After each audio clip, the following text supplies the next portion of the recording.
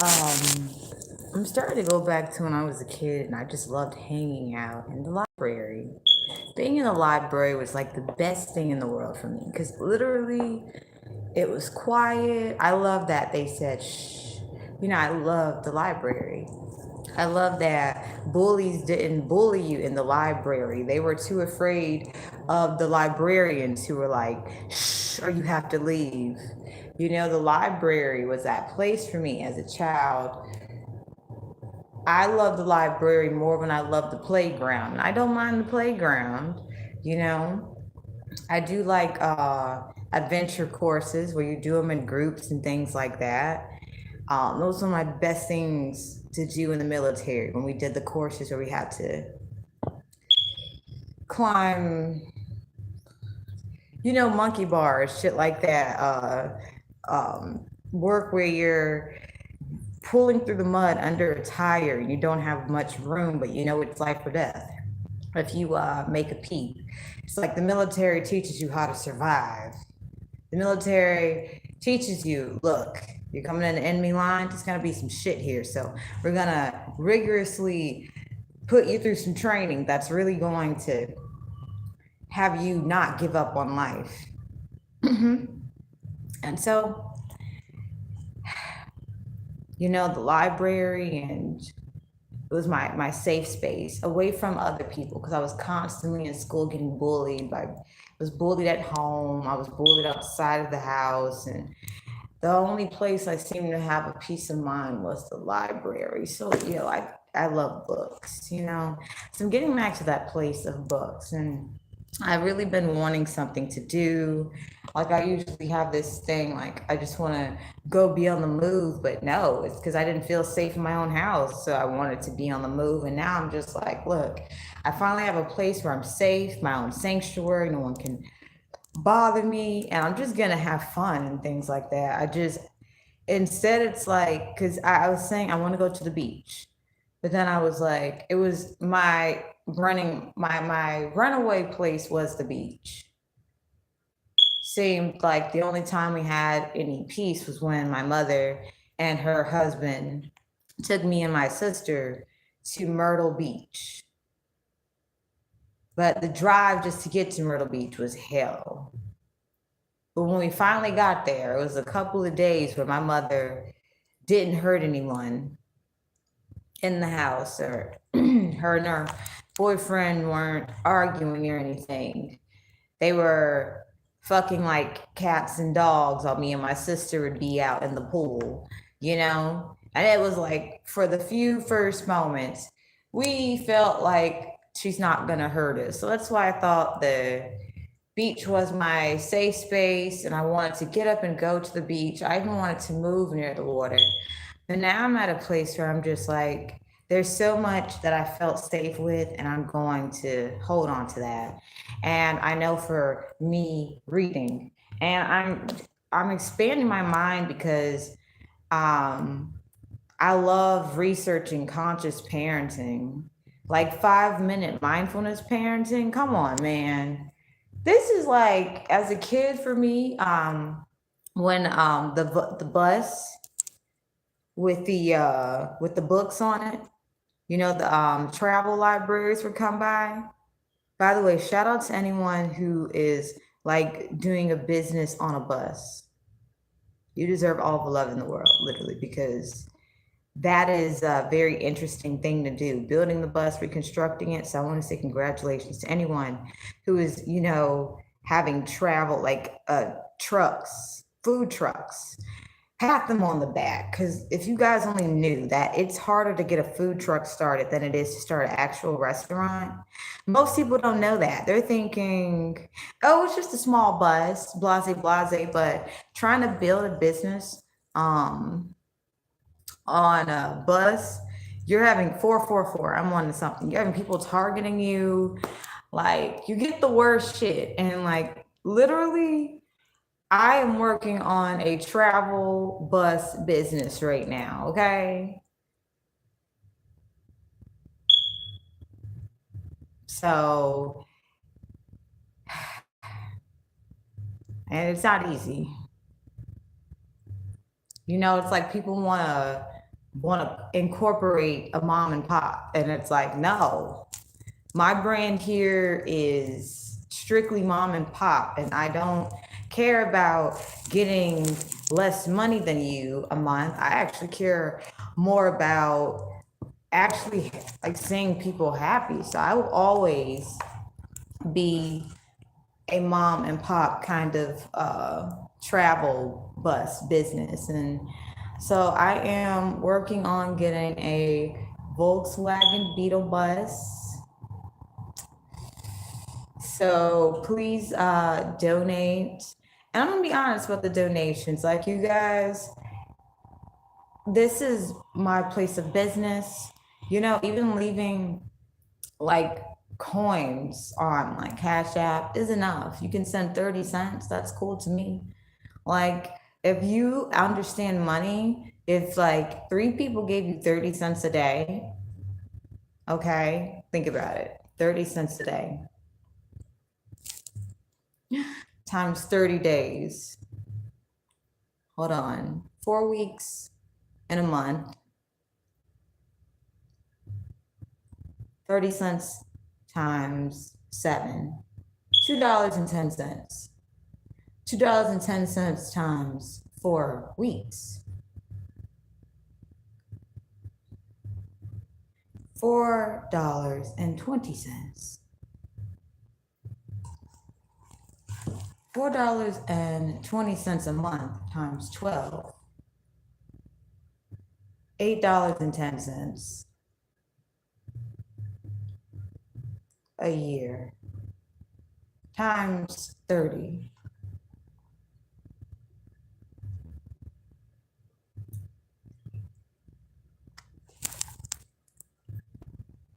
$216.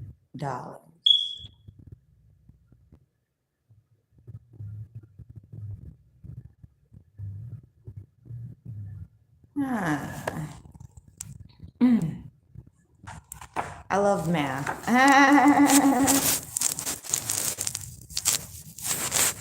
Yeah, I love math. I really love math. So, $1. America, looks like you owe me. Oh, shit.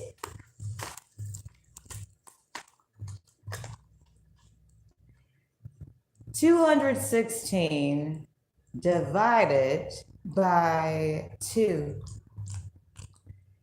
118.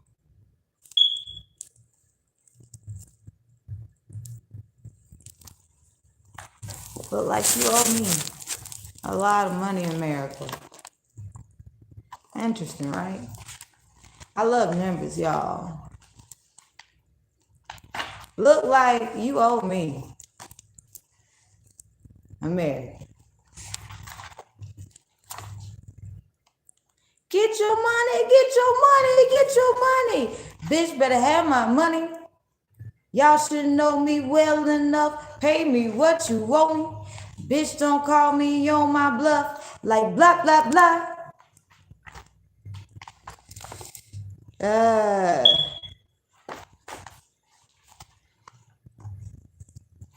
Let's go do some reading, right?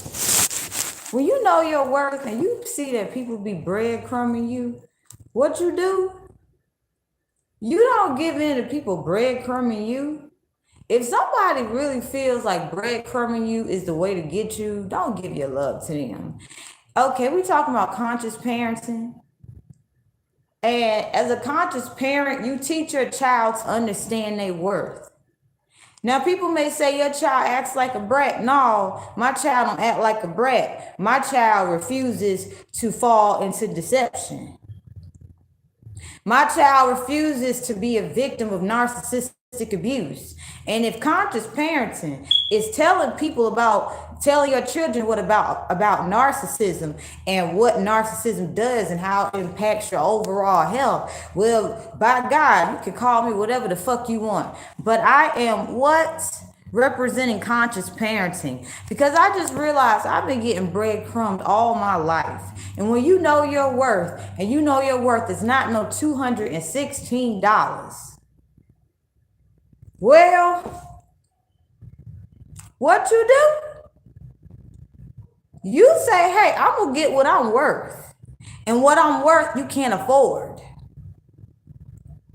And if you think breadcrumbing me is going to make me love you, no.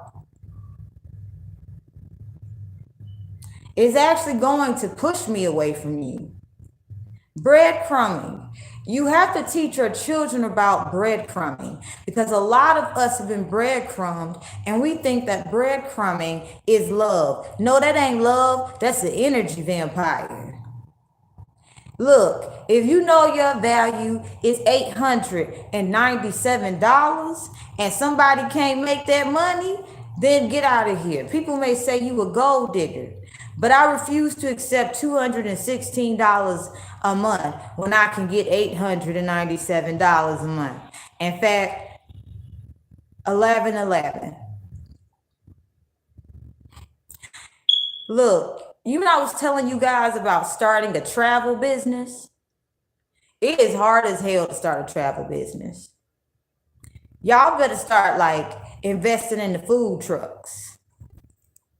I was walking through NYC, you know, when it was real tough, and I was close to giving up, because you guys, I was basically having people like say to me, you know, we want to give you this, we want you to work for us, but we don't want to pay you. And I was like, how the fuck you want me to work for you, but you don't want to pay me? You basically stealing my intellectual property. So then when I was like, I'm not going to work with you, they was like, you going to work with us by any means necessary. So the same people that wanted to work with me. All right, so there's this project going on in the mental health industry. They're trying to understand mental power, like if you change your diet, how to boost your brain power, and then how to shrink it, because they're trying to come up with new ways to understand the human psyche, but the way they're doing it is so inhumane. And the insight I was giving them just by being in therapy sessions literally had them repeat what I said. So it's like they saw what I was doing work for me, but it didn't work for them, so they discredited me for what I was saying. But they were upset that they looked bad when they copied my intellectual property. So to cover up this scam, Montefiore Hospital coined me that I had psychosis. Now, to be this smart in a world that is saying, because you're smart and you know things, we're going to call you crazy, because you're not going to give us, you're not giving us what we want. So we're trying to take your intellectual property by basically targeting you where you get your information from, because we don't get information like that. And you've made so many ground breakthroughs with the mental health industry in a short amount of time. We are in competition with you. So basically, we want your information, but we don't want to pay you what you're worth. Now, boo, I will forever remain a mom and pop business. And how I'm going to do it? I'm taking tarot to the streets, literally. Here's what I'm doing. A travel bus tarot shop. When I ride through, I only attract the people I'm supposed to do readings for. $128 a reading. And as I was saying, to start a travel bus business is hard as hell. But like literally, the people who start travel bus businesses are so intelligent. They know how to basically stay free sovereign beings in a cutthroat business world. Because what happens when you have a corporation? People start, sending the enemy to work for you to get information about you so they can basically take your customers from you. And basically you have an all out, like, if it's Target is competing with Walmart is competing with anybody, so everybody.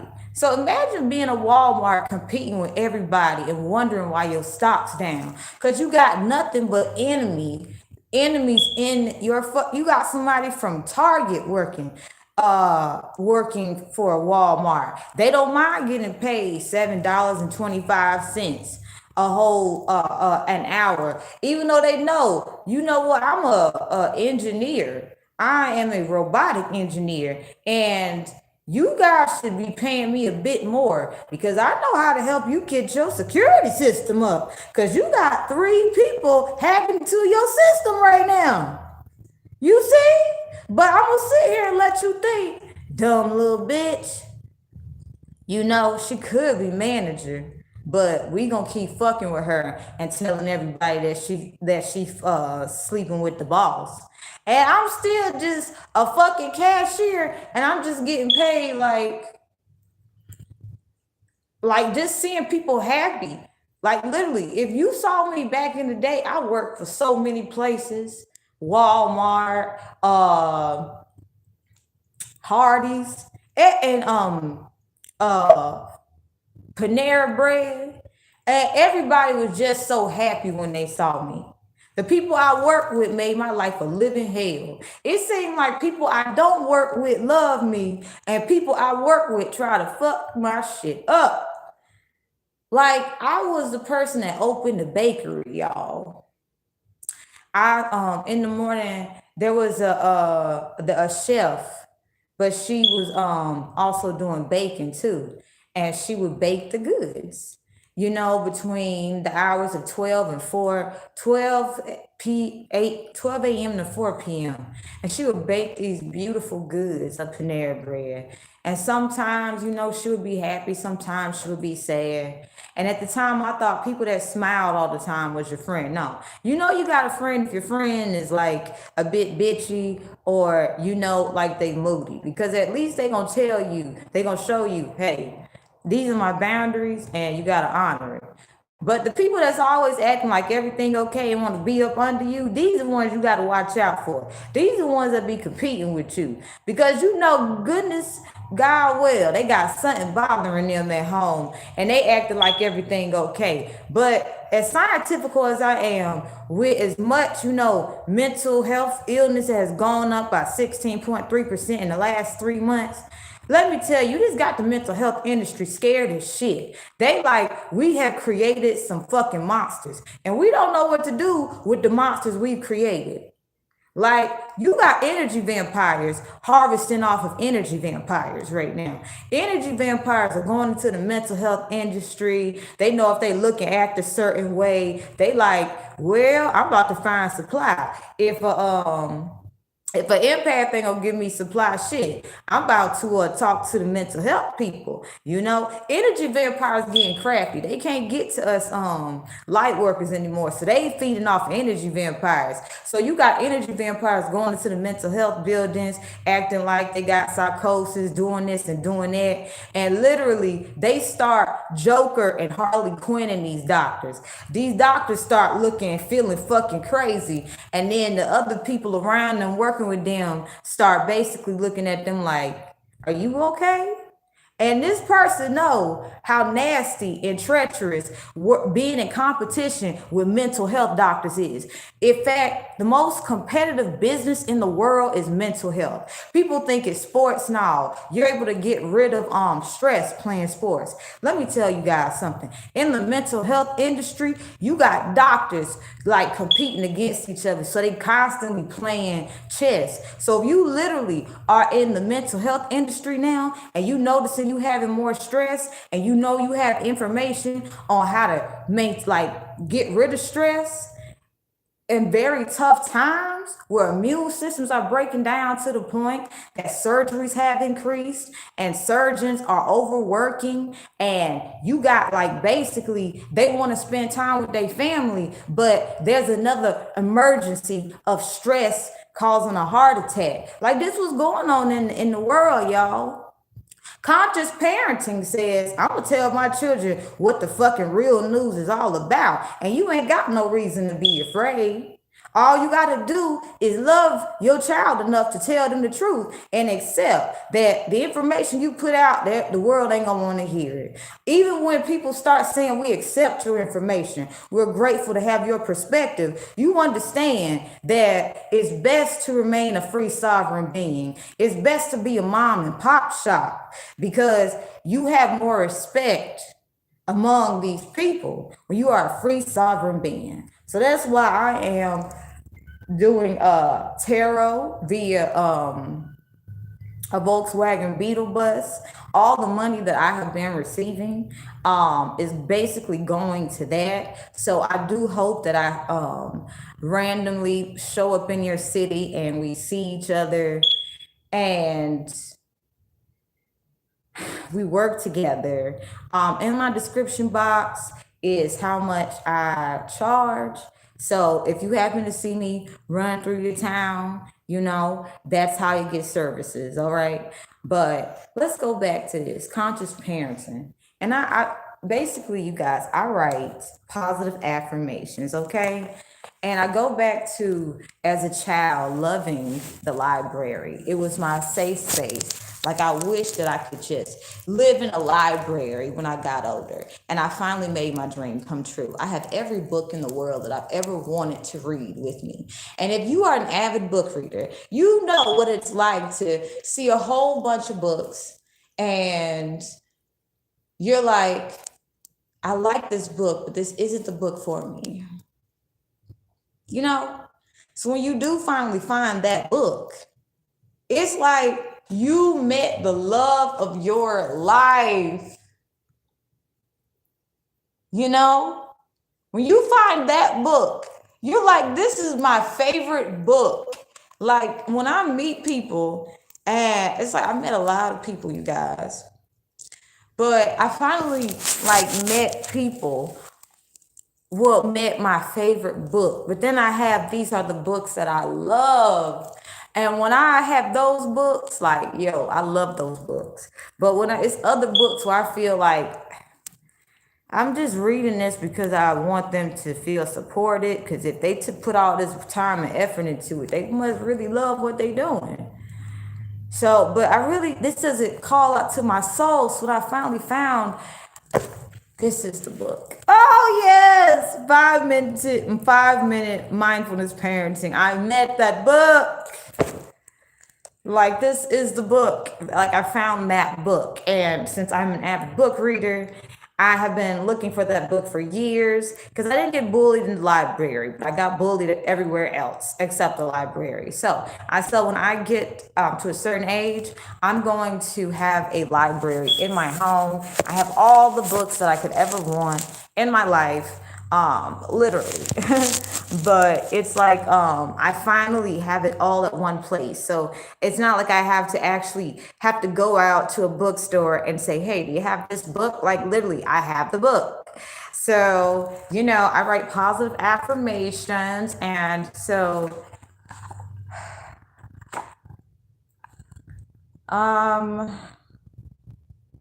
thank you for sharing your love language with us. So thank you for sharing your love language with us.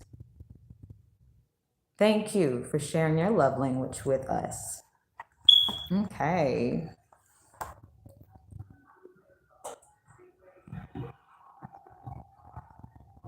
You know that feeling, you guys, when you know your favorite song. Like, you know, you have okay, so for me, my favorite book feels different than my favorite song. And like when I hear my favorite song, I become like water. I become like the ocean and I just dance. But then when I'm hearing a song where I'm just kind of like, not a chance. But then when I hear a song that reminds me of my best friend, I respect it. I will play it a lot, but like I'm not going to abuse it to the point where I'm not singing the song for what it is. It's like every time I hear my like the songs that I love, I find something different about it each and every time. And it's just so beautiful because it's like, I'm thinking about Billie Eilish, but I'm thinking about Jennifer Lopez. She's such a poet. If you had my love and I gave you all my trust, would you comfort me? And it's like the first time I heard it as a kid, out of the beat, you know, and it was like, wait, ooh, that beat. But then the older I got, and I started seeing what it was like, just trying to express like that you were simply attracted to somebody at a young age, because it as humans, we naturally are attracted. We are naturally we attracted to something, and or we attract things to us. And what we attract to us is things that we need to heal from, or things that's going to help us grow, and things that we love. So the things that we're going to be healing from, that's the stuff that's going to be painful. We're going to hate it. But we're going to attract that to us because it's meant to make us into these stronger people. That's how you can identify your soul tribe. Instead of them trying to be so invested into everything, they're invested into what they want to be invested into. And what comes with being invested into something that you're invested into, well, you have other people who try to make you into a corporation. If you're a small mom and pop business, because they see we got all this money, but you actually got people that trust you. You have actual support. We don't have support. We working with people that's willing to hurt us. The fact that we have to keep making up new contracts just so we don't get sued. The fact that we have the enemies working in our company. We don't know how to tell who's who. And so what we do is we keep having the employees sign these new contracts with different fucked up shit. So this way we can, at least if the competition does get at least a little bit of our profits, at least we'll be able to get some of it back. And this right here is basically corporations basically signing their rights over into paper, money. And then when you actually meet people that actually give a goddamn about you, this is where, and you a mom and pop, you understand. If you a chef, if you a baker, you understand this shit, what it's really like in these creative fields. You understand if you are in a creative field, and baking is a creative field, okay? Because if there's a certain time to use a certain kind of dough during a certain kind of day, that if the whole wide world looks at you as, why are you baking at this time of night? Well, because if I bake it during the day when it's warm outside, you know what I'm saying? The dough may get a little flat. And even though the cake may look great, the cake is not actually going to taste as rich as it could taste if I, cook it during the time that you want me to cook it and bake it. Because you simply want to be around me, but that's not how to bake these cakes. Now, when I bake my cakes, and I'm a baker too, everybody who tastes it, they're just like, did you put your foot in this? So these are the companies, the ones where you have y'all, I remember I was in Raleigh, North Carolina, and I love fried chicken. Part of my diet is fried chicken. Okay. So I know I've tasted all kinds of fried chicken. In fact, really how you'll know I'm showing up in your city, like real shit, is if I know there's a good fried chicken place nearby. Okay. Literally, if there's a good fried chicken place nearby, I'm gonna be there. And you may say, why had you come to this part of the town to do your tarot readings? I heard y'all got some bomb ass fried chicken, and I wanted to be like, yo, I ain't never had no fried chicken like this before. Let me write about it. I also write blogs about food. Yo, when I taste good food, I don't care if the person don't got a whole ass store. Yo, I was on the train. I don't know where I was going in, David. I was just riding on the train, y'all. And so I'm on the train, and this man, he had this the food in a you know, in the aluminum the styrofoam thing. It looked like it had come from a restaurant. It was wrapped so pretty, and it was the smell was so it drew you in. Everybody smelt it, but they acted like they didn't, because some would say they don't want to be rude, but really people didn't say how good the food smelled, because they was like, I'm gonna cook me some better food than that. They really wanted that man food. And you know, if you like a foot away from somebody and you can smell the food, that's some good ass food. So I was just like, I don't want, yo, where you get that food from? And he said, my wife cooked it. It's like, wait. Your wife cooked that? That food smelled good. He was eating it too. He was eating it, everything, y'all. And I was like, yo, and she took the time to organize your food so one thing doesn't mix into the other. You know, it's like if she put just enough of each serving for this man. So it's like going to a food truck where they're just like, you know what? I know you don't like too much of this. You don't like too much of that. It's like going to Subway. Subway, I worked at Subway, okay? It was one of the best experiences I had. One of the few jobs I actually loved.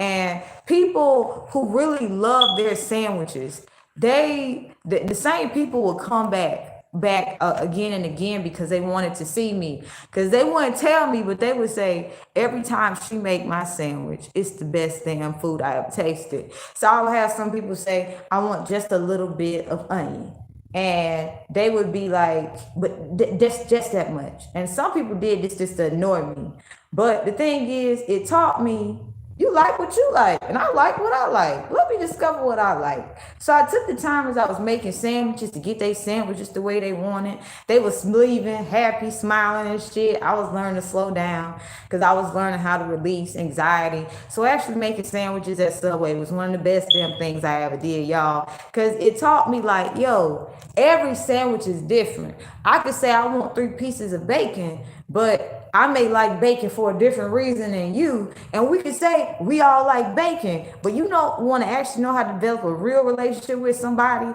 Talk about why you like your favorite food, and it'll take you back to your childhood.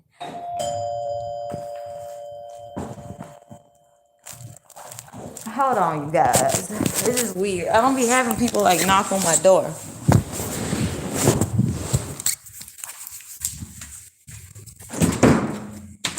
Hey, who is it? Hey, bro, I don't know you. If you ever come here again, I'm calling the cops. What's your name? No, what's your name? No, what's your name, bro? What the fuck is your name? Jeffrey, you don't know me, I don't know you, so why are you knocking on the random woman's door? No, why the fuck are you knocking on the random woman's door? You on the wrong floor, what floor you going to? Going to the 6th floor. Go to the 6th floor, bitch, because if you knocking on my goddamn door and I don't know you, why the fuck you knocking on a random ass door? You bitch, get on the knock on my door. Get your man. You knocked on the wrong door, huh? Knocked on the wrong door again, bitch. I may be a single female, but I ain't nothing to fuck with. Yo. People, if you a single female, people like to try you. If you look innocent and you look like you can't handle yourself, you will have people fucking try to try you up in this shit. Yo, so I love where I stay at, but like, they got so many predators here. Like the building I stay in is full of a bunch of drug addicts who will literally knock on your door and fuck with you. And then you'll be like, wait, Hold on. And then you got people looking on the cameras. Yo, so I just had a crackhead literally knock on my door, and I'm a single female. So he used it as an opportunity to like basically try to scare me. And yo, I have been raped 3 times in my life. So I understand a rapist when I see one.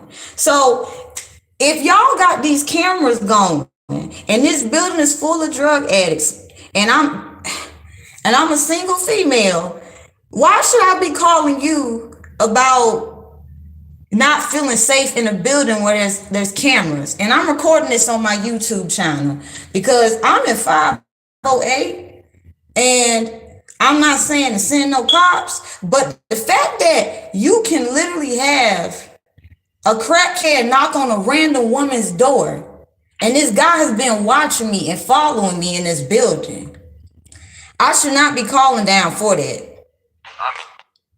I literally be minding my own business.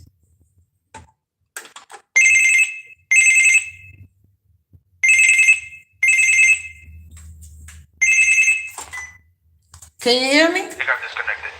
I understand what you're saying. No, I'm saying you're not wrong. Unfortunately, I'm the only person here, so if I have to like do something else, I can't watch the cameras. No, you good, bro. All I'm saying is I've been in the military. I was the person, the guidance counselor that talked to the rape victims. So I'm not saying you got to do what you got to do, but what I'm saying with my military skills that I have, and with me knowing that y'all got some of the best damn technology, I should not, and this is not the first time this has happened, where I had a random crackhead knock on my door, bruh. And with me being in the military for 8 years, I'm just saying y'all might need to beef up the security if it's that easy for a predator to knock on a single woman's door and think that it's okay. And I don't have the right to defend myself. And I got the whole thing on camera on my YouTube channel. You hear me?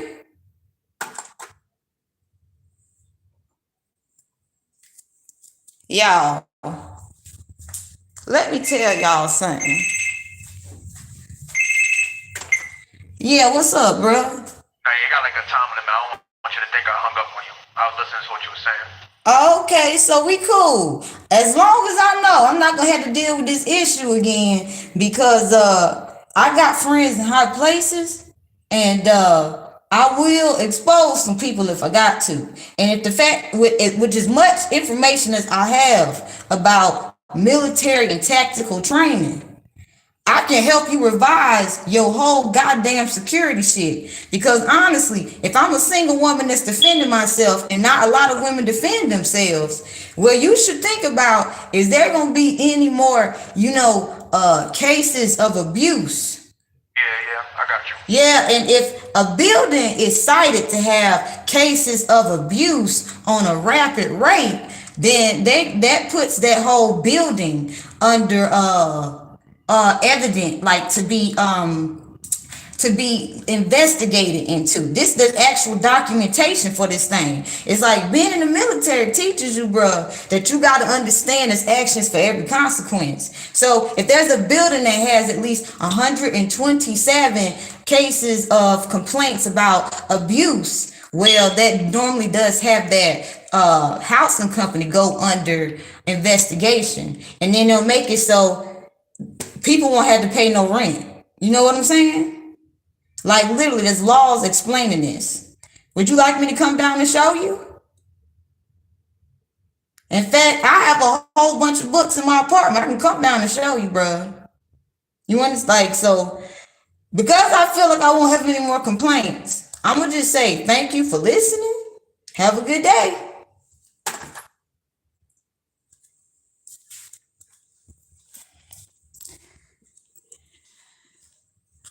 All right, y'all.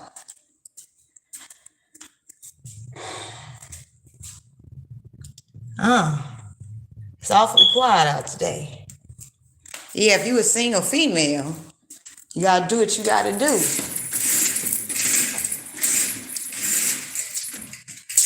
I refuse to live in fear as a single female. Hell to the no. This is called conscious parenting, y'all. Welcome to my life. It looks like there's nobody on the train. I ain't never seen no shit like that before. Most of the time, people on the train. Now, there's one person, okay, too. But the train is normally more packed than this. What's going on?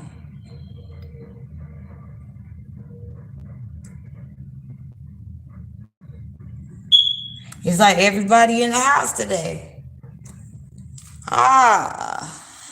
It's a good day to go to the beach then, shit. I like to go to the beach when ain't nobody gonna be at the beach. Cause you can tell when people traveling. You know, I like to travel.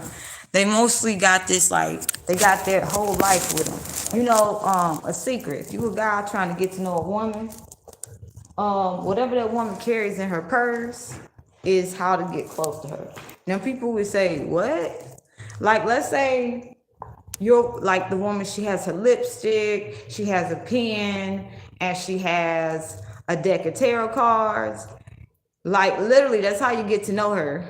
Because that shows that's part of her stuff. If you want to get to know a guy, ladies, one of the ways to recognize a guy is by understanding that his favorite pair of shoes reflects his personality. Okay, there's just some dating tips if you're getting out here. But also, we're going back to this. I'm gonna ask what's going on with the world.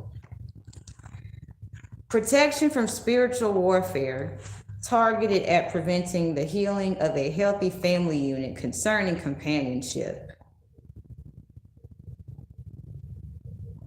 Whoa, 41. Hold on. So if you happen to watch this and you feel led to, look up angel number 4141 and leave it in the comments. Protection from spiritual warfare, targeted at preventing the healing of a healthy family unit concerning companionship. And then we have some affirmations. So please open your hearts and minds to receive this. And we have the angels among us paying us a visit. And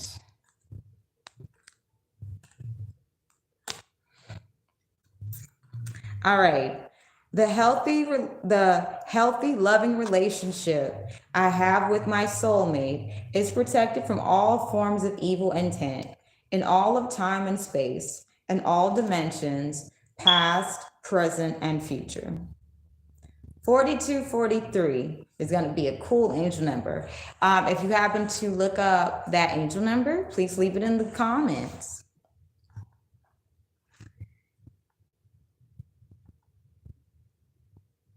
All in all of time and space, in all dimensions, past, present, and future. The healthy, loving relationship I have with my soulmate is grounded in freedom to explore feeling, being, maintaining, and evolving emotional security that is not compromised or martyred. And we healthily and lovingly communicate our emotional journey with each other when it is best. Oh, my soulmate and I do not allow others to share space in our relationship. We have made it very clear that outside interference is not allowed in any way. When we are experiencing unwanted, negative, external, energetic interference, my soulmate and I strengthen our spiritual connection by getting closer to spirit, individually and together. Together, we create strong, impenetrable spiritual boundaries that protect our family from all evil intent. My soulmate and I evolve together spiritually, continuously. My soulmate and I fearlessly end all cycles of allowing unwanted, negative, external, energetic interference into our paradise of homeostasis. My soulmate and I embrace exploring the unknown by getting outside of our comfort zone. Protection from spiritual warfare, targeted at preventing the healing of a healthy family unit concerning parenting. Whoa! Let's get some cards. Like that, let's go shopping. There was a young lady from my childhood who I thought was a friend of mine, but she really wasn't. But and we both love clothes. We were both in the same sewing class. Had no idea she had been stalking me and joined the same class I did, and then started acting like me so we could become like each other. Uh, but she showed me this meme. Let's go buy some shoes. And I was just like, let's do tarot. Let's do tarot. Let's do tarot. Law of attraction, removal of obstacles. So, you know how I was telling you guys how the train is like really just there's no like not a lot of people on the train. This is New York City, so it's been normalized in the Matrix to see a train go by with a lot of people. So to have less people on the train means people consciously chose to stay home and work on healing their families by healing the relationships with themselves and with their divine counterparts.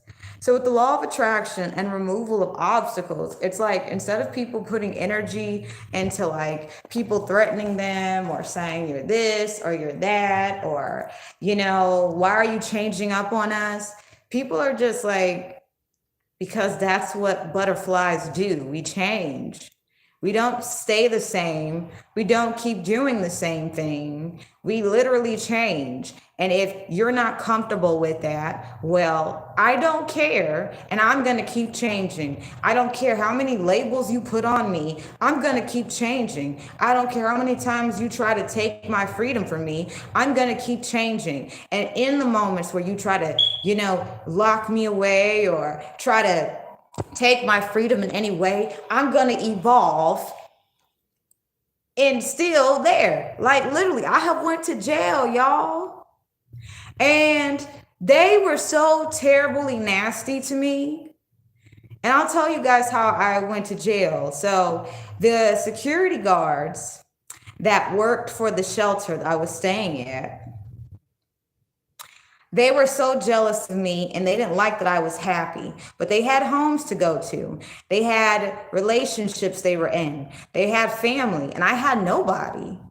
And every day I was fighting depression. I felt lonely, even going just to see my child, I was getting gang stalked. I was getting gang stalked, at the shelter I was staying in and outside of the shelter. So I didn't feel safe there or there. And so at the time, I was on the go all the time, trying to figure out where to go because I was literally getting gang stalked for doing what they said we had to do in the shelter. They said you need to have a look for work and have work.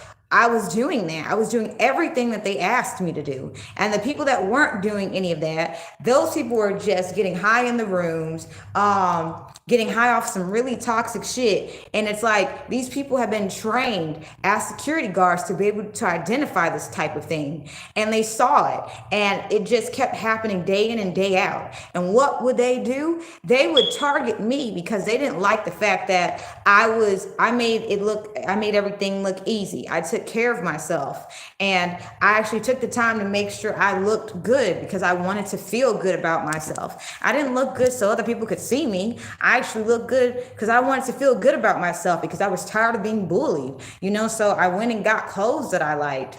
In the midst of, taking care of responsibilities, I had to cut back on some things that I wanted so I could have what I needed. And a lot of the times I felt I wasn't pretty enough, but I didn't realize how beautiful I was then. I made everything I had work for me, and the security guards were jealous and they would send the women my way to pick fights with me, just like the security guard here downstairs. He sent, like, no one just randomly comes up to my door. It's people that send random people to my door so that I could get hurt. I'm a single female, and this is a building full of drug addicts. You know what I'm saying? And like a lot of the people that work here are miserable, and I have rejected them and they don't like it. So, I didn't understand how petty a man can be. And then I found out a petty man will be a petty man. So this is where, as a smart woman, you have to learn, like, if men are going to be petty, How are they gonna most of the time use use their pettiness? If someone feels sexually rejected from you, they'll send people to your door so that you will feel like I'm not safe. Can you come help me and make me feel better? And you would never know, but these people literally could have set you up to go through the most. And they want to look like fucking heroes. Like I've dealt with people who have put me into situations and I didn't know nothing about it. And they put me into situations where I was like, what the fuck is going on? And so much conflict would happen. But really a whole bunch of people will literally have put money in to see who can fuck her up the most so bad that she'll come to you. I was picked on day in and day out. Now I'm realizing the same niggas that picked on me was literally trying to get into my pants. And they was sending girls to bully me. And then them same niggas is the one trying to hit up my inbox. You see how the world changes? So when I'm picking up with attraction and obstacles, when it feels as if we're attracting a lot of obstacles, it's because we're being asked to trust what it is we're feeling. If you get a feeling that somebody's not trustworthy, but you say, no, they look nice, but this person may smell good, seem to have the idea thing that we feel we want, but nah.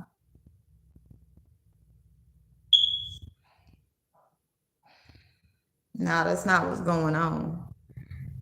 If somebody's going above and beyond to look like something that they ain't, you can't trust them. It's a choice to be deceitful. And clarity teaches us that when we become aware of body language, it don't matter what I'm verbally saying. What's my body language saying? So we're gonna do an exercise. Okay, this is conscious parenting, right? All right. So let's say I say I like you. Do I really like you? Read the body language. No, because I'm putting distance between us. And I'm also guarding my head. This is body sign of guardance. Now, I really like you. I'm leaning into you. Yes. Okay. But when I would do this, or they would say, she's crazy. Nah, I'm just like, bro, I'm chilling and you coming over here and you bothering me. I'm just literally sitting here reading a goddamn book and you bothering me. So I'm literally just leaning on the wall. So hopefully you can see, leave me alone. However, these niggas was like, damn, I want to fuck that. I want to fuck that bitch. And they would keep bothering me. Like they would keep bullying me. Not only would they be bullying me, they homies and niggas would be bullying me. They would be sending jealous ass hoes that wanted to fuck them, but they would basically play with these females, fuck them, and keep bothering me. And the females was jealous of me because they was like, how come I had sex with him and he won't call me back, but he keep fucking with her? This is the type of bullying I experienced. And I was in denial for a long time. I said, no, they're just like me. They're kind-hearted. They're conscious. No, I finally figured out there's only one me. The me that's willing to wear nails like this and be okay with it. Like literally, this is my nail style. If a nail fall off, it fall off. I'm the type of person, I'm gonna ride till the wheels fall off. I don't want a whole bunch of fancy cars. I got the Volkswagen Beetle bus house that I want, So at the end of the day, I'm like, yo, I don't want that extra shit. I'm gonna do me. But when I would lean back like this, they would be like bullying the shit out of me. So now we go to attraction, obstacles. How can you understand how you are attracting obstacles? Being in denial about something. Removal, attraction. It's because when we're in denial about shit, we attract it. So that's why when I be speaking truth, people be trying to shut me up. People be trying to like, you're crazy, you're crazy. But what happens when I speak truth is they get exposed. What happens when I speak truth is that people wake up from a dream and they're like, yeah, the only reason I'm doing this fuck shit is because I actually like doing it. But because that person is believing what I'm saying, I'm gonna just keep lying. And I'm gonna just say it's just I'm emotional and I can't control my emotions. It's not that I can't control my emotions. I just literally don't give a fuck about your emotions, because if I care about your emotions, I'm not gonna get what I want. So I just don't give a flying fuck. I want what I want, and I want this part of you. I don't actually want all of you. I just want a little bit of you. And then when I want more, I want you to just give in to it at any given fucking moment of the day. And this is our relationship. These are the one-sided relationships I have allowed myself to be in, because I've been like, you know what? Well, they really must mean well. I mean well. No, people, I'm me. There's only one me. There's only one you. And you actually have to, go through obstacles to understand this. Like, one of the biggest freedoms everybody truly wants is to be understood. Literally, people just want to be understood. People just want somebody who's going to sit there and listen to them without judgment, where you can be able to talk to this person about the worst day in the world you ever had. And the person would be like, and I still love you just the way you are.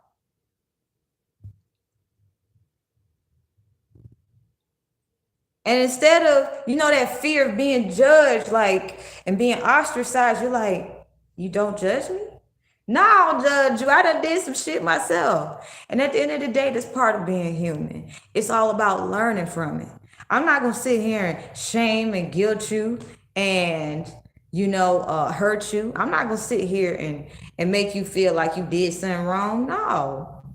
It's not even a mistake you made. You're just learning. Welcome to the school of life, where you can have a whole geometry book. And one of my favorite books in school was geometry. And you may feel this is the only one way to do geometry, only to come find out geometry isn't everything. You know how we have shapes? Like personalities. Like, I look at personalities with shapes, okay? I don't really define personalities based off of like a label, a written statement label. I look at like shapes: square, circle, hexagon. When I think of hexagon people, I think they have layers. Because you think about a hexagon, it has a whole bunch of, it has five. Well, that's four, but it has five hex, six. It has six. Oh yeah, it has 6 angles. So if you meet people who seem really pointy, it's not because they just decided to, I'm gonna wake up and be a dick today. No, they literally experienced a lot where they had to create boundaries with people. And they got to the point where it was just like, I'm still setting these boundaries and no one's respecting them. So the points is a way to keep predators at bay. Why do you think we have porcupines? Porcupines didn't decide to just be sticky. Like, porcupines literally are some of the sweetest animals you will ever meet. Like, literally, I've had a couple of porcupine friends and things like that, with personalities like that. And their love language is like, don't get too close to me, but get to know me. But don't try to get close to me or I will sting you. It's better to be friends with a person who has a porcupine, like, personality, with a hexagon personality, than a person who is a snake and they're able to just acquiesce to whatever it is that you feel you want. So, because what these people do, they attract nothing but trouble. So trouble follows them everywhere they go. So you let one person into your life who attracts trouble, the whole bunch of other people come around, and then you start wondering, Why am I having so much conflict? Maybe life is hard. No, it's just the people you have around you are full of trouble. So this is where you can, they have people called lone wolves. And lone wolves are lone wolves for a reason, because sometimes the pack that try to come with them got nothing but trouble. And you like hell to the no. But something you'll learn about people who come with trouble, they like the trouble. It wasn't that trouble just followed me and I didn't know how to get rid of it. They literally like it. 5959. They like trouble so much, they're willing to cause you trouble. So when you choose to be a lone wolf, you're going to become very popular. You will have people constantly trying to like make you feel like they're trying to buy you out, like a mom and pop shop to turn you into a corporation. And then when you start to realize, I don't like that shit, bro. That shit don't feel good. You like shit. I like being a mom and pop. Ain't nothing wrong with it. Like, I actually have real deep connections.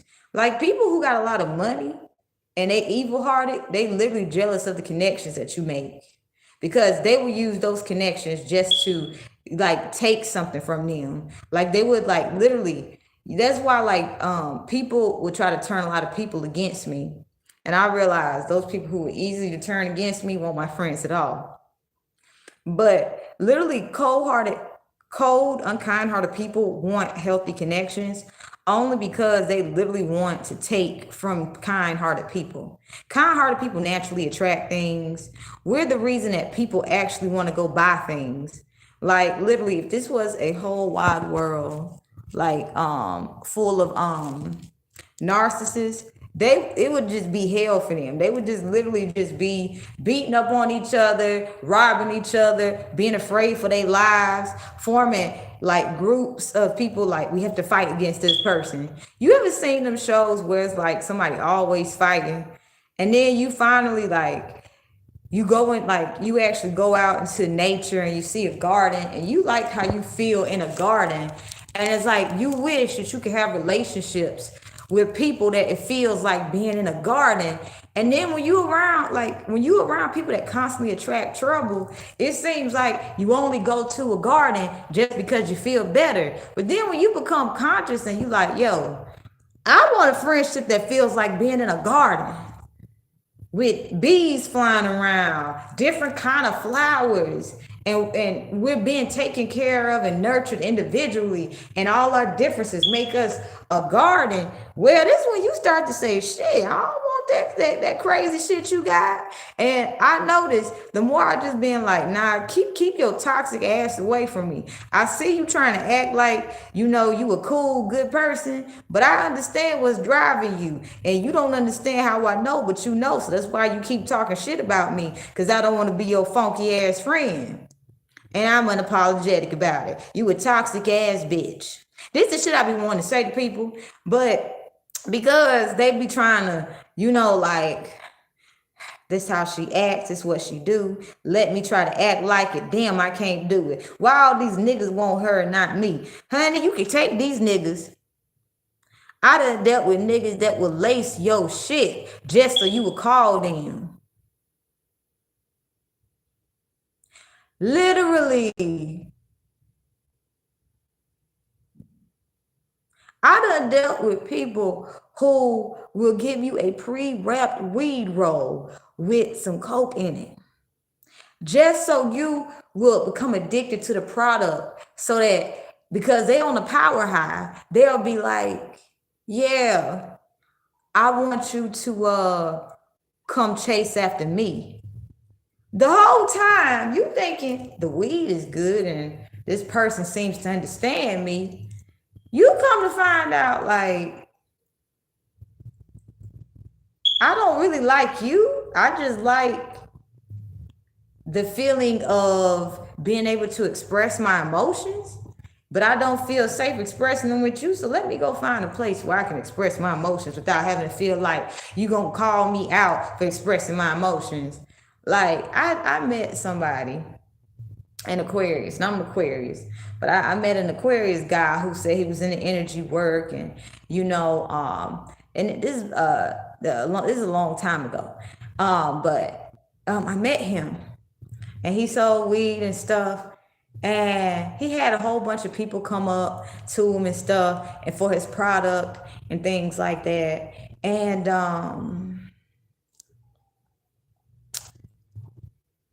it's interesting. He seemed like I like he made it seem like I like being by myself, but I know how to, you know, talk to people. I'm an ambivert. So I was just thinking, but you're giving me like a whole lot of social anxiety. Yet you're acting like you got it together. So I was thinking to myself, well, they do say fake it till you make it. So maybe he's practicing the law of attraction. But I learned the law of attraction is literally just be. So before I didn't know that, I was thinking maybe he's manifesting overcoming social anxiety, right? He was competing against his friend to see who would get me. In fact, he let that friend hear him on the phone when I said hi, like I won the bet. And I remember I met up with him. No, I invited him to my home, and you know, because I honestly didn't understand how to get to know people. I thought love was, you know, expressing sex with somebody you just met. Because before I used to thought that was the only way I could have someone speak to me, and but the way we became intimate, it wasn't where he was dogging me out. It was more so he was like, I'm the sweetest person you'll ever meet. I'll fix all your dreams. And this is why I have to admit where I have a Cinderella complex. And this is why I want to thank the Cheetah Girls for I don't want to be like Cinderella, sitting on the dark, cold, dusty cellar, waiting for somebody to come and set me free. So after dealing with him, because after like the whole sensual, intimate act happened, you know, he showed his true colors, and I started falling out of a fog, and I started seeing what had something wasn't right. So I got in the tub and just soaked and listened to some jazz music, and I started just thinking, I don't like feeling like after I done did all this self work to go meet somebody who's still lying to me. This is not acceptable. I don't like this. And I started putting in the actual work it took to stop that cycle. So when I finally met somebody who like accepted the fact that, you know, I know you got to pass and I got to pass, and I'm doing things my way and you're doing things your way. It was a bit scary because it was kind of like, you really real? Nah. Like, you sure you ain't faking the funk? You know, like all these other niggas and shit. And it's so different. Like, it's different. It's different because I don't feel like you know what's funny, y'all? The dude I let into my home who did that to me, my ancestors told me follow that nigga, and I followed him because he kept trying to like create like some type of thing in my house. So because I'm into magic, I attract people that's into magic, and a lot of them lie to me that they ain't doing magic. He lied to me and said he didn't do magic, and then when we was intimate, he was like, I do magic. So you're telling me the truth, and I'm like, what the hell?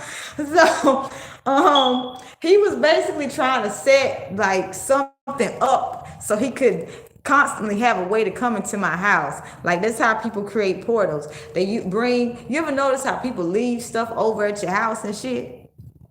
That's creating a portal to come back. Okay? Like their favorite things that they are willing to like things that they are willing that they like if they like it and they leave it, it creates the portals people can come into your house. That's why you may wonder, why am I thinking about somebody? They thinking about you. So what do? You literally have to alchemize that energy because this is showing you like stalkerish behavior. Like this signs of a stalker. They'll act like they just accidentally left something at your house. Now, when you come to meet somebody new, you ain't didn't accidentally leave stuff at somebody's house. Real shit. What happened is you wanted to talk to that person again. So what you do? You learn to alchemize the energy. I'm telling y'all some player shit from the Himalayas. And I learned because I didn't understand at the time how to identify a toxic person based off, but this person looks good. This person says they're associated with this type of attribute. So let me just, and I used to just, confusion. If someone's lying to you, you feel unsteady when they're talking to you, but you know you stay straight faced with them because this says to them, you're weak. I can like get up in here and just like harass you. So this is why when you're talking to a predator, you stay calm. The military teaches us that because in the enemy lines, the military, your enemy, if you shake, kill you. But if you kind of like, let me sit here and feel this pain and get an understanding. Clarity on Vokti, please tell me what's going on. You'll be able to be so calm, your enemy will start shaking. And they'll go back and lie to the other enemies. Well, such and such did this when I did that. But literally they're projecting. They're saying that you did something that they didn't do. So you may notice that you have people coming for you, and it's because you got people sending people your way. And then when these people beat you and they like, bruh, what you said about somebody ain't true. 1 So 1 11 11. So I'm starting to see you the issue. So I'm picking up energetically, somebody who sent people your way is feeling like they about to get their asses jumped. Because the people that they sent your way start to see, I don't want to fuck with that person. That ain't the person you fuck with, bro.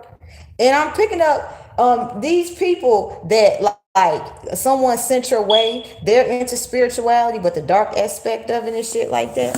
And so when I say they on the dark spectrum of spirituality, they on the dark spectrum. They so dark that nobody really knows how to practice this work unless you pay attention to the signs. And when people become aware how dark the practices is, people don't want to fuck with them after they find out. So what happened was these people, when they went to fuck with you, they was like, I should have got more information about this person you sent to me. But then they start to realize, wait, you left out purposeful information. So you knew I would come up upon this person and find this shit out. But literally, it's like a person who's in devil energy, who is basically speaking so much ill will about you to these people. They get on demon time energy and they like, I want to put an end to somebody.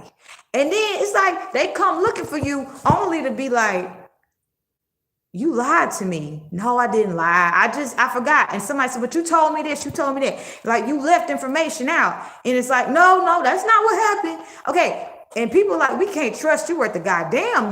You lying to us, but that person don't lie. So this person feel like they about to get jumped. They don't know when. They trying to make sure everybody around them happy. Like they went from being a dick to being nice, and now everybody being basically like abusing, exploiting this person, taking from them. Even when this person don't got nothing, they just take their anger out on this person in a way where it hurts them the most. And this person is feeling so vulnerable, and they wish that they could just apologize to you. That's what I'm picking up. So somebody who fucked up, the people that they sent your way don't even want to fuck with you. They act like they did. They report information back. But the only reason they give information to that person about you is because they about to set this person up. Somebody about to get jumped. Like when I say they about to get jumped, this is going to be the kind of jumping where it's going to be like everything they sent your way If they were saying, I wish and I hope something bad happened to you, this is going to be the kind of person who, when after they come from wherever it is they coming from, this type of jumping, it could be energetically, it could be any fucking which way up. These people so dark into the occult that when they saw you, they said 114, 14 angel number. When they leave it in the comments, when they saw you, they was like, I'm gonna leave this person alone. This ain't what I want to fuck with. When they found out this person was lying to them, they started setting that person up. They didn't tell everybody the plan, but then they started to realize everybody wanted to set that person up. So now everybody communing together, talking about, this is how we gonna get such and such. So anybody that's been bringing you any issues, realize that their end is coming. All you gotta do is stay 10 toes down. You understand? For yourself, because everything about to come out. The truth. Explosion. Huge explosion is happening. And it's happening in unexpected ways.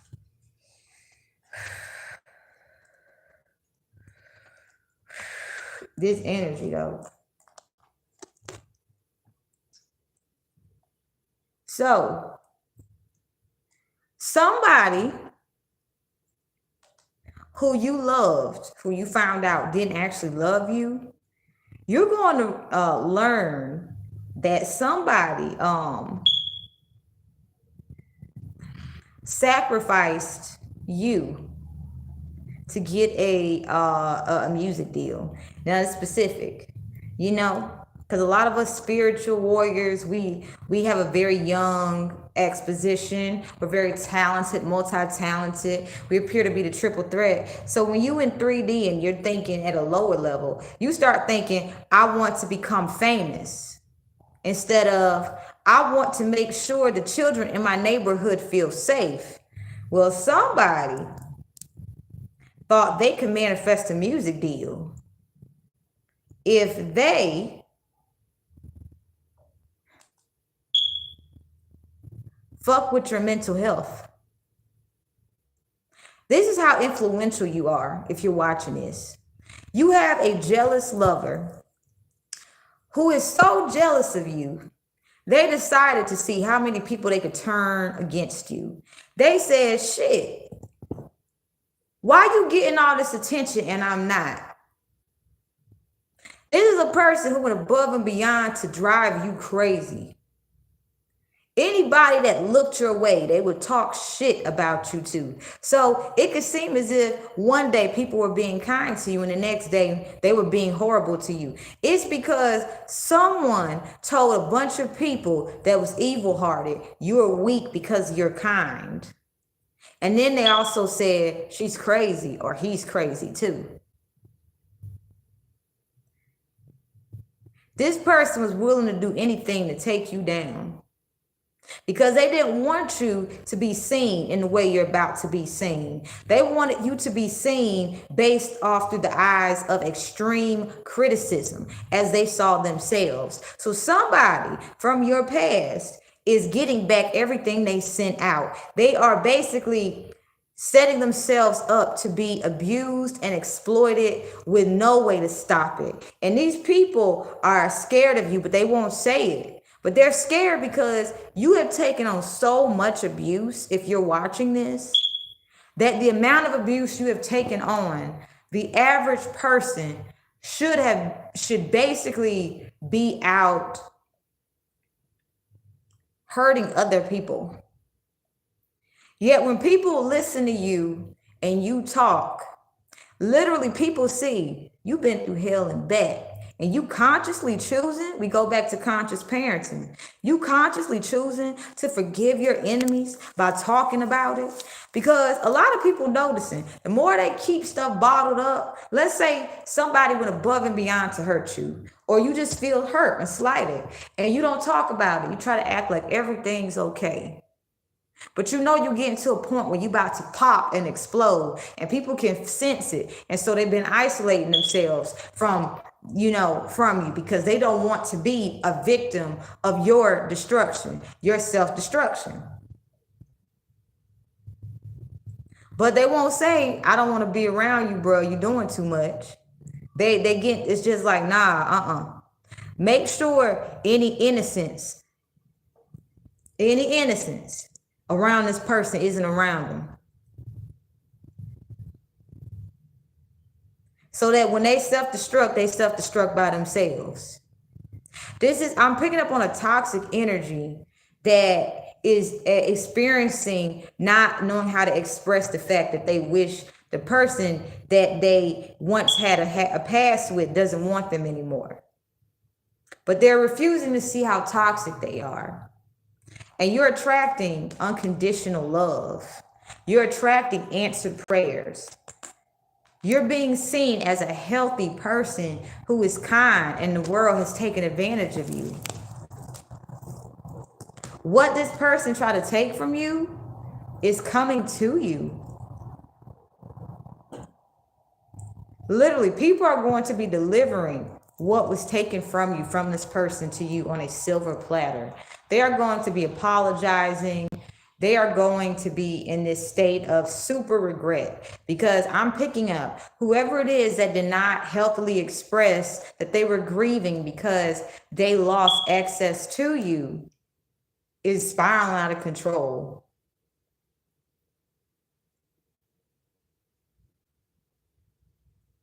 Yep. And they don't want anybody to know, but everybody can see it.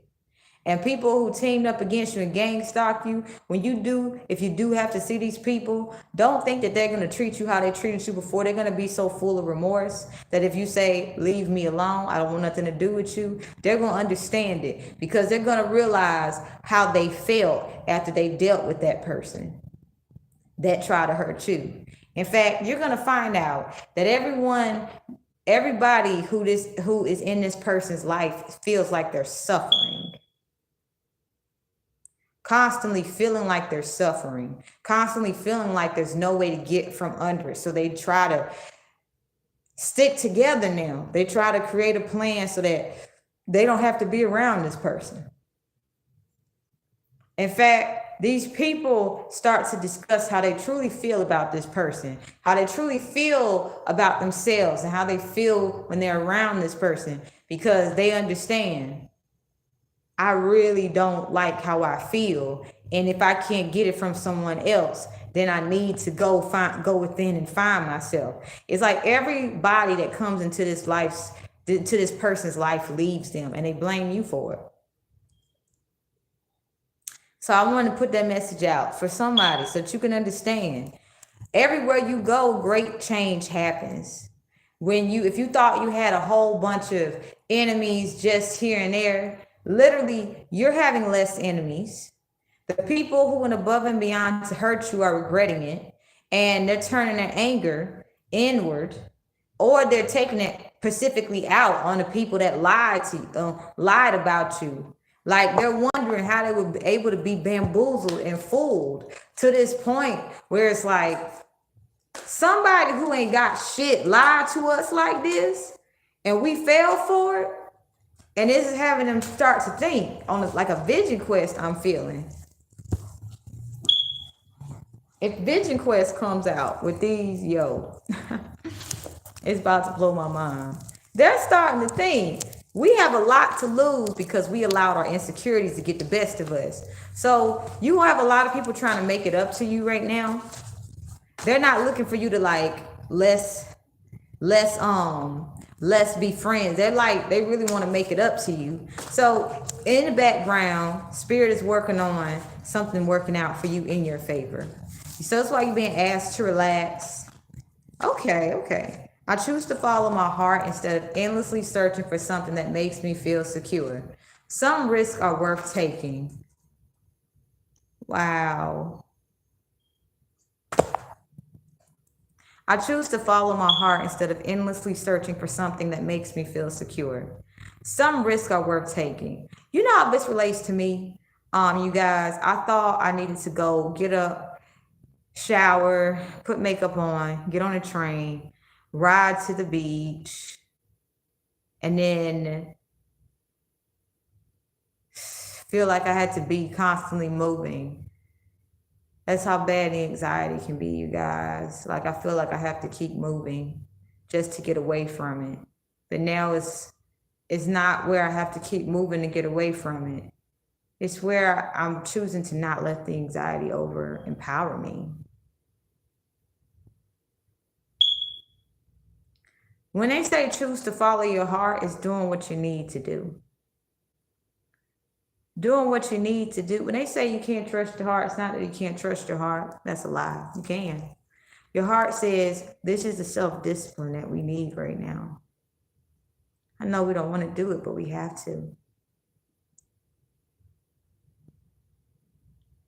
So my heart feels a lot of pain from the past, but with risk, I'm just like literally healing through it. What I've been working on lately is not viewing everybody through the spectrum of my past. Like, I made my ex so big in my life, and I didn't realize how small he felt. That the stuff, like, I can pick up on his intentions of how he's trying to get people to hurt me. And then memories from the past come up where at one point it was working. And even though I see it's not working anymore, it's just still that lingering energy of the trauma. I'm learning how to be mindful of the trauma now instead of, just letting it sit and fester. 12524 angel number. Leave it in the comments. I'm learning how to realize, okay, the past isn't happening. What's happening? And I'm learning to breathe. Conscious parenting. If you're able to deal with stress in a healthy manner, your children will be able to deal with stress in a healthy manner. I honor and embrace my gentle beauty. So if you have experienced abuse, you may feel that the vulnerable aspects of you are not worth loving. You may feel as if you're going to attract other people who would just keep trying to hurt you. Actually, no. You embracing the fact that you feel vulnerable and you being able to share about it authentically actually is being so well received that people can clearly see who's for you and not for you. What's happening?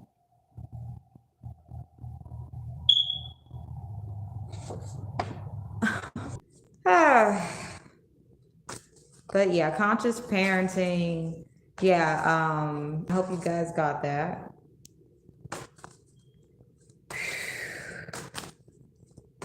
Ooh. You feeling the feels like I choose love for myself, love for others, and love for the universe. How do you heal a broken heart? You choose to keep loving. Literally, you choose to keep loving. You choose to keep loving. You choose to keep being lovable. Literally, what your exes don't want you to know is the fact that you're still willing to love after they hurt you as bad as they did. They're jealous because the love that you deserve, you're gonna get it, and they're not gonna get love. So that's why they want to keep you in a cycle. Really, the biggest karmic cycles we're breaking this lifetime is the one with an ex-lover. Now, it's easy to leave family, but this is how you know your karmic cycle you're breaking and ending is with an ex. I'll tell you guys a secret. If that ex goes above and beyond to become friends with your family, that means you successfully broke a generational curse of abuse in your family lineage. And so that means you completely walked away from them. But if you have a lover who doesn't like the fact that you left them, this is where you have this twin flame shit come up. That's why that was born. If you have a lover who doesn't like that you walked away from them, they'll basically hook up with your ex-friends. They'll hook up with your family members, and they'll put all these lies and convince these people, go against this person.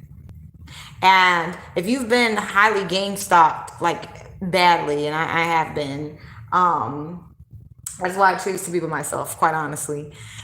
The people from your past, they will feel like, I wish I had not did what I did.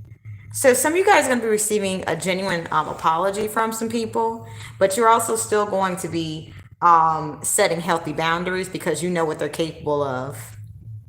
Okay? And all these people know is cycles of abuse. So people who haven't broke out the cycle of abuse, they're just going to continue the cycle of abuse.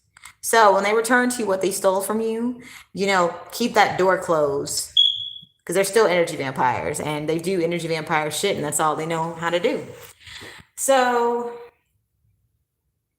if that person hooked up with your family, he wanted to get to know the insides and outs of you, because I'm picking up on a very stalkerish ex who wanted to know you to the point they wanted to know what your interactions with other people was like. They're trying to take on your persona. They're trying to take on everything about you, and literally, they're just like they. How do they convince people to turn people against you when the people are trying to express that I am hurt that such and such doesn't want anything to do with me, but they express it in a toxic way, like by gossiping and lying on you. This person knows this is a person that I can gang stalk such and such with. This is a person who doesn't realize that I know psychology so well that I'm going to size them up and use them as well while, learning new things about this person that I still want to have possession over. So a lot of people that this person used to gang stalk you in some form of fashion, they were sexually active with a lot of your family members. And the family members are just kind of like, how the fuck did this happen? And it's like they're waking up from this dream because they're realizing with this person came nothing but turmoil. Their lives just went down the drain. And they've been fighting just to breathe and see life again. And these people are some energy vampire shit. I'm not going to lie. Your family members, ex-friends, they see that you have all this life and they want it. But literally, when you walked away from them, you walked away from them. They are returning something they stole from you. Let's get information about that. But the person that connected everybody together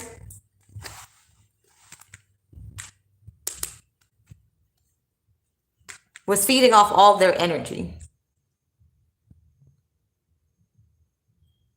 We have mysteries and the provider. So a lot of people are now starting to realize they lost a whole lot because some of them were sexually active with this person. Then we have mysteries again and intention. This person was doing like some twin flame shit and doing a whole lot of dark magic, and they were putting their intentions was what hidden intentions are about to resurface. So people who felt under the guise of a very toxic lover who has been like trying to get the best of you lifetime after lifetime, if you're watching this, because you ever notice you meet some people and it's like, I feel like I've known you before. Well, you did. Communication, reflections. People from your past are trying to figure out how to have a connection with you because they realize that this person, came into their life with humility to humble them. Earth Star. This person came to humble them, to ground them, because after they had an encounter with this person, they started to see this person's true character. They start to realize they don't like the way they feel. They don't like how they make other people feel. And so they're changing on this person, and this person doesn't like it. And because you made this person seem so big and amplified, well, it could have amplified it for a moment. But the fact that you're now starting to realize that they only felt big around you and they felt small around everyone else, you're getting your energy back because you're starting to see how this person, you're just going to see who they truly are. And when you see who they truly are, it's going to release all of the illusions that they said that they were. This person wanted to be eternal. Concept of eternity or everlastingness is standing out. This person said they were something that they're not. And when you realize that they're not eternal, it's gonna wait, why would you say you're something that you're not? Because what's gonna take this person out is the fact that to save their ego, and their ego is telling them that they're eternal. they're going to do any and everything to conserve that ego, because their biggest fear is that they are immortal, and they are in fact immortal.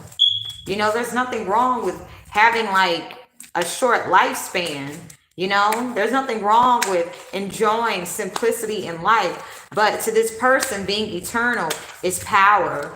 This person was hurt so bad that they wanted the people that hurt them to feel it. They wanted to become so well known and so big. And when they saw you had that star quality, and they thought if they latched onto you, then they could get that star power. That's why they played with your head. They told you things that weren't true. That's why you could have been repeating things that they said, only to discover, well, you know, I'm really starting to get an understanding that I'm not who I am. So this person above and beyond to beat your self-esteem down. And that you have some abilities that this person knew about, like mental stability. And this person went above and beyond to take your mental stability because they didn't have it. And they transferred their mental instabilities into you through sex magic. So you may have attracted a lot of things after meeting this person, and you may have been wondering how the fuck all this crazy shit happened. Let's just say the person that you were with in the past is so deeply connected to the dark side of the esoterics, and most people do not know how dark they can get because they're very secretive. Well, everybody's starting to see this person is not who they say they are, and they're starting to see that you're who you say you are. And the only reason the people that gang stalk you really aren't going to be bothering you anymore is because they're realizing if you were able to break the hold that this person had on you, then you're strong as shit. They're trying to figure out how to get away from this person, and they don't know how to do it alone, so they're trying to do it together. That's how toxic this person is. This person has taken on this persona as if they're this big bad mob boss type person energetically, but literally people can see that this person is just emotionally like not they emotionally scared. They're afraid of their emotions of the past coming up. So these people are using their abilities and skill sets to literally set this person up. Yep.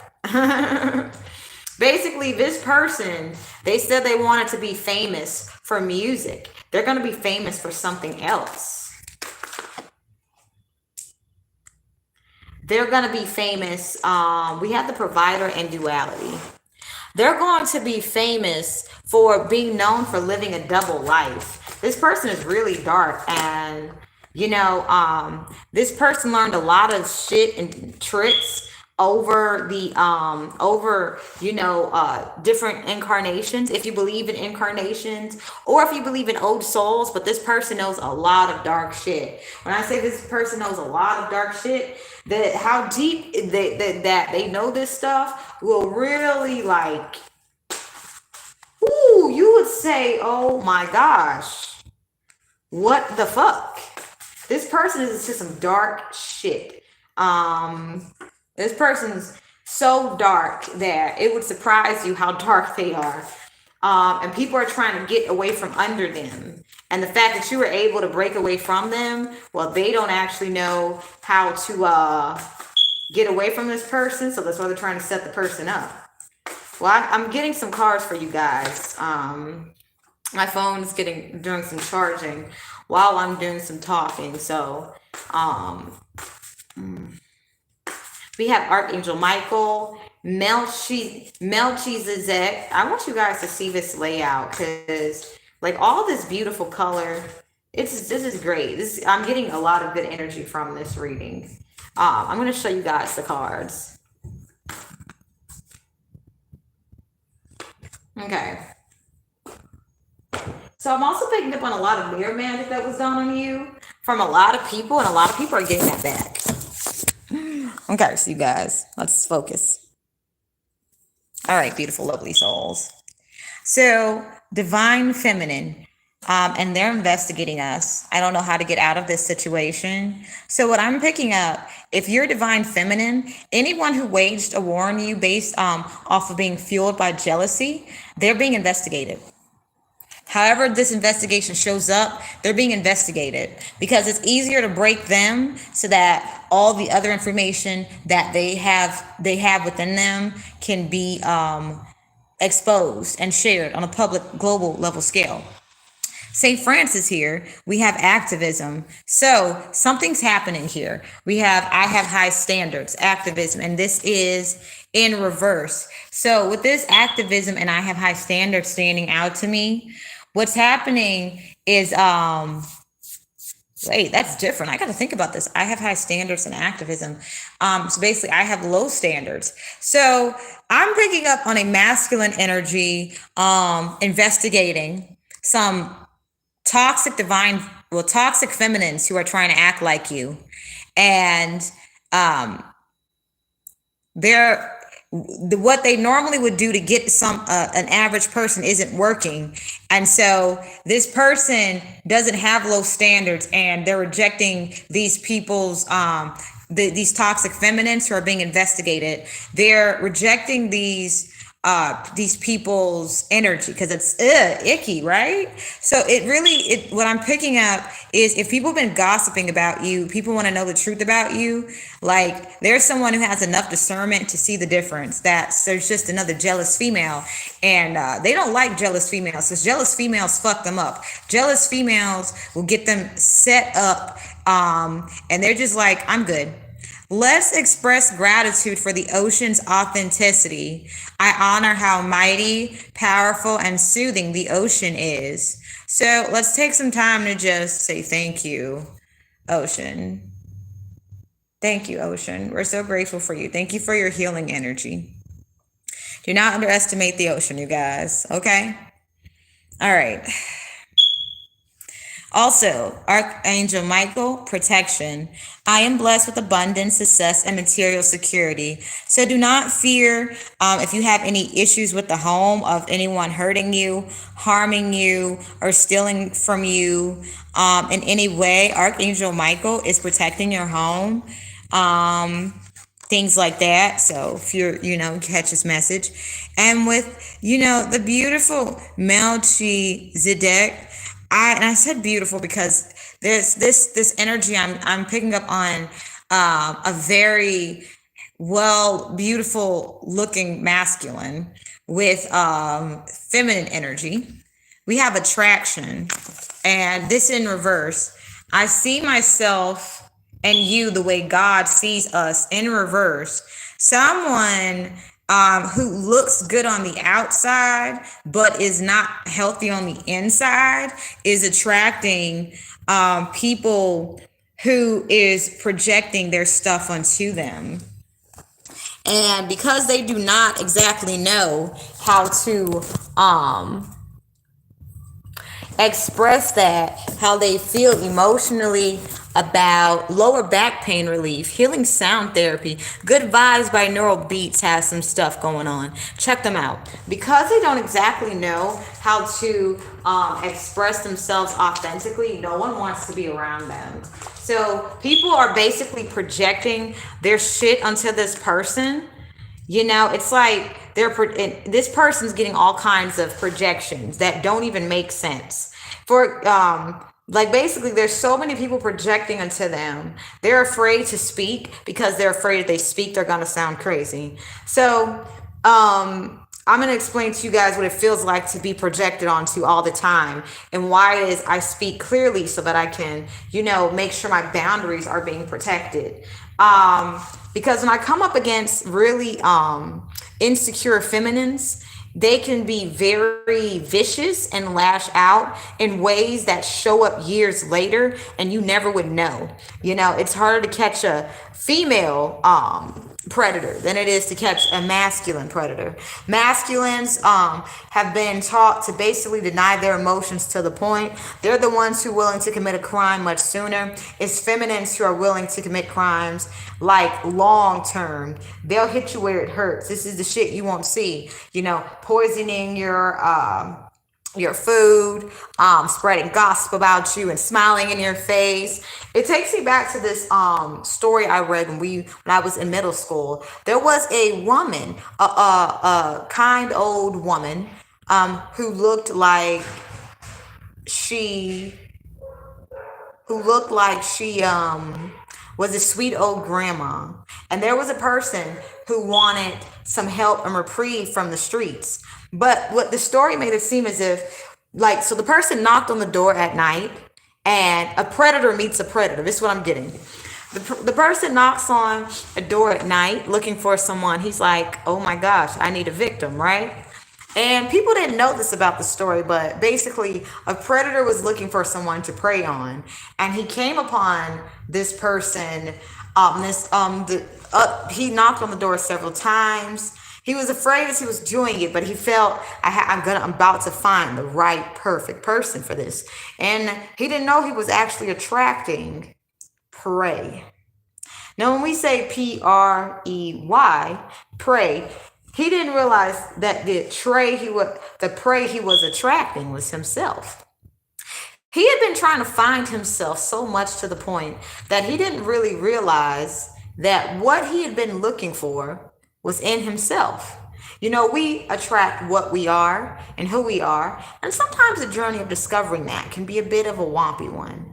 Well, he knocks on the door of this house. It seems like a very friendly, inviting house, and an older woman opens the door. She looks as if she has some type of uh I just saw 1, 4, 5, 5, 6. Interesting.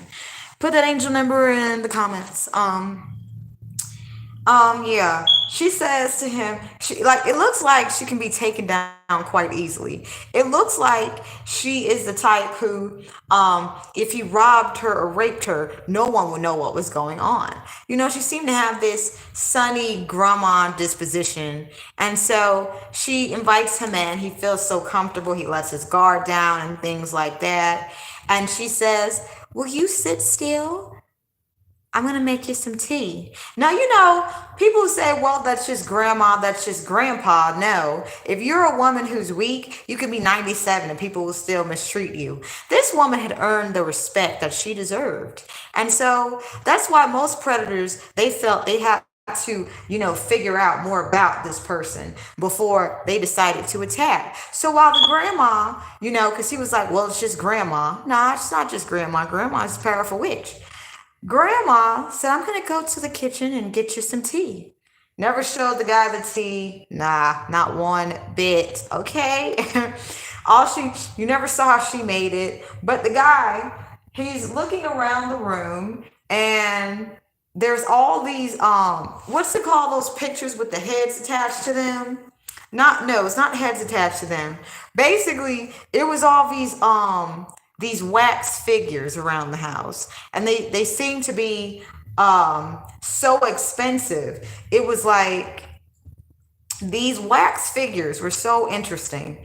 It looked like actual people, and they were doing some of the weirdest things. And this is the type of, you know, art that you find in wealthy people's homes, the type of stuff where it's this avant-garde art that it's like you have people competing and bidding against it. You know what I'm saying?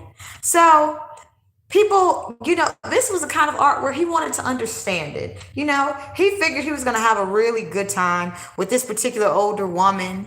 You know what I'm saying? He was putting together in his head how he was going to do this thing. And the grandma walks in and she has this beautiful tray of tea. He also thinks of this sadistic way that he's going to, like, basically, you know, like put the tea kettle or the tea or something, use the tea in his ploy to, like, hurt her. Because this guy had every intention of basically taking away all that grandma's sweetness, innocence.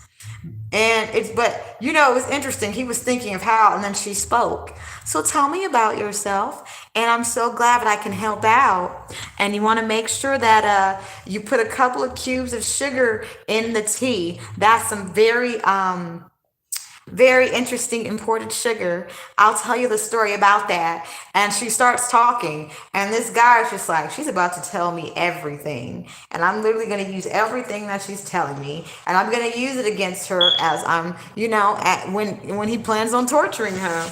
And he starts sipping the tea. It's a little bitter at first. Says, I told you, you want to put in a couple of teaspoons of sugar. And the sugar that she presents is on the most beautifulest bowl you've ever seen. Literally, this is the stories that we read in middle school, okay? And she presents it on this tray, and he's like, hell yeah. And there's even the handle to it. He's like, I've never seen a beautiful handle to a sugar tray. And he starts just, putting a whole bunch of sugar in and shit. And then the way the sugar dissolves in the tea, he's like, oh shit, this is cool. And he asks her, aren't you going to drink any tea? It's not that I'm not going to drink any tea, she says. It's just that you need help, and I know coming from the code and the streets can get you feeling a little cold. So I just thought I'd give you something to warm your bones up before, you went back out. And the guy's like, I ain't leaving this place. I'm in a mansion. Shit. Look at all these statues. I wonder how much these statues gonna be worth. So he starts drinking the tea, and the grandma keeps talking, and he's just like, yeah, thank you for helping me, ma'am. I just want to sit here and listen to you all day. His way of doing things to like deuce and, butter people up is very interesting, because it normally works and he ends up hurting someone. And he's like, this is some of the most easiest shit I could do. And I can take a whole bunch of stuff. And because she's a single, older female, no one is going to pay attention to it. Well, 3 minutes in, he starts feeling a little bit, I'm really relaxed. And the grandma looks up and says, you okay? And he's like, yeah, I'm okay. But he's so focused on what he's going to do with her stuff, her things, and how he's going to keep those things like he's never seen. He's starting to get a clear picture of the things he's seen while his head is hurting. He's like, that's really expensive. Oh shit. You okay? Yeah, I'm okay. But in his mind, he's like, damn, that is expensive. He starts being able to pick up like origins of the artwork. Like, that's not from here.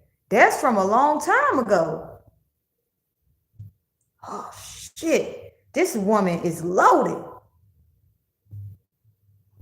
All the while, start having a couple of body aches, pain, back pains. Starts inching down to his lower back. What you doing, young man? What? Drink some tea. Go ahead. You don't want to be rude in someone's home. Everybody has house rules, and you're in my house, so go ahead and drink the tea. You're right. He don't want to come off suspicious, so he drink it all. Where I'm from, you don't just not finish a cup of tea. Yeah.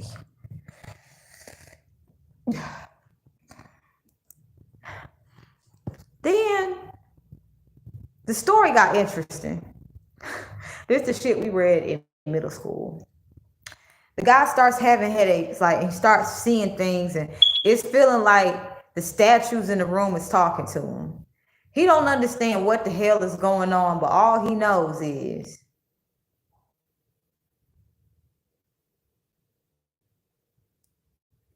young man, are you okay? I don't feel safe right now. Are you okay? Ma'am, I'm okay. And then the woman says, don't hurt me. And the guy says, I'm not gonna hurt you. I don't even know what's going on right now. The guy blacks out, wakes up in a jail cell. He don't know what happened or how it happened. People keep asking him, how did you end up here? I don't know. I really don't know. And people say, you keep saying you don't know. You're not leaving here until you tell us the truth. And it's not that the guy is lying, that he don't know what happened. He literally doesn't know what happened. End of the story. Yo, we read that shit in middle school, and I said to myself,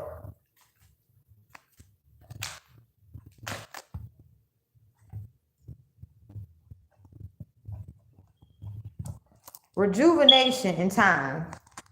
So if you are still here rocking and shit, and that story was like rejuvenation in time, it's gonna feel like you're getting your childhood back. And you know, the more you get your childhood back, you're able to be present with your child. You know, conscious parents give birth to some of the most highest IQ ranking children in the world. But because we currently live in a world where people like to compete with children, well, your child may be going to a school with a teacher who's hating on your child because your child's excelling in something. For example, I was a natural at geometry in school, and the geometry teacher was failing me, and even recommended I go to a special ed class.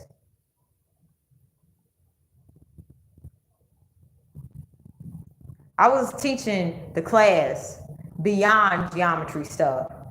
Literally, when I asked why my grades was failing. She says, because you're not getting something right. But I found out later she was literally switching answers. And so it looked like I had D's. So I would wonder, why is it that I keep getting, it's saying I did this and I did that. Then I started believing that I didn't know geometry, and I started flunking math because I thought I don't know math. Well, I did excel in art. So I started to put together, wait, this bitch lied to me.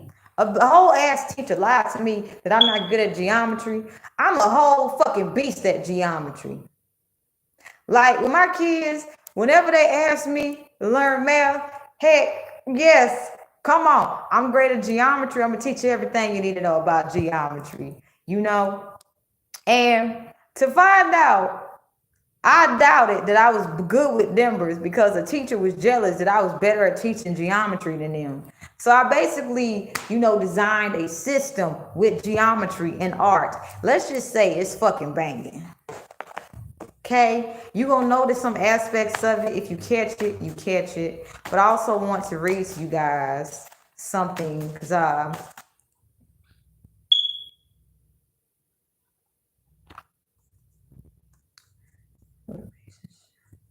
okay, so with this right here, in reverse, release of AIDS equals destruction of death power. Destruction, death power. Yo, somebody from your past has AIDS.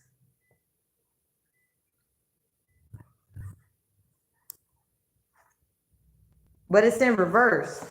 So I'm feeling like they try to give it to you. And now, because you ended a huge toxic cycle with them, they're dying of AIDS.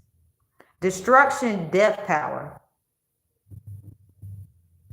I feel like this is why this person kept like going from person to person, especially light workers. They like to target light workers who didn't know they were light workers so that they could live longer because they didn't want to die due to AIDS.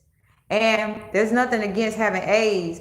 It's just this person literally chose to be really reckless with their sexual energy, and it caught up with them. So they literally wanted to live a long time. So this person likes to target light workers. However, they not attracting light workers. They attracting other people with AIDS, and it's having their AIDS flare up. Yo, and I recognize the vulnerabilities in others. This person doesn't have discernment that they are being deceived. So somebody from your past has AIDS, if you're watching this. In fact, let's read from this beautiful book. Chamomile herb and plant. My ancestors, I and the future generations of my bloodline honor thee and are grateful that you have blessed us with your presence. We seek your assistance and guidance for love, healing, and reducing stress, to remove hexes, curses, and spells, to increase money, distressing, meditation, and restful sleep, to attract love and luck with lottery tickets. Thank you for sharing your love language with us.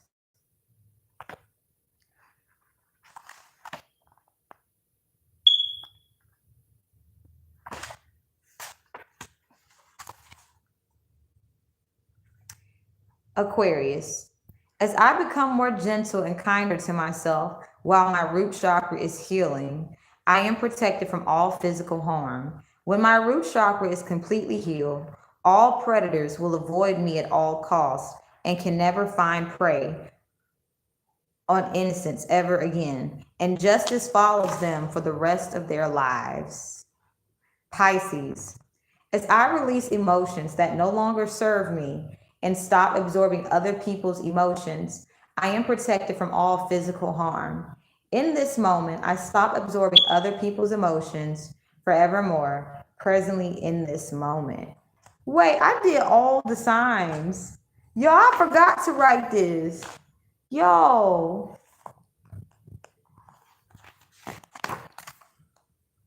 Aries, as I overcome all obstacles, I am really learning how to trust myself through all these spiritual battles and staying focused on my North Node as I get to know myself deeply with no limits. This protects me from all physical harm.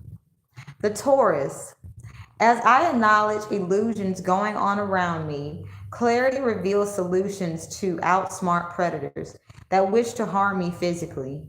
Every time I outsmart a predator is destroyed from inside out and reveals all that they've done to hurt others in a very public way, where justice makes an example out of them. My loved ones and I are protected from all physical harm forevermore, presently in this moment.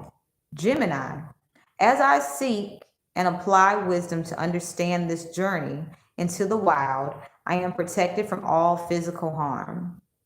Cancer, as I gracefully outsmart narcissists and stay focused on my North Node, I am protected from all physical harm. I do not remember writing this. Leo, as I focus on my North Node, I am protected from all physical harm. Virgo, as I protect my North Node, I am protected from all physical harm. Libra, as I unlearn codependency and learn love and ascend in love, I am protected from all physical harm. Scorpio, as I step outside my comfort zone, this protects me from all physical harm. Sagittarius, as I push past the limiting beliefs and programs of jealousy, envy within and outside of myself, and explore self-love to fully release any and all envy and jealousy within me, I am protected from all physical harm. Capricorn, I speak truth in the face of illusions, justice happens, and this protects me from all physical harm. Yo, I don't remember writing this stuff. In fact, I stopped writing in this. Y'all got money coming in. If you watching this, you got money coming in. You know, it's rare to see people with physical paper money, but like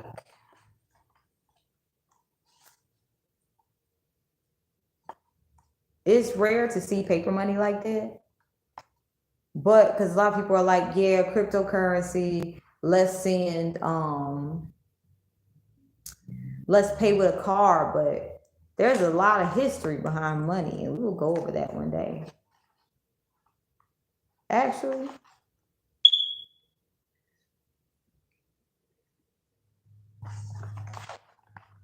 it's important we understand the history of money. I feel led to tell you guys about it because conscious parenting is teaching your children how to be moguls. The goal is to not teach your kids to take care of them, to take care of you.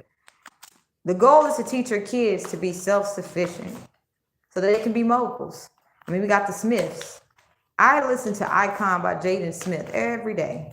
And let me tell you, Icon, I'm just the icon living. Start a record level. Yes. A lot of us parents realize if we love our children are going to do things we never knew that was possible. Any parent that tries to stop their child, well, gets cursed. So at the age of 7, I learned that my mother's abusive nature was inspired from financial woes and unhealed traumas. There was a war waged in the home due to a realistic approach, destroying illusions in the home, and abuse is done to keep the illusions in place. So I would tell my mother the truth. Why are you hitting me this hard? This hurts. Why are you saying that? This hurts my feelings. And she would abuse me emotionally, mentally, physically. Thank God the sexual abuse had stopped early. But she wanted to live in La La Land, but she knew that she couldn't go back to La La Land. She was highly depressed because the stuff that was going on in our house, people were starting to ask questions and knock on the door. So she fed me lies that the people were calling me crazy. Wow, but the illusions are consistently removed, so abuse is consistent as well. So basically, I was constantly getting beat on a daily basis because my mother didn't like the way she felt about her reality. She felt I would come into a lot of money and she wanted me to take care of her. But because I was like, why is this happening? Why is such and such? Why is this happening? What are you doing? She beat me. So I tried speaking to her. I read books on how to speak diplomatically to people, in conflicts and wars and things like that around the age of 7 and 8, because I wanted to understand how to put an end to the abuse, but I didn't understand my mother had it in her to keep abusing me because she didn't like her reality. So I was constantly speaking truth and getting hurt. And I started just saying, leave me alone. Really, when I told her, leave me alone, she beat up on me worse. And she would say I was being rude when I would say stuff like, I'm minding my own business. Why do you keep bothering me?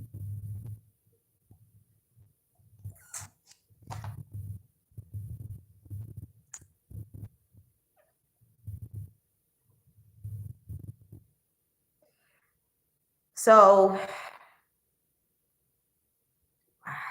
I forgot all about that. A lot of stuff that happened, I forgot. And I'm starting to remember it again.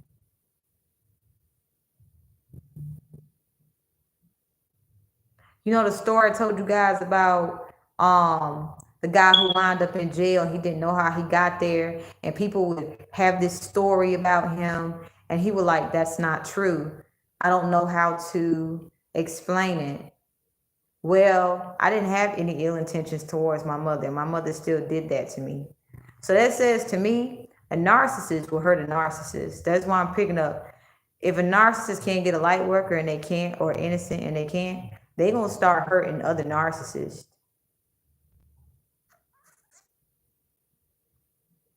It doesn't matter who you are. A narcissist is going to do narcissistic shit.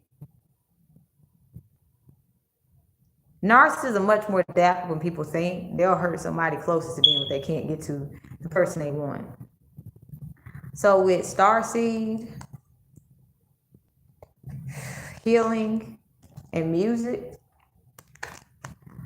So a lot of people equate starseeds, aka reptilians, aka just individuals who do not allow their pain to get the best of them, and they find ways to express it. Why do you think people like making music back to back? You would think if they got all that money, they got rich and famous, they would be happy. They spoke the truth, right? But a lot of people who are so musically inclined have been through so much hell and back that you don't know about. Creating on a consistent basis is what keeps them going. And then when you have people that are so jealous of you, they want you to stop.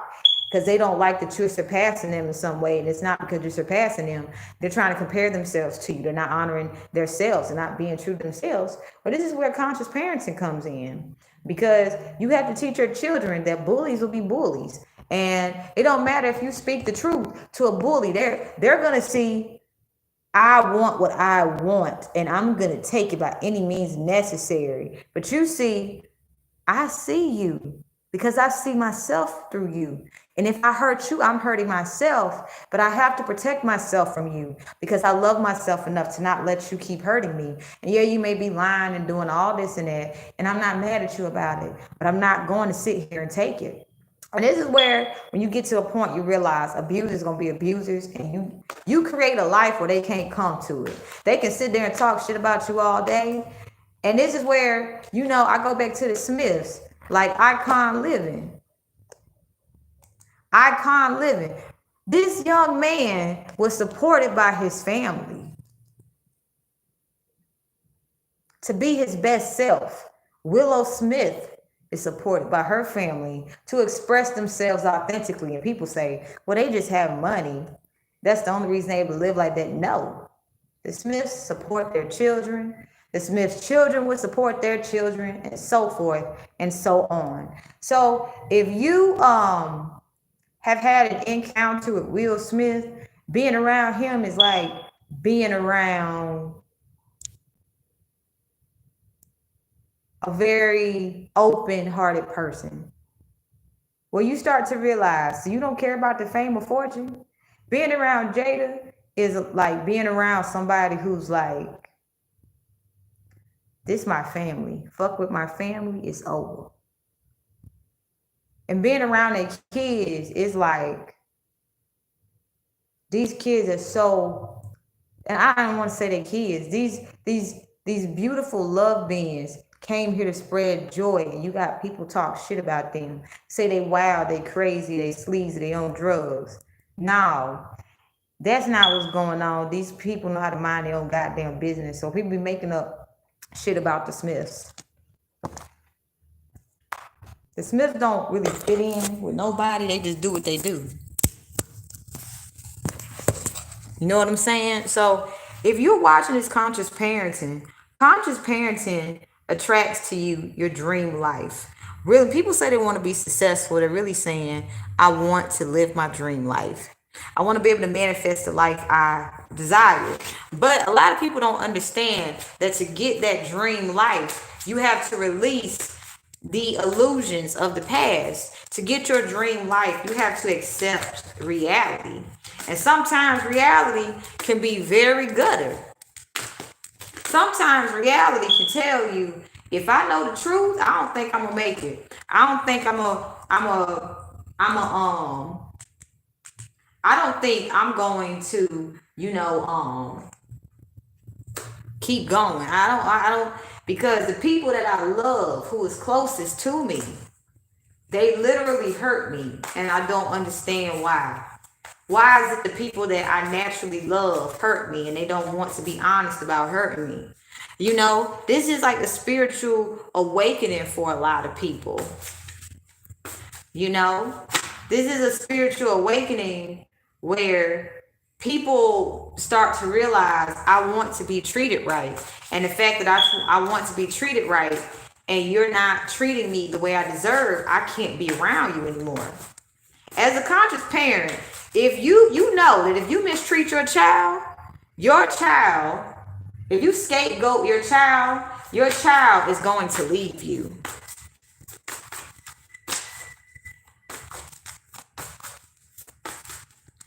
As a conscious parent, you will look young and people want to be your friend.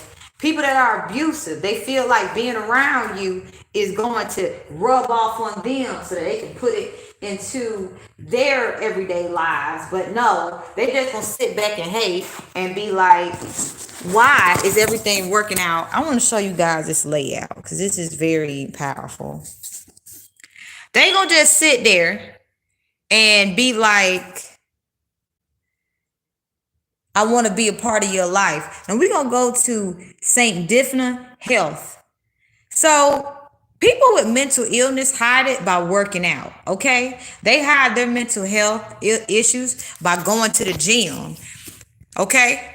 This is why I'm working out in a more structured way. Exercise class, personal trainer. So some people like to hide their mental health illness by being like hardcore people who work out. Then you have Melchizedek attraction. And with this being in reverse, humility magic is standing out to me. These people act like I'm on your team so they can attract people who seem to be humble, but people who are trying to hide mental illness, who are just strictly working out their physical body, is actually attracting people who are far from humble. They're attracting their own kind. And with scapegoat and mystery and secrets, there's going to be a lot coming out to a lot of people about somebody who's been scapegoated. If you've been scapegoated, secrets are about to be exposed. Love manifestation, love activism, love is activated forevermore now. Love illumination, love is illuminated forevermore now. There's going to be a lot of secrets revealed about people who've been trying to scapegoat you. And with Archangel Gabriel and creativity, thank you, guardian angels, for working hard for me to gain clarity, love, and ultimate peace. You're going to realize that everything you've been through has really been for your highest good.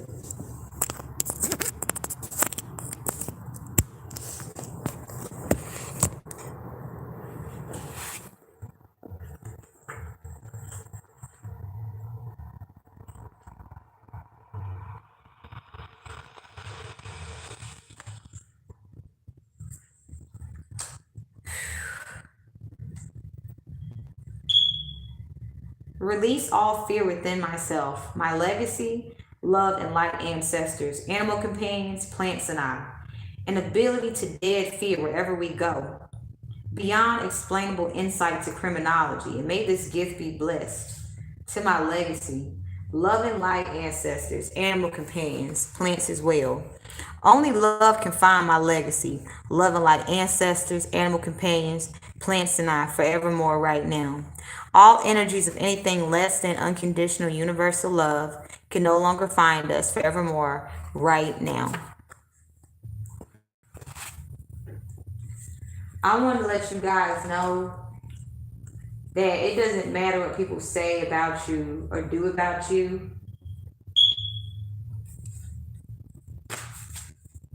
None of that matters. I am far more powerful and stronger than I may have initially expected. Like, you're going to see how downplayed you have become, how people have been trying to breadcrumb you. I'm finding more balance in my relationships is in reverse. There's a lot of people who went above and beyond to get you off balance. Like, I'm standing up for myself more, as well as setting boundaries and sticking to them. And this is in reverse. You have people who went above and beyond to destabilize you. And the way they will go about destabilizing you is acquiescing to your personality so you can feel safe. Because this is teaching you that you feel safer in your own body. And the more safer you feel in your own body, the more you're going to be able to identify if you're around somebody that you won't be safe with them. You're going to have the strength and courage to stand up to people who ain't shit and who trying to be sneaky about it. And these people going to be attracting their own kind. Like I said, energy vampires can't tell the difference between an energy vampire. Like, imagine a nigga that wanted, and I said a nigga that wanted to get with you, but they couldn't get with you. So they went above and beyond to put ill energy on your name. Let's say there was a female around who wanted to be just like you. So she thought if all the niggas wanted you, she had to act just like you. Only for this person to weasel her way into somebody's life and in the end regret it. Because she found out she got with somebody that is very toxic. And she's toxic herself, but because she's passive aggressive, she's trying to figure out, how do I get away from this crazy man? See, a lot of crazy in relationships happens fast. I mean, no, slow. It happens slow because most of the time is they putting in work, they putting in time. Why you think a guy can have multiple women at once? Because he's lying to the women about on a consistent basis, and he tires him out having to lie. So that's why he had one main person, to make the others jealous and shit like that. That's why you got the people that's the sideline people. I'm gonna put y'all up on game, bro. But these toxic people getting together who both want you, the girl want to be, the man want to fuck you, and they get together. Here we have an honor and embrace commitment and love in reverse. And because people, I'm picking up you so desirable if you're watching this. People want to be in your energy so bad, they try to act like they will offer you a commitment, but they don't realize that you're budgeting and saving for a long-term goal. You are budgeting and saving your energy for a long-term goal. And I'm unapologetically frugal right now. So you gonna notice as a conscious parent, people do not, like, some people will not respect the fact that you do things differently, so they will try to get under your skin. And when you can accept this, you can just realize, like, they're afraid that the illusion that they can't put it up, and even if they around people that's buying into it, they don't even have fun with the shit anymore. If you are a conscious parent, you teach your children how to move on in the time of despair. Instead of that person, I wish I had my ex. Where's my ex? I don't know. Where's my ex? Where's my ex? Conscious parenting. You teach your children about healthy dating. Not where, get married, have kids, and move into a house together. Conscious parenting, you teach your children that dating is not what people said it is. It's like you're interacting with different energies, and there's nothing wrong with meeting different people. It's just you have to understand your limits. Like, you guys can all take something from each other.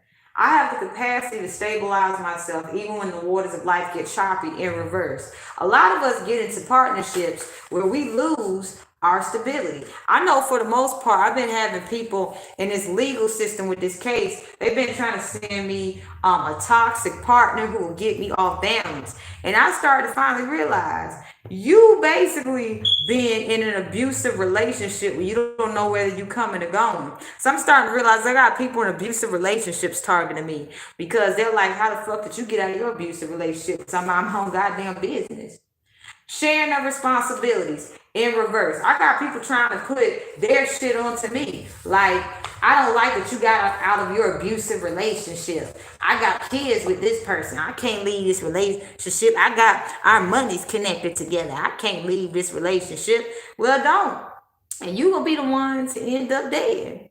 And your children gonna end up in the hands of people that's gonna take care of them, like really take care of them. You know what I'm saying?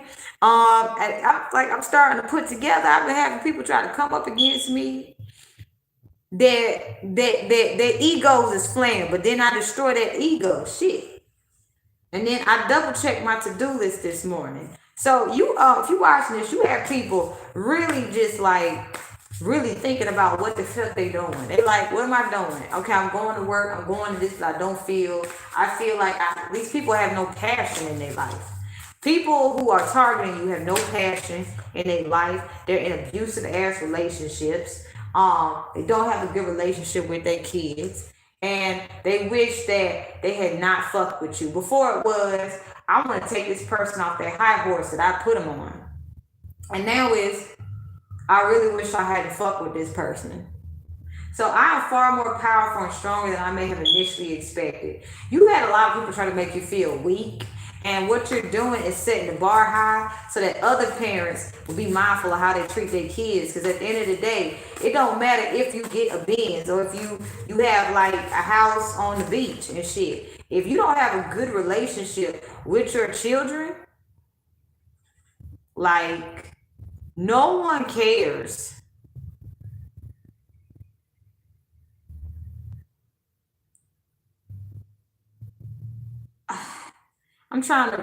No one cares. Okay, you can get with somebody, right? And you may have money and shit, And the money may look like it's like that all day in a bag of chips and shit. And you may be like, I got the money, honey. But if you don't have a relationship with your kids, you start to figure out, I got all this money and I really just miss my kids. Instead of feeling guilty about it, say, hey, shit, kids, I'm sorry. I really fucked up. I ain't been spending time with you. I ain't been listening to you, shit. I just want to be in your life. And I'm not trying to say I'm trying to be in your life and then I don't show up and things like that. And I literally am going to do everything I can to earn your trust. Because, like, literally, you come into my life changed everything for me. You saved me from the worst of the worst. And I want to say honestly, thank you. So if I do some fucked up shit, call me out on it. Tell me exactly how it make you feel. Hold me accountable. This is part of conscious parenting. Because a lot of people don't have good, positive, healthy relationships with their kids. They start noticing, why is it that such and such can talk to their kids a certain way, and when I talk to my kids won't even look at me?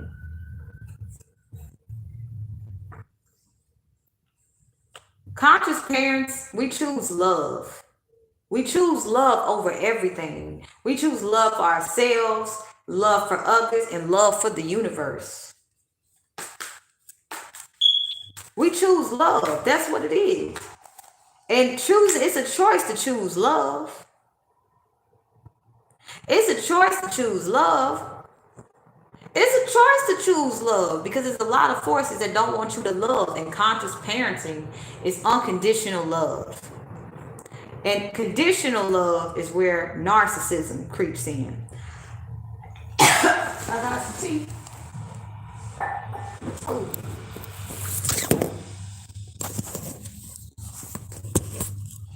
Then we have thank you for being brave to come to this world. Let's tell our children thank you.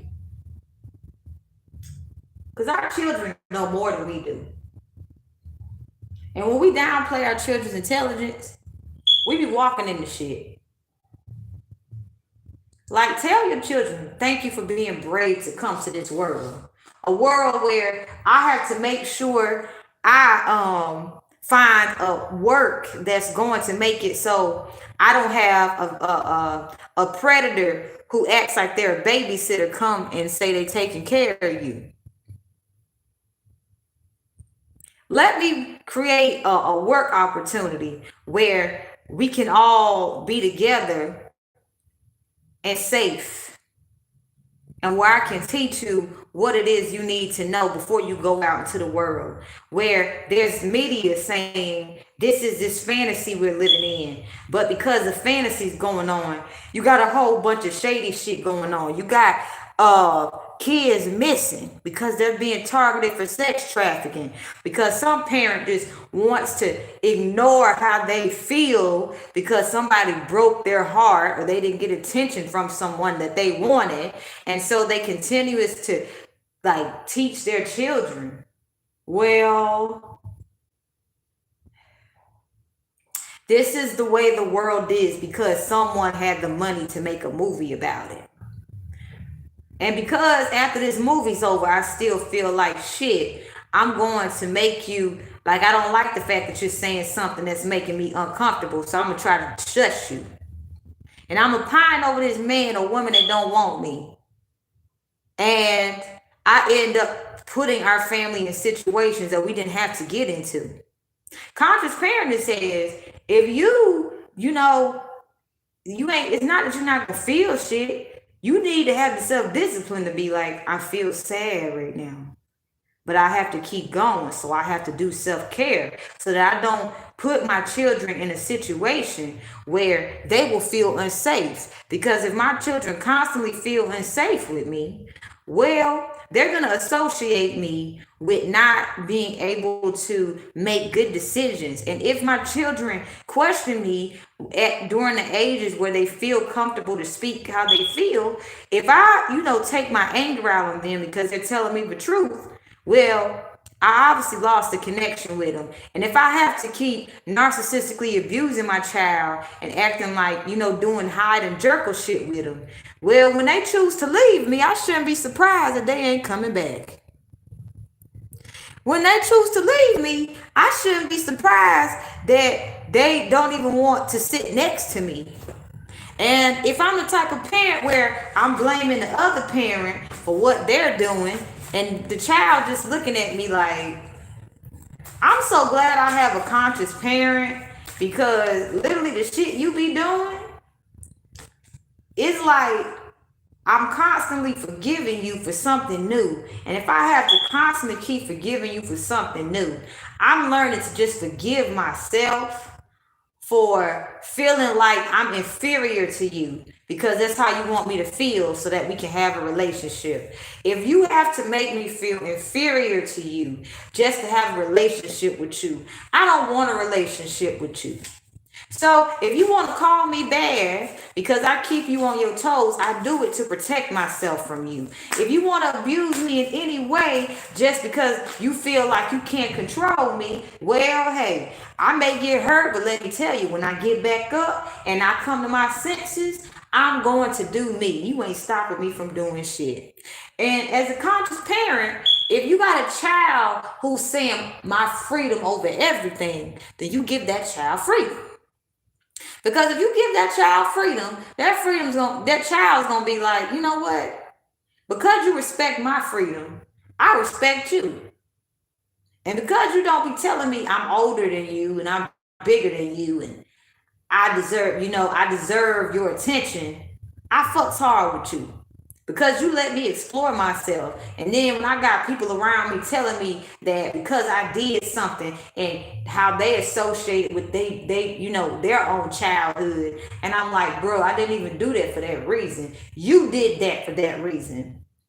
The fact that you ain't taking the time to know why I'm doing shit and you just saying, well, you just a new life into this world.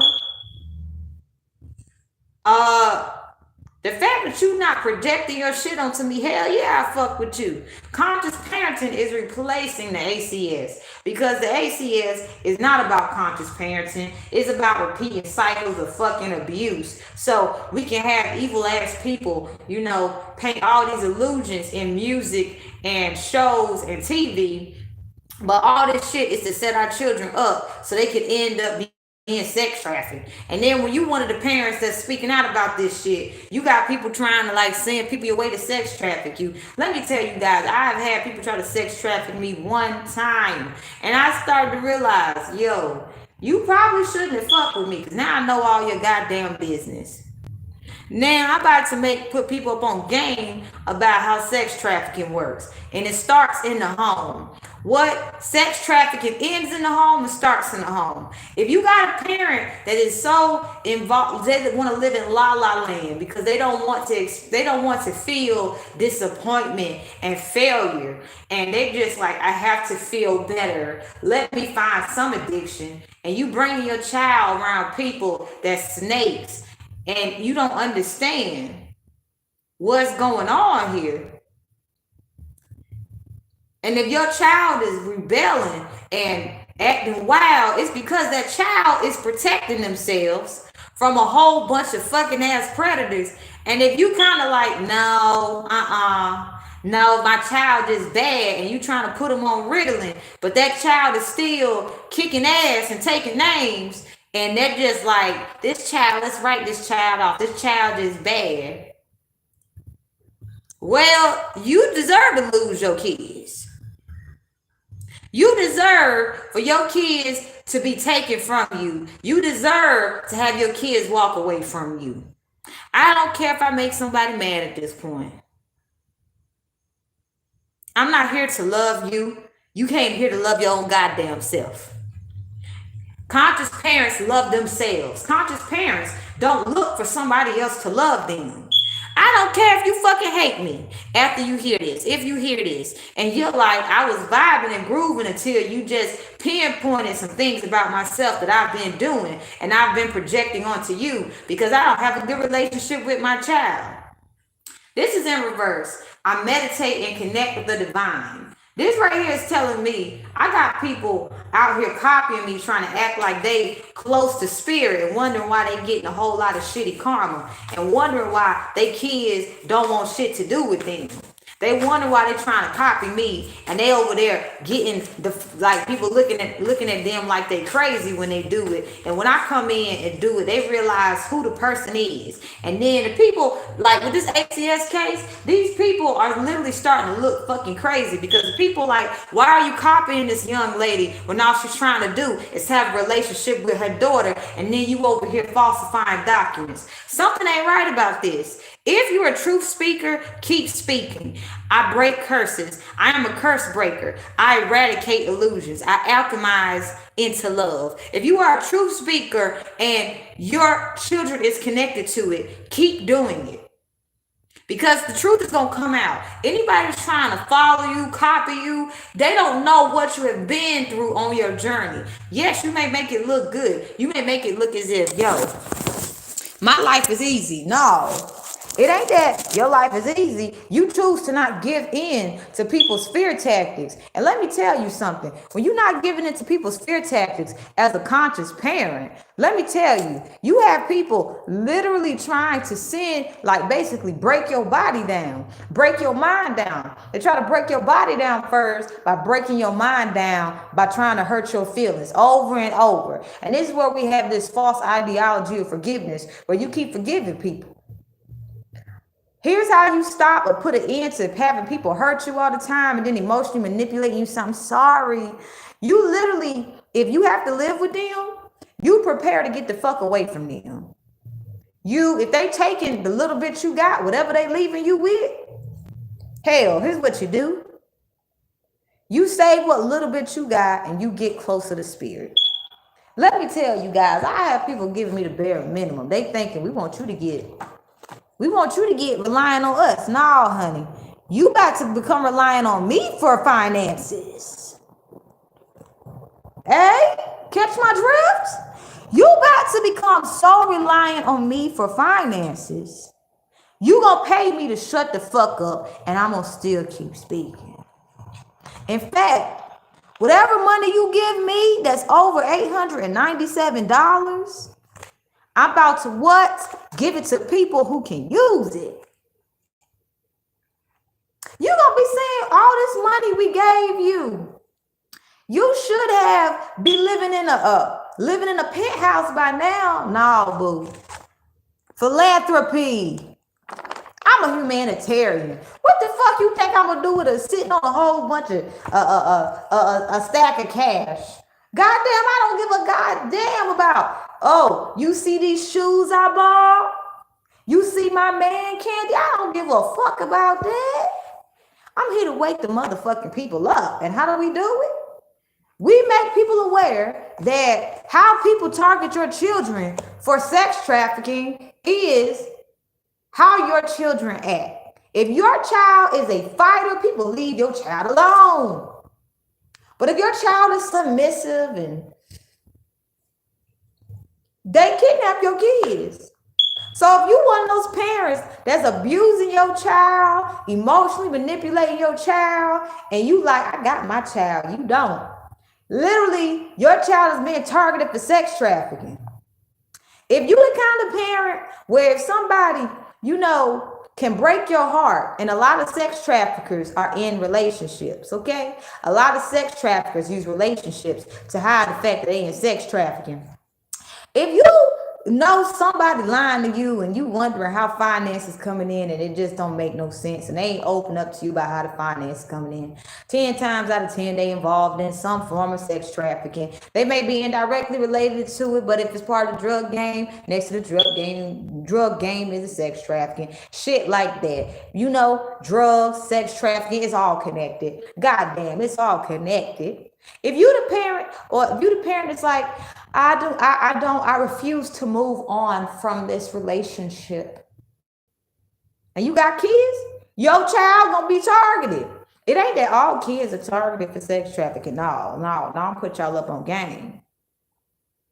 No, if your child is bad, your child is spoiled, They don't want your children. These are type of kidnappers and sex traffickers. They won't even touch your child. They'll be calling you, please take this motherfucker back. I've been losing every goddamn thing. I've been attracting everything that I don't want to fucking attract. Take this motherfucker back. That's the kind of kids I got. I got people that stole my oldest daughter, like, somebody need to get this child. I'm clear about my personal beliefs and values, and I stay true to them. You know, as a conscious parent, people would say your child is bad. No, my child know what the fuck they want, what they don't want, and what they not gonna put up with. If my children got all that fight in them, well, hell, they giving me the courage to get the fight in me. Because I refuse to be a grown-ass woman afraid that speaking my truth is going to send a little scaredy sex trafficker my way. Come with whatever the fuck you got. I'm a conscious parent. All the little missing shit that you didn't pay attention to, I saw it, baby. And I saw it ahead of time. And everything turned on you. First, it was me, all eyes on me. Now it's all eyes on you. Hey, wake up now. It's time to wake up. Stop selling crack to the blacks. As a conscious parent, you understand what goes around comes around. Somebody could be in dodging, getting their karma back for the longest, not realizing the longer they dodge that karma, well, they're cursed, and only they can pay that curse back. Nobody else can. The more somebody holds on to something that's yours, life gets hard. We don't have no Anthony Hamilton shit like coming where from I'm from. Sometimes you gotta walk to worry, yeah. Coming where from I'm from. Sometimes you gotta cry a little bit louder. It gets a little bit darker than that. And that's a dark song. That's a heavy, dark song. So heavy and so dark, it's so healing. But as a conscious parent, you understand that if you go lower than that, it's like you living in the fucking Amityville and you ain't got nobody to talk to about it. It's like your whole life is a set of films, horror films. The Gremlins, Rosemary's Baby, Drag Me to Hell. Imagine all the scary movies that you love coming together as one. Your favorite horror books coming together as one. Imagine all your favorite horror movies and all your favorite books coming in one. And whoever targeted you is now living in a parallel universe where your favorite books of horror and your favorite movies of horror is their reality.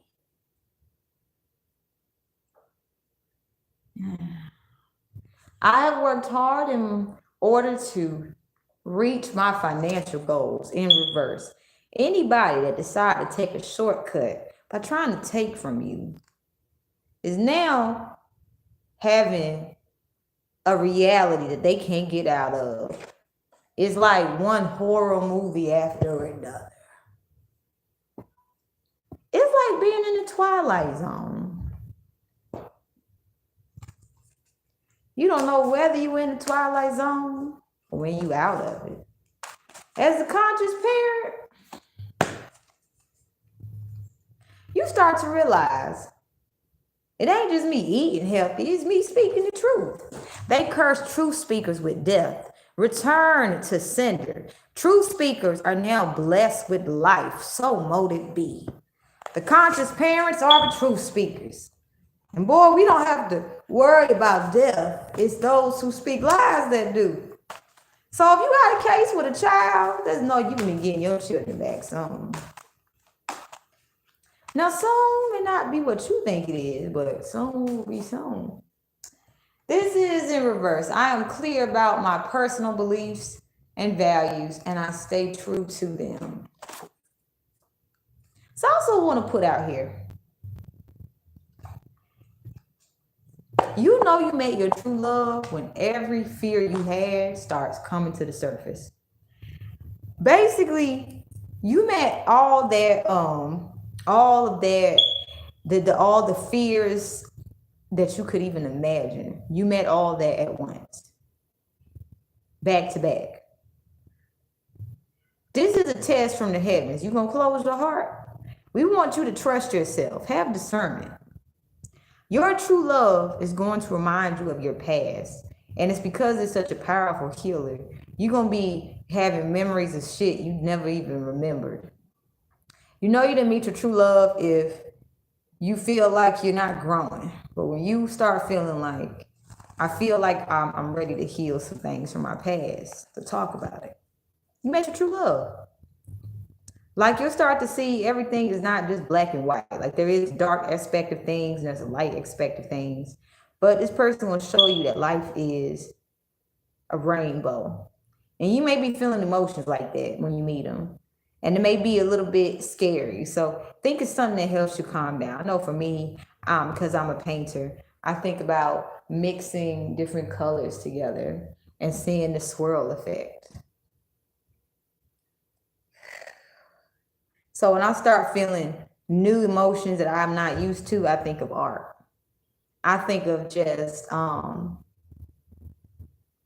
buying paint and just painting my walls with a mural. And that helps me stay calm. So I guess we're going to get a last message.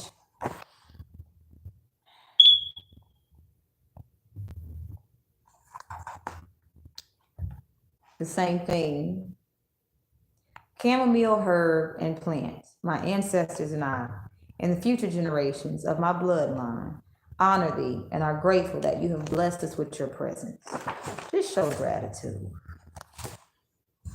I acknowledge the pain body I am feeling is severe, heartache from all those who have went above and beyond to hurt me emotionally and energetically, and who still continue doing so. I realize this is simply heavy spell work that is causing obstacles in the way of my abundance. I will not give up on my abundance. I am the Queen of Pentacles. I will continue releasing what doesn't serve me. I will recharge with self-love every chance I get while this spiritual warfare is taking place. To put an end to all that nasty magic and have it return to sender. I vow to, and taking this creed protects me and my offspring from these emotional assaults forevermore. I vow to accept the responsibilities that life places upon me. Alice in Wonderland. Instead of a tea party, look at all those cabbages. Down the rabbit hole.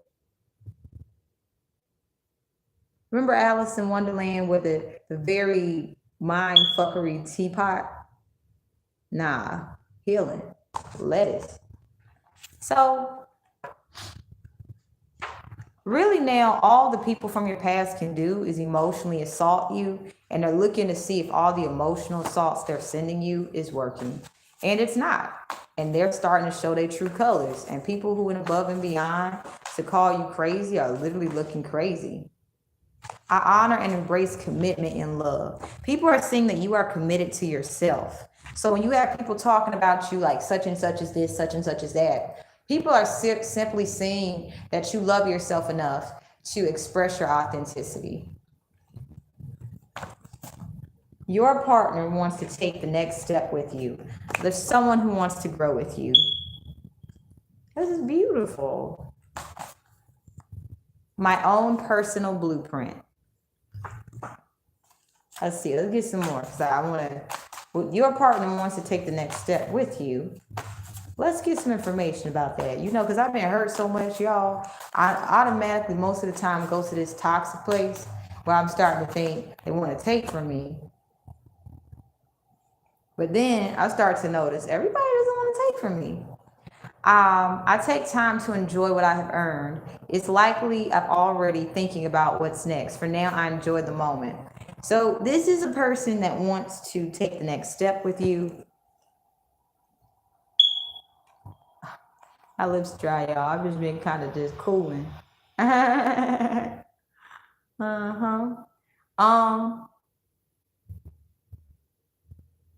They already know, like they met the one, but they not like I'm trying to possess you. They on some stuff where I just want to be and grow with you. This is the type of thing where you don't hear from each other for a couple of days. You ain't gonna be like, oh, that person doesn't like me, or it's because you both taking time to self-care. Okay. Let's get on my own personal blueprint. This one really. Normally when I put like cards like this of your partner wants to take the next step with you, and if I put my own personal blueprint on the opposite side, that means it's not a good person, but it's actually a decent person.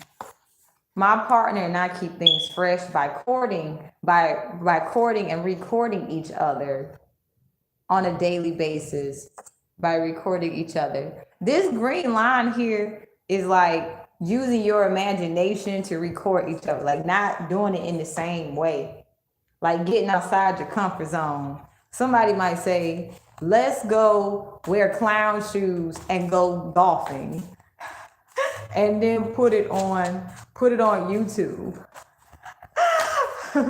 Like, this sounds like a fun ass person.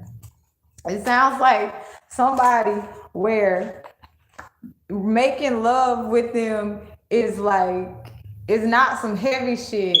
It's like you feel like you're ascending, and this person feels like they're ascending, and they're like, I'm not drained. I feel like I feel like I want to get up and create. And it's not like the creation where I'm going off to the studio. Y'all ever been with a musician who said, I'm going to the studio? And you was like,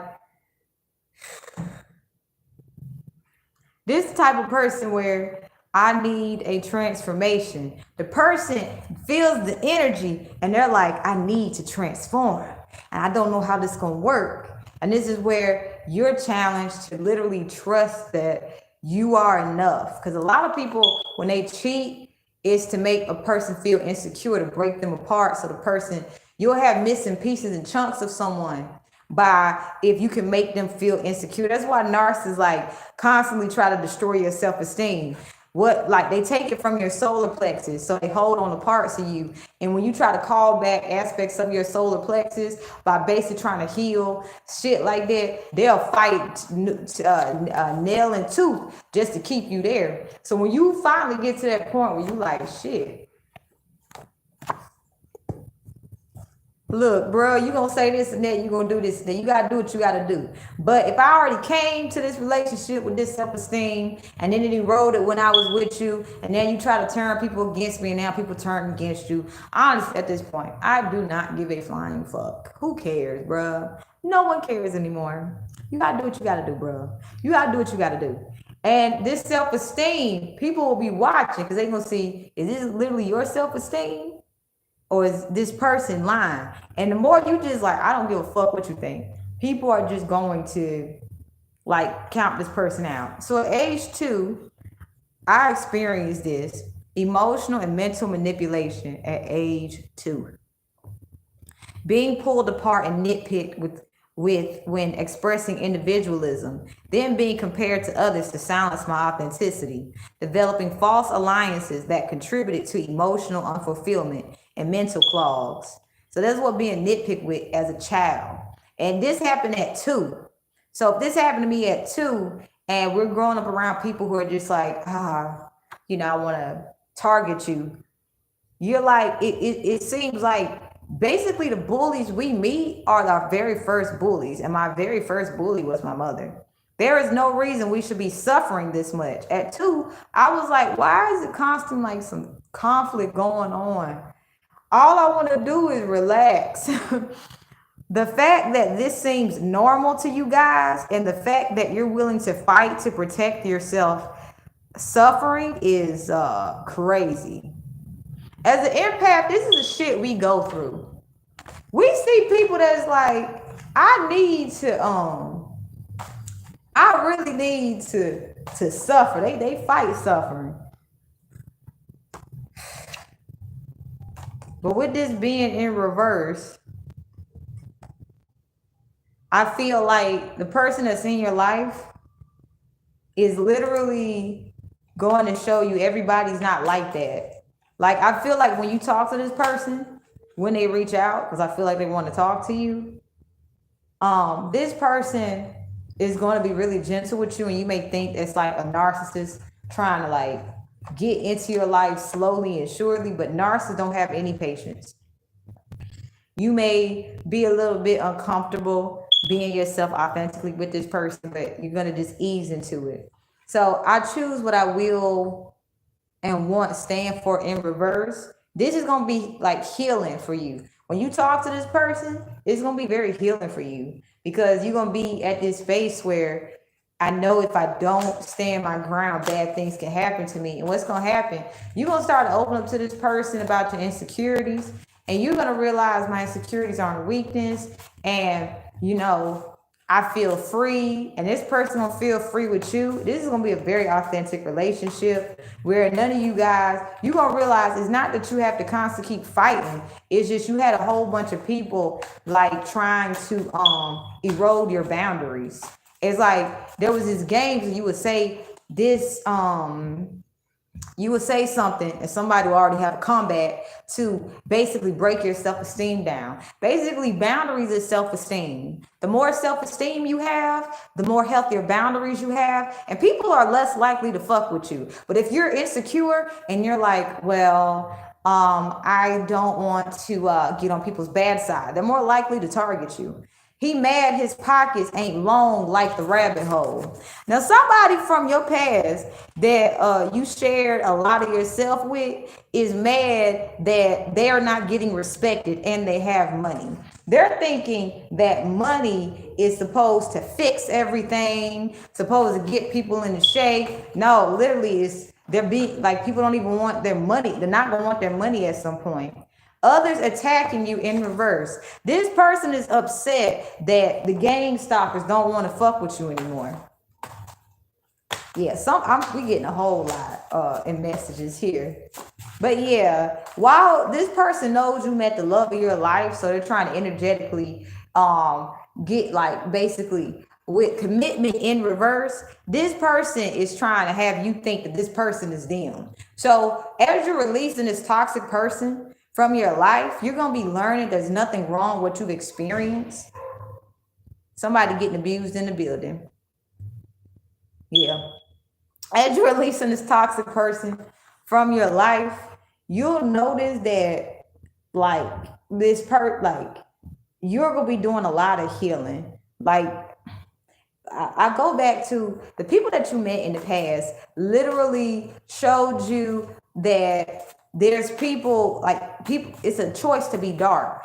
And the person that is your true love has experienced a lot of darkness, but they chose not to become dark. So a lot of people think love and light people just have this happy, lucky, go life. No, it's not that love and light people have a happy, lucky, go life. We literally choose not to become like the monsters that we had to deal with. Like, this is some real shit. Removal of obstacles. So something is happening for you. Something's being removed out your life in an unexpected way. My children and I are completely healed from all traumas forever, living the life of peace, joy and happiness, and an infusion of nature, completely free of all karmics, forevermore presently in this moment. So with conscious parenting, you're going to discover, get your money, America, you owe me. You're going to notice that the world does not have to be as unsafe as it has been for our children. It's literally a lot of people who have been setting out ponds of distractions so that they can appear to be these very powerful, well-to-do people, but literally someone hurt them from their past. So that's why you have a lot of politicians who are crooked. They love power so much, they want to be remembered in history, and they're going to be remembered in history because a lot of scandals about to be brought to the surface. But they want the person that hurt them to be like, you never should have hurt me, and I'm still this wounded, hurt child, and I'm playing politics, and roar, hear me roar. But the reality of it is, I don't really have that much power, and that's why I do a whole lot of corrupt shit. So people can be afraid of me, because honestly, if people knew how afraid I am of them, then they would have gotten me by now. So I'm trying to act like I'm more mentally superior to someone. Like literally, this is conscious parenting. Let your child know you stand up for yourself. People who don't like it, they gonna try to push back, right? So what do you do as a conscious parent? You become an activist, and I am an activist. Anything that I stand for, I'm going to talk about it. Anything that I'm passionate about, I'm going to talk about it. If that means taking to the streets and fucking marching up in what? Washington, D.C., I will take it there. Take it there. I'm going to take it there. Let me really take it there. If that's what we got to do, I'm going to take it there. Let's take it there. You want to. You the one running out of energy, right? You know what happens when people do dumb shit? They use up their physical body energy. And what happens? They just be like, shit, I'm getting sick. I have to go to the doctor. They say I don't have long to live. You know, you start getting diseases you didn't know existed. People start discovering, we never seen anything like this. And people start getting experimented on and lied to and said, well, we're doing this because this is a policy we have set in place. But someone's like, no, you're not. You're literally just trying to do research on me. And you're having paperwork to cover up the fact that you're experimenting on me. There is somebody who is literally who been doing some fuck shit. Like they've been hurting people so bad, and they've been wearing suits and ties and giving these speeches and shit like that. They're about to have an injury where they gonna go to the hospital and people gonna be like, oh, I've met such and such. And they gonna start to see how they ain't got no patient rights. They gonna start to see people want to be in their energy so bad, they trying to do any and everything. They trying to say, well, there's something wrong here. Ain't nothing wrong, but they went and hurt that person just so they could keep that person there. I give myself permission to escape into a relaxing activity this evening. Saturday. It's Saturday where I'm at. So it's Saturday when I'm filming this video. So it's in reverse. Very difficult to commit to a partner. So I don't want to say this is a love reading that's coming up. Source of positive energy. Oh, this is a love reading. It's like a real chill love, a healthy romantic love. Somebody who knows what they want and they're committed, but not on some possessive shit. And they're like good energy. They're trying to get your attention. The energy of divine love and their higher self is communicating with you. Okay, age 2. But they also know that you're working through fears of being emotionally and mentally manipulated. So what I'm picking up here is this person, this is in reverse. Oh shit. This person I exploit compassion, power, and wait here. I exploit compassion. This person doesn't exploit compassion. This is a love, like a love of a lifetime, you guys. It's a source of positive energy. It doesn't exploit compassion. Like part of conscious parenting is being honest with your kids. I would like to have a healthy relationship, but I'm not gonna fuck with somebody who's toxic, acting like they're healthy, and then trying to set me up to set me up. Here we got this in reverse. You would serve a dinner guest if you were the hostess. Oh, I get what this is saying. Oh shit, y'all learning lessons. So I'm gonna read this in reverse. Life lessons, mistakes. Life lessons are actually mistakes. So instead of saying I made a mistake, say thank you, life lesson. Will go a long way. If you say mistakes, people will say we're going to continue to manipulate the situation. But if you say thank you, life lessons, literally things change for you energetically. Criticizing oneself harshly for not fully understanding a lesson, simply enjoy the cycles of life, release the harsh criticism. This is a beautiful, slow process. And I go back to this is a beautiful, slow process. It's like aging like fine wine. It's like cooking your favorite meal. Serve yourself radical self love and acceptance and forgiveness like you would serve a dinner guest if you were the hostess. Be the hostess to yourself, you would to be to another. This is true hospitality. Those who understand this concept will be a good party guest for yourself. So this person is learning how to not be a doormat. And then we have AIDS here. Somebody has AIDS. So this also could be someone from your past as well. So someone from your past who doesn't have good boundaries and doesn't know how to set up boundaries and because they're afraid of it, they have AIDS. What I choose, what I will and won't stand for, you guys are have such great boundaries. This person can't get access to you. And this is also letting me know this person knew what they were doing. But I'm picking up the energy of the person that is actually healthy for you. It's like it's like you're at a crossroads. The crossroad is if you let the fear of this other person interfering in your life as they're trying to energetically do so, it will basically miss out on this opportunity. This person doesn't want you to go to this beautiful opportunity of love and light because they're already in a dark place without you. They already were in a dark place, but after you left them, they got into an even darker place. And so this person knew exactly what they were doing before they started to hurt you. So part of conscious parenting is showing your children how to heal from broken relationships. And I know this is a very long video. When you see this, you see this. But yes, I'm super passionate about this. Welcome to the CB, or what's that news? CNS.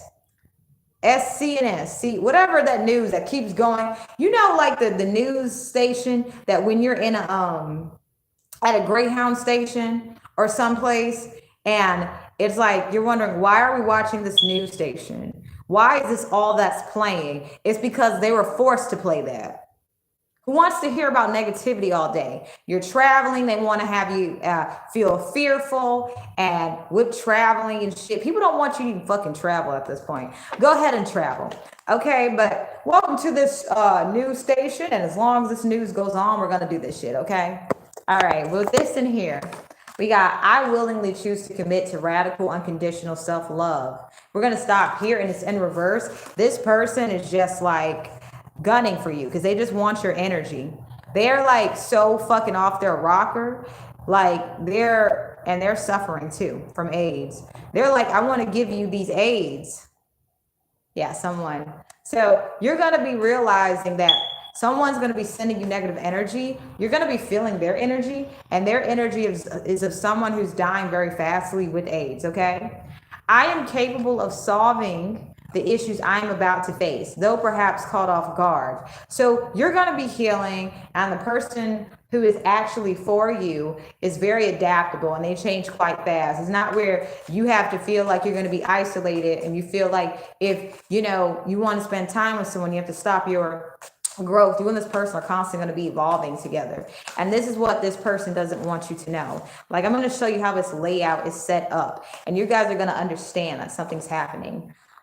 Thought you could bury my soul. Now the definition of a lovely night that's cold. I got a father figure, don't need your permission. So somebody that you have a child with, their child doesn't want to be, like, if you share a child with them, their child doesn't want to be around them. I'm going to show you this. Because this is very, yeah. This is the ex. Their children don't want to be around them. And this is a new person. Okay. This is the X, all the layers you didn't know. Basically, what trauma bonded you to this person is the fact they just constantly kept lying to you and you didn't know the truth. So now you're getting a whole bunch of downloads so that you can know what's going on. And it's returning to sender all that person's negative energy. So you're going to notice, like, if it's Saturday, I know for me today, it is literally Saturday. First, and for me to get, do something you enjoy today, I'm like, whoa, what do I enjoy? You're going to be discovering things about yourself that is going to amaze you. Okay, so as a mindful parent, you are going to be doing things that you actually enjoy, and people who are not on that same wavelength. They're definitely going to be highly jealous of the fact that what they try to put onto you is now going to them. With the lavender and the ocean and roses beauty subliminal. Oh my gosh, I don't think I made that one yet. In fact, okay. If you just happen to be here, great, and you catch that subliminal, awesome. But I'm creating a lavender and the ocean and the roses beauty subliminal. I even have all the stuff in my notebook. I think I definitely do. I am confident in the work I will produce and the ideas I have. So if you are here, please check out this subliminal. Everything feels right. And really what I'm feeling like, if you're a conscious parent, people who are not conscious parents, they're just really trying to get under your skin by constantly saying the same thing over, but they don't understand that they're looking like how they're trying to say you're looking like. So Spirit is saying, if you feel that energy, don't think that it's something that you're doing. Your confidence is protecting you. Literally, people don't want you to appear confident, because if you're coming from a place of insecurity, then they feel that they'll have more, like, they feel that, okay, if you're feeling insecure, then we can make this work. But if you're confident in who you are, it's going to show that we're lying. So you may just have a lot of people behind the scenes trying to get you from being confident. And please don't take it personal. Okay, and this is in reverse. New ideas and methods are coming to mind. I intellectually and emotionally invest in my passions and projects at work. In reverse, there's a lot of people sending you negative energy because they simply don't want you putting out the work that you're supposed to do, that you enjoy doing. So that's why when I was looking at the time, I was thinking, oh my gosh, I'm still on a video and it's 3 hours in, and the way I work is how I work. So honestly, at this point, if people see this thing, great. If people don't see this part, but the part of creating is so that I can continue creating. And what I'm picking up is this energy that you used to let dominate you, and now it's like that energy is trying to just infiltrate everything so that you can feel like you're alone, but literally you're receiving so much love. It's just what I'm feeling, an energy of a person who really wishes they could dominate you. So they try to have you doubt yourself. They don't want you to be confident. They try to have you feeling fearful that, okay, people are going to say you're talking too much. People are going to say that you're doing this. So they want you to avoid taking risks. They want you to do things that feel safe, because these people only do safe things. They don't want you to shine by taking the risk. We have this in reverse. My partner and I keep things fresh by courting and recording each other on a daily basis. This is an ex who doesn't know how to change. This is an ex who's jealous of you. This is an ex who wants to really destroy you and devour you any way possible. They'd even kill you if they had the chance. And the fact is, they're going to try to come in with that same old fuck shit like, hey, I'm a different person. But it's constantly, you and this person will constantly just be constantly arguing. And it's so, you will argue so much that you would get worn out and worn down. And once again, this person would start up a smear campaign against you. And they would basically try to hold on to your solar plexus energy so that you will constantly be connected to them. And this lifetime as a conscious parent. You might even already have kids before you get into a new relationship. You have to accept that I am beautiful. My past, the part of me that didn't give up when all this shit, every aspect of me, I say I'm a fucking warrior. I've been through hell and back, and I'm still here. And as a conscious parent, you just get to the point where you're just like, fuck it. You can say whatever you want. Yes, I still feel the pain. Yes, I loved you. But yet, you don't know how to love me. All you know how to do is hurt me. And I will not allow you to keep hurting me. And I'm going to set an example for our kids and walk away. Then we have, I need a transformation. What I'm getting is that, so people are sending you negative energy. Know that you have a past a level beyond anything that they can even understand. That's why you'll notice these same people will be evil eyeing the shit out of you, but they'll be trying to act nice towards you. And because they know you're super sensitive, they're hoping that you're going to buckle under pressure. But the fact that you keep being confident and you keep stating your truth and you keep doing things the way that is supposed to be done, these people are highly upset and agitated. So I hold on to the feeling that I'm confidently doing the right thing. These people want you to start second guessing yourself. What I'm putting out is that there's a scandal connected to these people, psychological warfare for some of you guys targeting your mental health. Like, they're doing so much behind the background to bring you down that they're leaving all these trails and people are finding them. And what's really funny is the only way they feel it can work is if they get you to give into the peer pressure. But really what this is telling you is that their weakness is peer pressure. So they want you to appear doubtful to others who they would say all this mean shit about you to, only to discover, you guys, that this is actually pummeling you faster into success, because the more you get this toxic negative energy, the more you just keep being your confident self. Even when you feel the pain and the fear of these people connected to them, it's all illusions, and it's being released as you're just I'm gonna do what's right.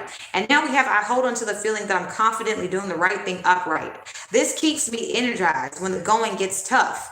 Like, literally, I hold on to the feeling that I'm confidently doing the right thing. This keeps me energized when the going gets tough, okay? And then these people want you to become a martyr. That's why they're trying to basically get you to soften up to them. Because if you become a martyr, whatever, scandal that's connected to you, that's the only way the plan can work. These people are martyrs, okay? Basically, how these people set this plan up is exactly how it's going to go down for them. Because they're revealing to you their weaknesses. They're afraid that someone's going to emotionally manipulate them and mentally manipulate them. They're afraid that they're going to be taken advantage of.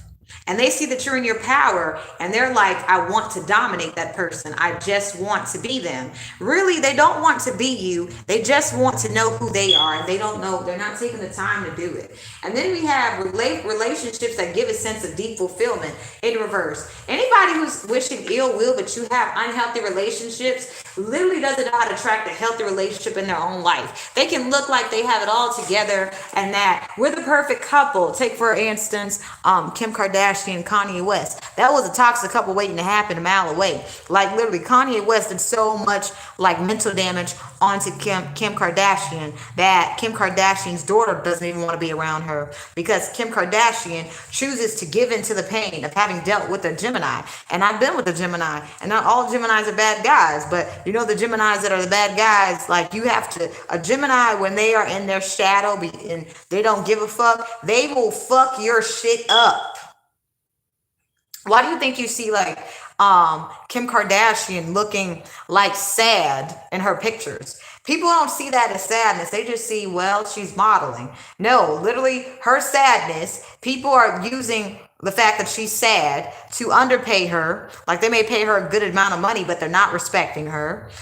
She doesn't even realize that, if they're dealing with a Gemini, and if they're toxic, it really fucks your shit up, man. And it takes a long time to rebuild, okay? It takes such a long time to rebuild after being with a narcissist, that if you do not take the time to stand your ground while you're trying to rebuild, narcissists who don't like that you're healing from narcissistic abuse will keep trying to push you into narcissistic situations. With every narcissist, there's another narcissist, okay? They'll all be doing different things to fuck with you by projecting onto you. And this is where you have to realize that as a conscious parent, being confident is going to make it so that you're nobody's scapegoat. Being confident is going to teach your children, I don't care what they say or do, you protect your inner child. And if people want to break you down, because a narcissist and a bully isn't going to come out straight out and just start hitting you and hurting you. They're going to go above and beyond to emotionally manipulate you and mentally manipulate you to get you into a place where you feel you're by yourself when you're isolated. And this is a mental prison a lot of us get into after we've been narcissistically abused. We feel we are lonely, and we feel we have no one we can go to, and we feel so disconnected from ourselves. But literally, a narcissist ate away at our solar plexus, took on our persona, presented themselves to the world as us, and then, just in case we would come to, they called us crazy. And this is the people who are meant to be famous, right? And then when you come out on top after all the spiritual warfare they sent your way, then they're trying to tell everybody, we're getting back together. You know, I see the error in my ways, okay? This is a person that is constantly bringing conflict with them. That's what I'm picking up. So this is the energy you might be feeling. This person felt so big and bad when they were with you, and because you did love them and you guys are really close, you are going to be healing from someone who broke your heart, like really deeply. Is not an easy process. It's a process where you have to be honest about the fact that I'm still feeling these heavy emotions, and I do not exactly feel comfortable feeling them, but I'm glad I'm feeling it now. Because when you're getting love bombed, someone can tell you that when I hurt you, it's my way of showing you that I love you. And then when I ignore you, it's my way of showing you that I just, that we need to take some time alone. So if you have someone constantly love bombing you and things like that, it's literally because they're trying to get it so that you are in such a mental fuck prison that when you actually, and gaslighting is a part of this, that when you communicate with people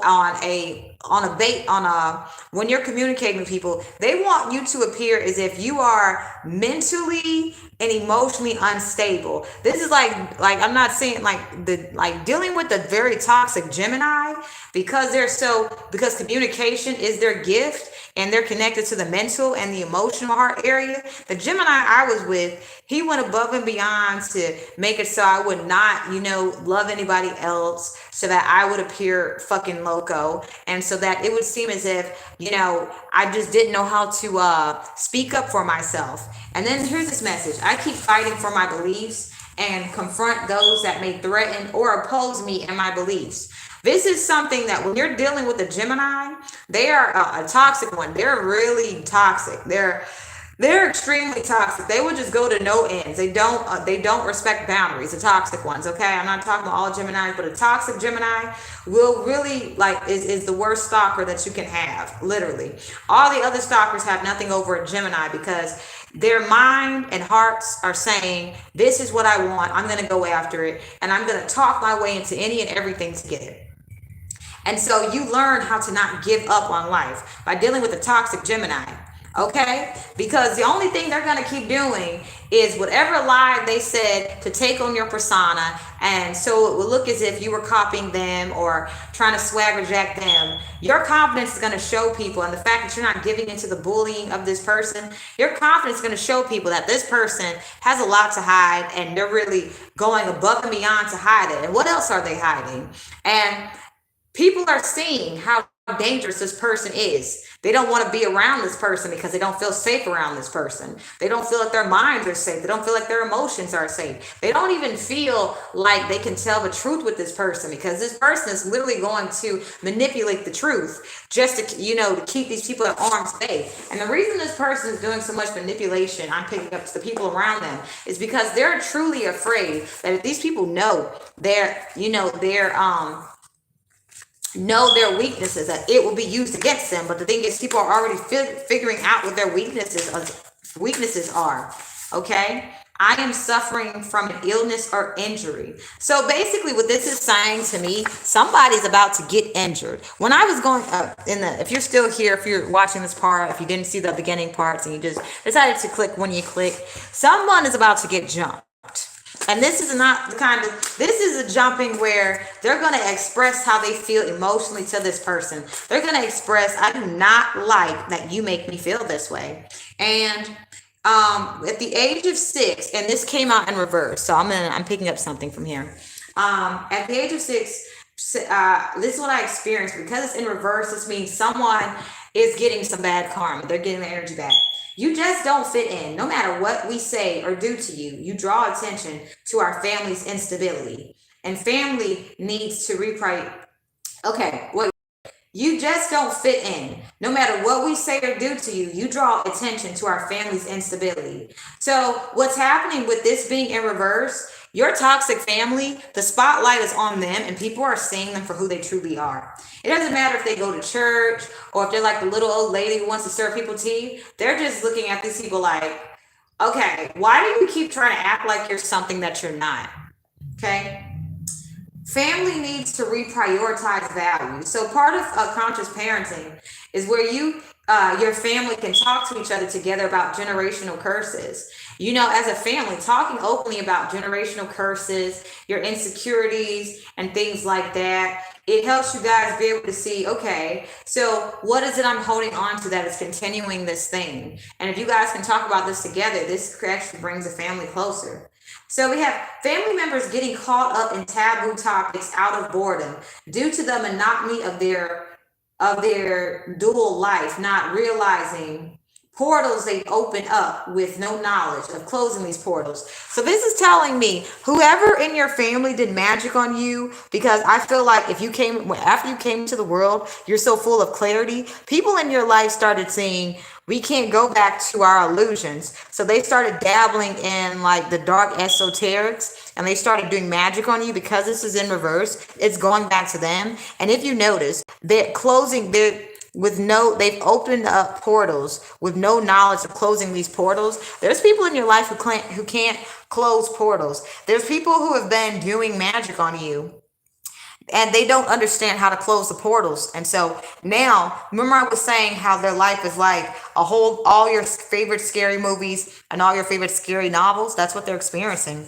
And then the worst thing is being left alone. I feel like these people wanted to make you feel like you just didn't belong anything or you didn't have any value. Basically, the worst thing for them is happening. The fact that you're realizing you're not alone, even if it's with you. These people literally ate away at your solar plexus too. That's what I'm picking up. And you're calling back all the parts of yourself that they try to keep for themselves. And so what's happening is these people are starting to appear extremely unstable, okay? I'd rather be lonely than be with you. So I'm sensing what I said this when I was a kid. I'm learning to be mindful of my words. I'm realizing because they painted this picture for me that if you don't fit in with us, then you're not going to fit in with other people. And because we're constantly trying to people please, well, if you don't people please, we're going to make you feel bad.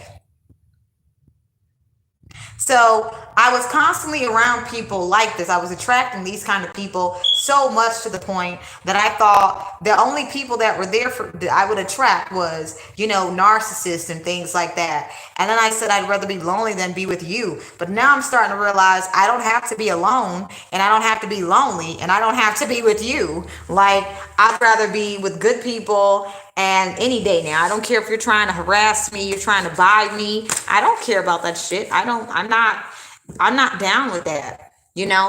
I'm choosing to be by myself. I'm noticing when I'm around toxic, unhealthy people, they project their shit onto me like it's nobody's business. And I used to think that I have to constantly be in this cycle of being around toxic people only to discover what's happening is my body's healing from constantly being in a cycle of, being narcissistically abused back to back. So literally me just sitting here, being by myself, at peace with myself as one, it's showing how much clarity I have of mind, body, and soul. And the people that were saying, so she's this and she's that, well, they can't say that anymore because I'm starting to realize because I'm a Yoka and an INFJ, being around toxic people, it's not that I'm just taking on their shit. It's also, they're in this crazed ass mode to project onto me like nobody's business. Like I can't even fucking breathe or get a moment to just think or have peace. Because right when I start having peace, I start having really unstable people who are choosing to be unstable ask, hey, how are you doing? What's going on? Codependency. I don't like codependency. And I'm like, I'm just relaxing. I remember hanging out with someone and I was just my sister and I was just chilling and relaxing by myself. And she kept coming in and out of the room, trying to get my attention. And I was like, okay, what is it? And basically when I came in the room to hang with her, she was just like, trying to make me like chase after her to watch a TV program with her. But literally all she wanted was to watch TV with someone. But she didn't like the fact that I was saying, no, I don't want to spend time with you. I actually like my own company because you're acting like our mother. And honestly, I don't want to be around you. So my sister scratched me up in the bathroom because I said, I don't want to be around you. So I have these scars on my body, especially in my boob area, where my sister scratched the shit out of me. She scratched me from head to toe. And I don't know how the fuck I went from, and my sister molested me in the bathroom too. She learned it from my mother. I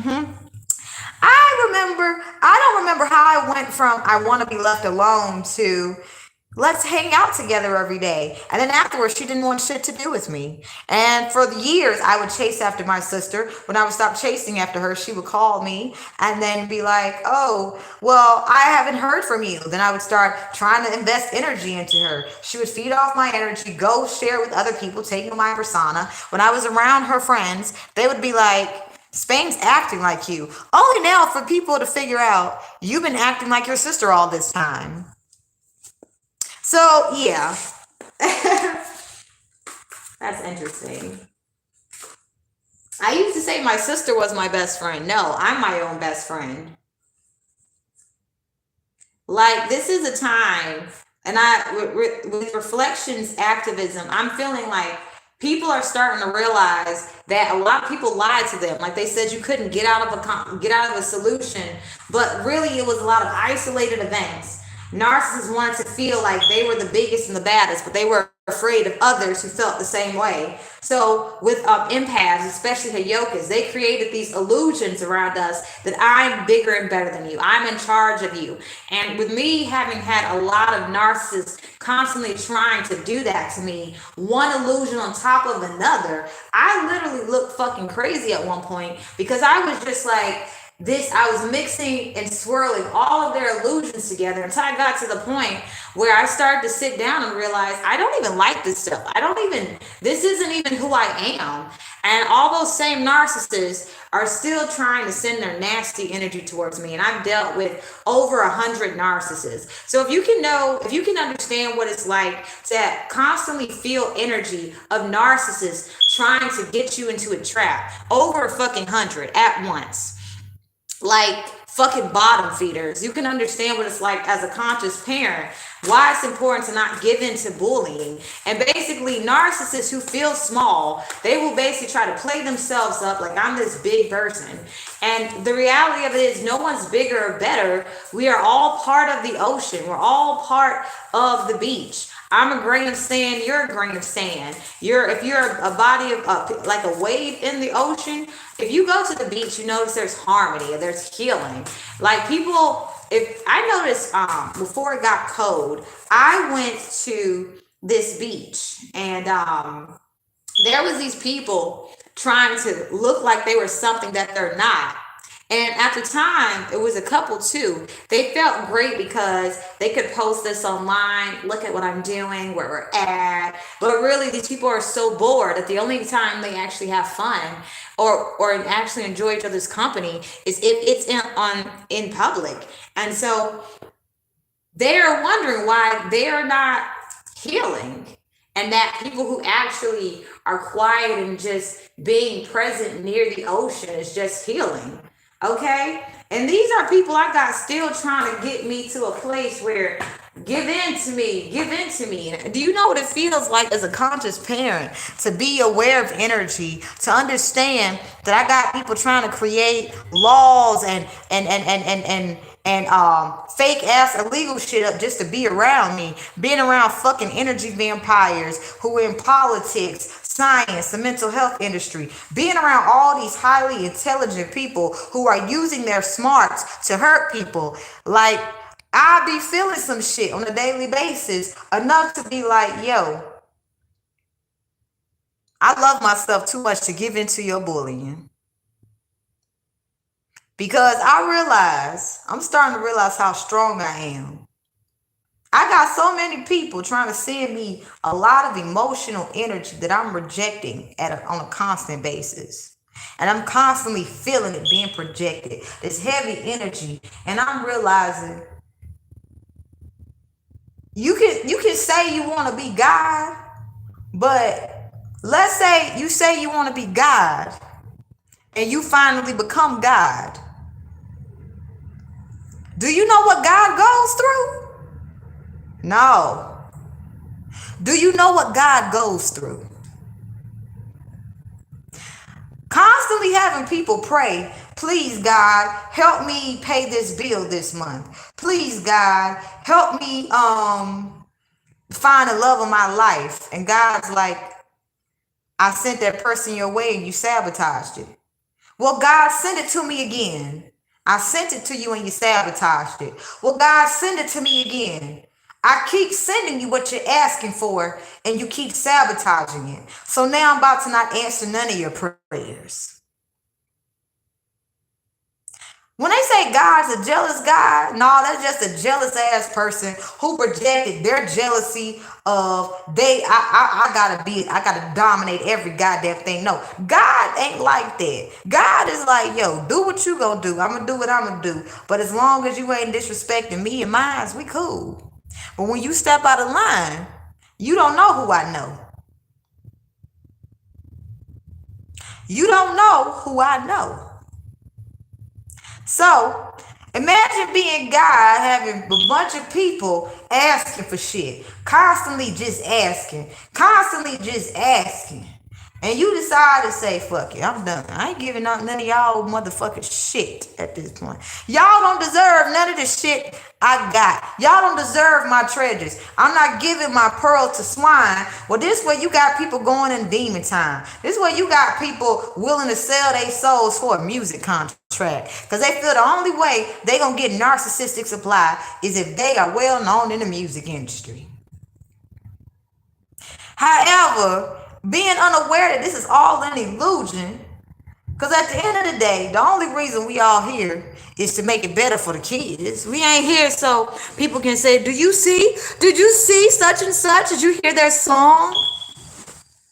No, we here for the kids. Don't nobody give a fuck about how you sound when you sing. Really? You can be on stage having the biggest, baddest motherfucking electric guitar and blazing away, and then you go outside your door and you see a child is suffering from the same thing you went through, and you thinking maybe if they heard my song, it will stop the beating. Maybe it will stop that child from getting molested and raped. No. Maybe if I just keep singing, people will stop doing the bad shit they're doing. No, you gotta literally get out here and pound the fucking goddamn pavement with the people. God could be right among you right now. You wouldn't even know it. Literally, God could be like, you know what? I'm gonna be in the ghetto. Because I see why people acting the way they acting. And I see the ones that's trying to get out of this whole thing, man. I see what's making it hard. I see what it's like to come from heaven, to be down here on earth and see my creations ain't honoring themselves and they hurting others. So I sent my earth angels here to clean up house.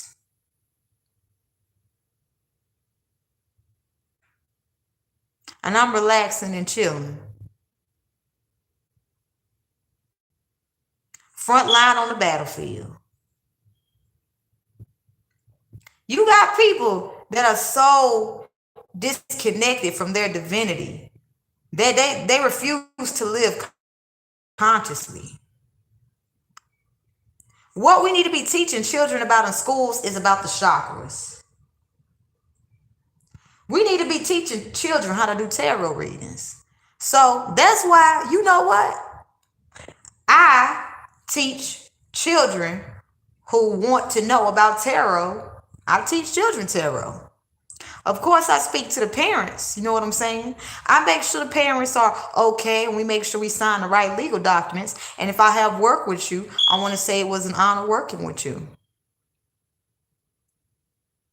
These some of the baddest, smartest kids you will ever meet. These the kind of kids that if a bully wants to lie and say they gonna do this and that and create this illusion of this and that, well, these kids come out and they speak the truth and they meditate, they keep their chakras together, and they realize game's up, bitch. Let me tell you what the fuck really going on. This is a day and age where if you have gotten bullied, your bully's gonna be trying to fucking play with you on the playground. And this is where you like, nah, stay the fuck away from me. I'm going into the library and it's too quiet for you in the library. I used to have people literally follow me into the library hoping to keep bullying me. And it got so quiet in the library because all they heard was their thoughts. They heard every fear they didn't want to hear. They felt like, I feel like people know what I'm thinking, and they left the goddamn library. Whenever I sat next to the library, nobody bothered me.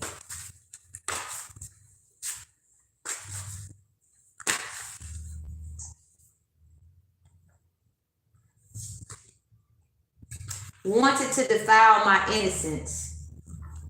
I met people that really they was looking at me, and this is a conscious parent. You need to be aware of this. The more innocent your child is, the more bullies want to defile their innocence because they feel they're not good enough. And now, what we're learning when we've had our innocence defiled by ugly people is that it's not a reflection of us. We still innocent. Why? Because we choose to be of love.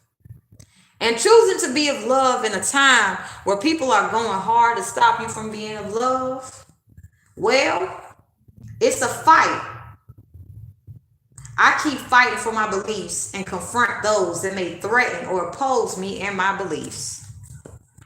And you have people who try to shut you down and say, well, aren't you being a little bit too radical?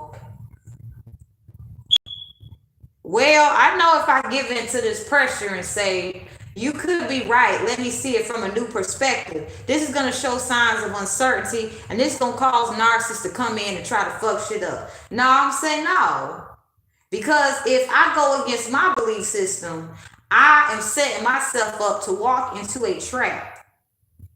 Because I know that while you're talking to me, you got a whole bunch of other people waiting in line just to get some information about if I acted a certain way, did something a certain way, so you can see if what it is you plan for me gonna work. And I want to say thank you.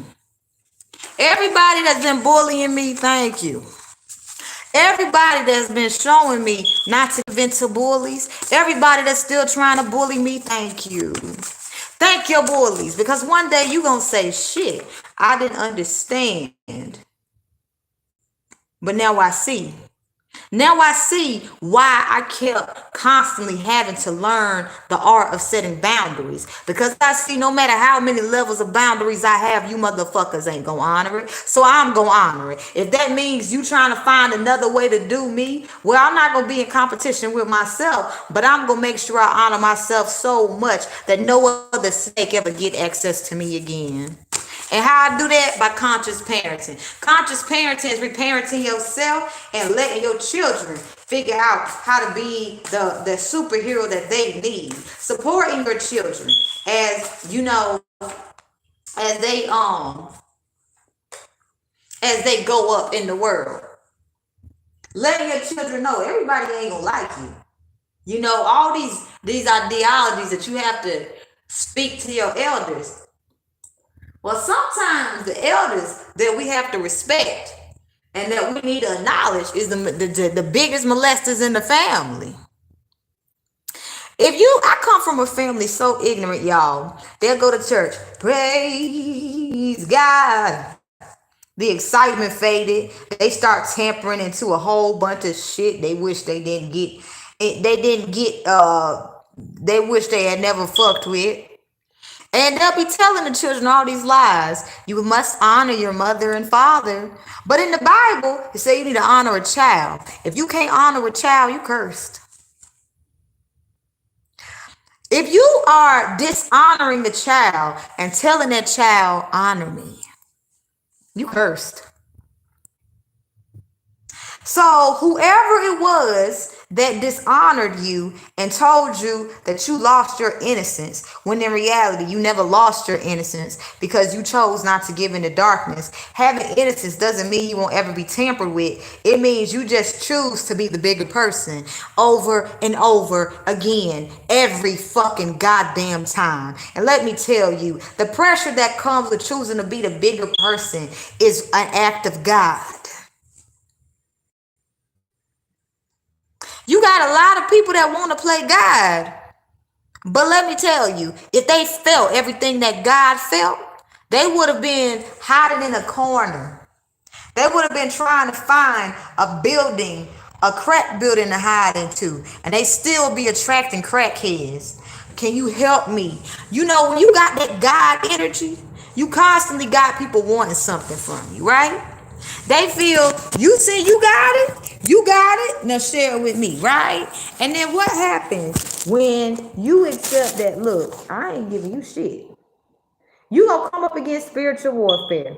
But because you like shit, do what you want to do to me. I'm gonna work through my fears. You attracting everything effortlessly. So the same people that want to take from you, they start trying to act nice. Because they feel they can act nice and get in on your good side, then maybe they can find a way to take from you. From the inside out, right?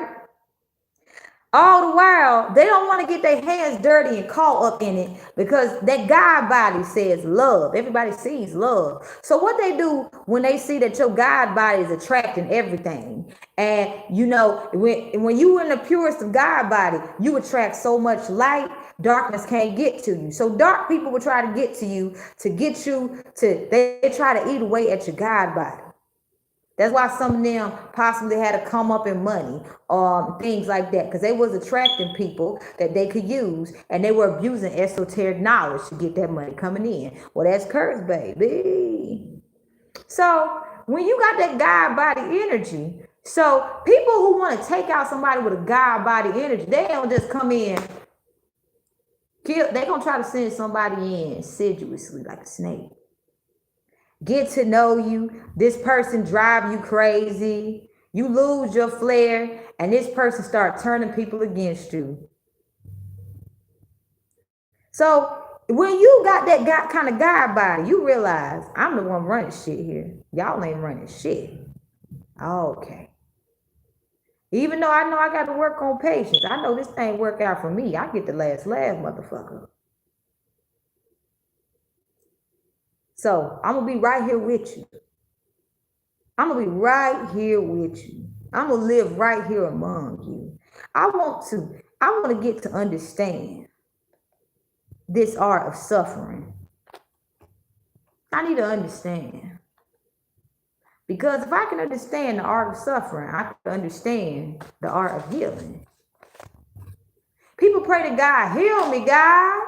God ain't gonna heal nobody that ain't a self-healer.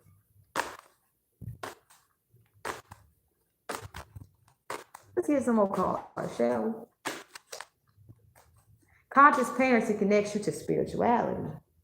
I hold on to the feeling that I'm confidently doing the right thing. This keeps me energized when the going gets tough. Now, when you in your full God body, everybody gonna act like we on your team. Why you think it was Jesus was able to go from place to place like Jesus was doing? He had people constantly coming up against him. Let's talk about them disciples, though.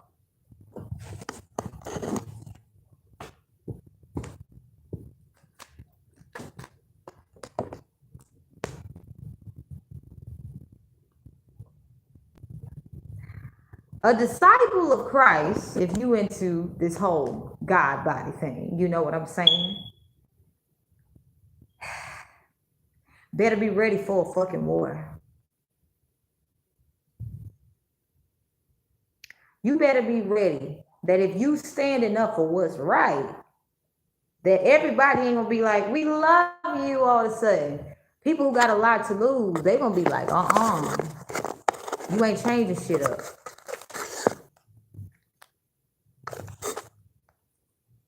Be mindful that if you got that God-like body, people ain't gonna want you to level up.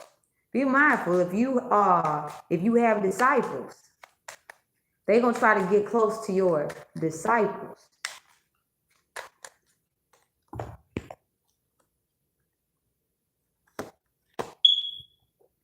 And they gonna try to, here's this 6 of spades, books on balls here, with this 2 of clubs here, speaks volumes. I'm gonna tell y'all guys about this. I want y'all to know what's going on. So you see how this gentleman's trying to read this ball with the books up here, and the people just keep throwing the ball back and forth? You got people who can't heal at the beach trying to cause you confusion. You in a place of peace, they trying to act like their reality is your reality. So they're trying to cause you confusion. You see how this gentleman is kind of like, can you slow down so I can read it? What would happen if this gentleman just got the ball and caught it? These young ladies possibly say, what are you doing? That's not the game we're playing. How do you turn this situation around? You catch the ball and you say, hey, I got a better game. Now, because these people want to hang out with you, they're willing to basically eat away and chip away at your self-esteem, causing you to doubt yourself. But at the same time, they want to be around you. This is frenemies. You got people that feel if they become your friend, their life will get easier. They willing to basically play games with you. They willing to look like we are the type of friends that we plan vacations together. And these will be the main people that set your ass up. These are people who will never know peace. So when you say we about to change the game up because they figure, let me learn the game from them by copying you. Let me learn the game from them. And this is some criminology shit I'm teaching y'all. Let me learn the game from them, and then we gonna basically take over their game. See, don't feel bad if you ever confused. Realize the shit was done on purpose. That shit won't some, I don't know. No, that shit was done on purpose, boo. This 8 of spades in reverse and green here says if you're watching this, you have completely released all of the illusions about people who said they was your family. We got the 10 of hearts in blue. You had people say we family, but they weren't really family. You date these people because they're the reason that you know the value of family. They're the reasons that when you walk out your house, you real as fuck and everybody fucking know it. They the reason, and I call this illumination magic.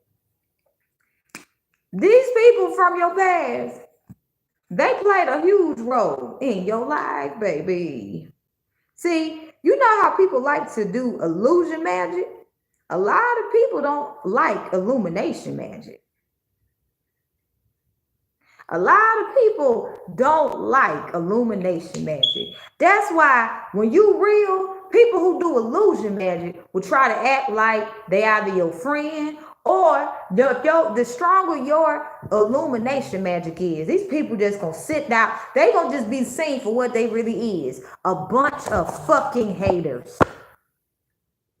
This means you got all the parts of your sacral chakra back with you. If you came to this part, you know, if you felt led to get to this part and shit, every part of your sacral chakra is back, and everybody that did you dirty is completely disconnected from you, and now they're trying to figure out how to build with you again. 8 of diamonds in green. They're trying to figure out how to poison your heart again. We got this 3 of clubs in reverse. They're not able to build with you.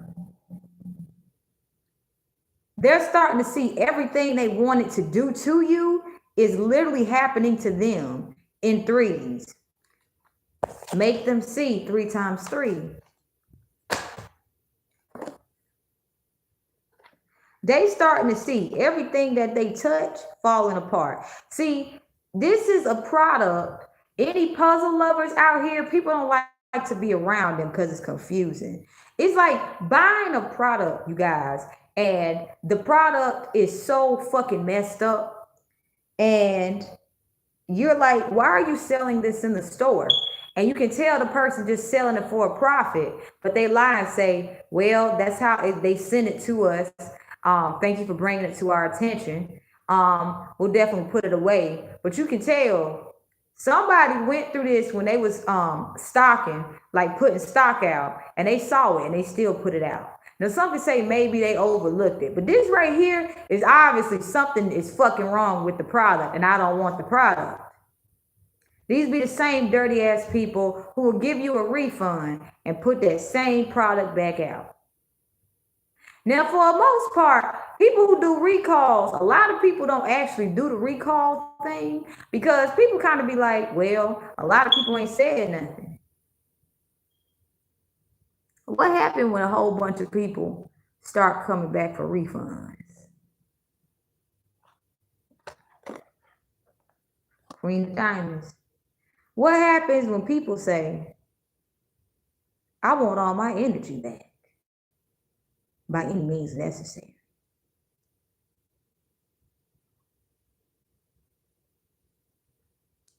I don't give a flying fuck what I have to go through. I want all my energy back. Who do I go to get advice from to reclaim every aspect of my soul that was traumatized? And I got people trying to hold on to it. I'm going to take my energy back by any means necessary. Spirit guides, walk with me, because this Four of Clubs in reverse, in this reddish orange color, says I'm disconnected from myself and I'm ready to put the work in. With this Eight of Diamonds, I'm ready to put the work in to come back home. Three of Diamonds, I'm ready to put this goddamn work in. I'm ready to do it. I'm ready.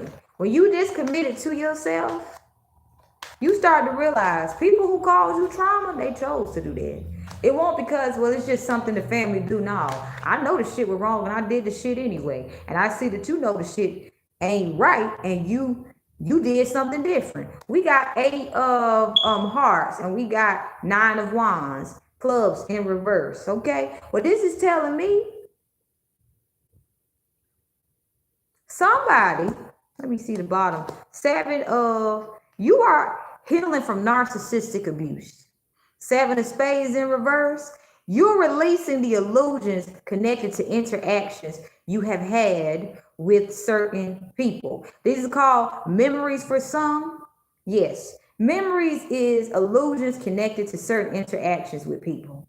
If I told you, well, let's say I get you a birthday cake for your birthday, right? And I invite people at your birthday that I know don't like you, and I'm trying to act like I'm your friend, but literally I'm so scared of these people, and they asked me to set you up. So I literally said, okay, come to the birthday party. And you ask me, why are these people here? And I say, well, they wanted to celebrate your birthday with you. And I'm like, don't you remember what they did to me? Well, they're not doing it anymore, so we're cool, right? And I'm sitting here lying to you because I really want you to let your guard down so whatever they plan to do can happen. What's happening with this 8 of hearts in reverse? Somebody who set you up is reliving it. Like if somebody wanted you to get gang stopped, gang raped, whatever it was, they're reliving how they actually took the necessary steps for it to happen. There's a lot that you don't know.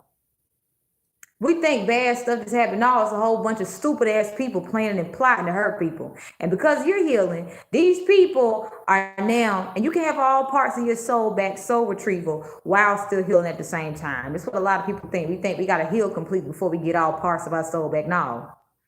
These people are reliving the fact how they planned it.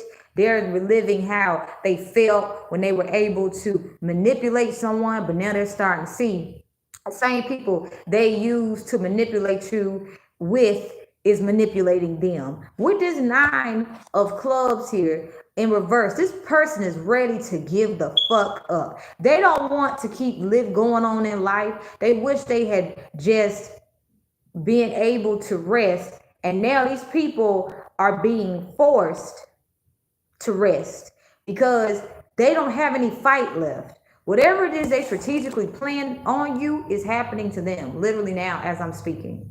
Now, it's happening.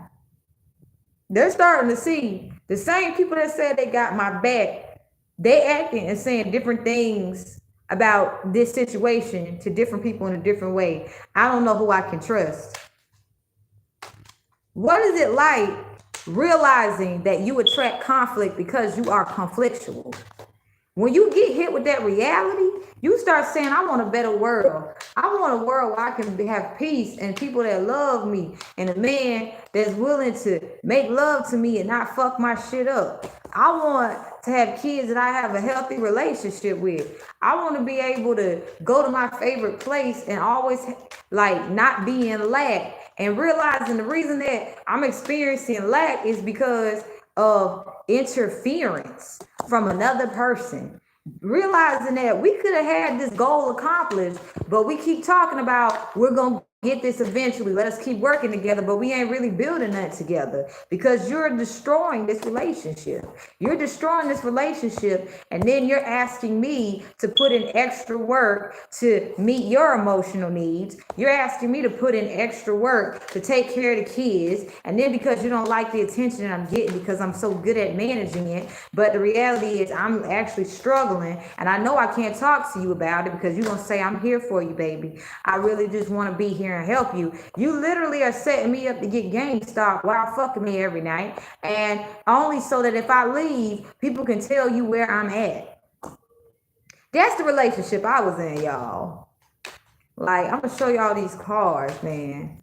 A story's coming. Like, this is the shit when you start to realize that healing does not mean everything is going to look like you at a beach.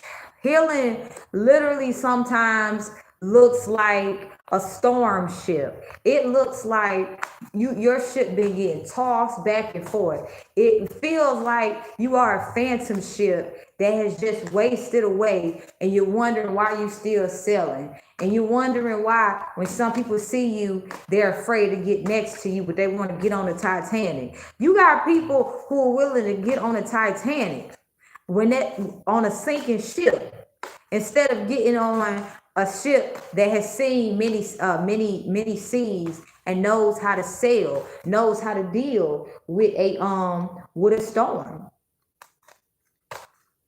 They'd rather get on the Titanic instead of actually being able to learn how to really properly sail.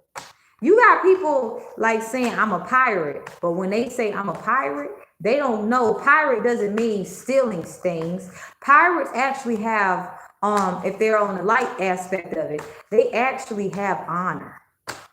A healthy pirate has honor. They're not gonna just pilgrimage and steal. If somebody says this is mine, you can't have it, they say thank you. Pirates really like to explore the world and shit. Literally, that's if you ever heard stories about pirates used to be something that's so it's like being a knight, being crowned a knight. You know like why you love that movie with Jack Sparrow in it, because that pirate type energy drives people crazy. People like the fact that pirates can attract the women that they can't attract. Okay, you'll have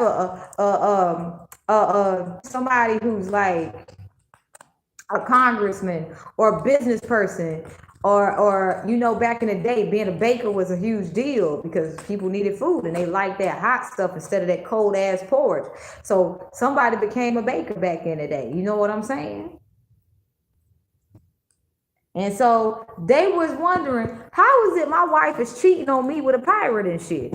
Because if you got the energy of somebody with a pirate, people are like, I'm willing to risk it all. But then you have people start trouble with you who they wish they could be walking your shoes. And then when they get blessed with that gift to walk in your shoes, you'll notice people start appreciating you. You notice people that saying, I want to be like you, they're going to be like,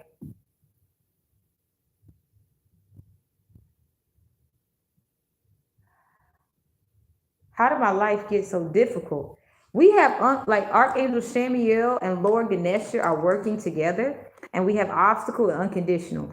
Basically, anybody who wants to be like you, who had a chance to just simply love you as you are, but instead they try to like control you, these people are getting unconditional obstacles, while your obstacles are being removed and you're receiving unconditional love. These people are getting unconditional obstacles, obstacle after another, obstacle after another, obstacle after another. And this is the energy that you used to be in, because they took out the love. Removal of love, removal of love. When you had love removed from your life, you attracted unconditional obstacles. Removal of love attracts unconditional obstacles. That's why when you're healing and loving yourself, people do not like if you are talking about how you feel, because you actually get support for authentically expressing your experiences. We have humility and rebirth. Humility and rebirth. So Archangel Azrael and Guru Ram Dass are supporting you as you learn to love yourself 100%. It's like you were taught humility was downplaying yourself because a whole bunch of jealous people didn't like that you were just naturally loving. And so that's why you were subjected to a lot of narcissistic abuse. So you thought that love didn't exist. You almost gave up on love. Those who give up on love end up dying in some form or fashion. Either they commit suicide or they start creating obstacles for others to not experience love. Really, everybody just wants love. Love is God, and God is love. But if you're unconditionally loving, you can't love somebody who is a conditional lover. Okay?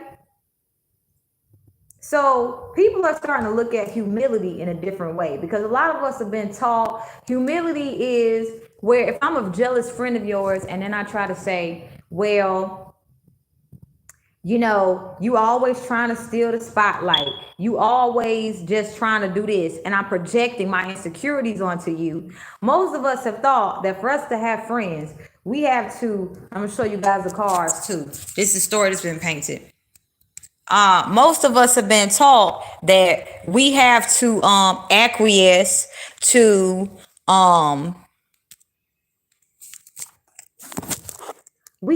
most of us have been taught we got to acquiesce to this person, because we can already tell from past experience this person is about to narcissistically abuse the shit out of me. But now we're getting to the point, I look good, I'm a good person, I'm multi-talented, and when I try stuff once, I'm so good at it, you would never know I had never did it. Like literally, the first time I played an electric guitar, people thought I had been playing for years. And I'm not going to be mad because you don't like the fact that I picked something up and I'm good at it. Shit. That's just what I do. I even had 2 dudes come over and turn my volume down, and I still outplayed every fucking body.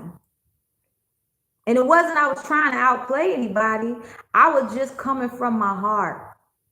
Then I had a whole bunch of people coming around me, and this one on some competitive shit. I'm not gonna say I take it back that I outplayed everybody. No, I was honoring myself, and even though they turned my volume down, other people were playing electric guitar too, and you could hear just all this music and everything. Like when I went to that store, there was so much attention on the guitars just simply because I picked the guitar up, that the guys that were jealous of me went to turn my volume down, but you still kept hearing music playing throughout the whole goddamn store. You had somebody get so into their emotions and that the pain of life that they started sharing their story with the drums. Till it got to the point where the same people that was just like, she's still playing, yo. I played till I was ready to go the fuck home. And they thought I had been playing the guitar for years.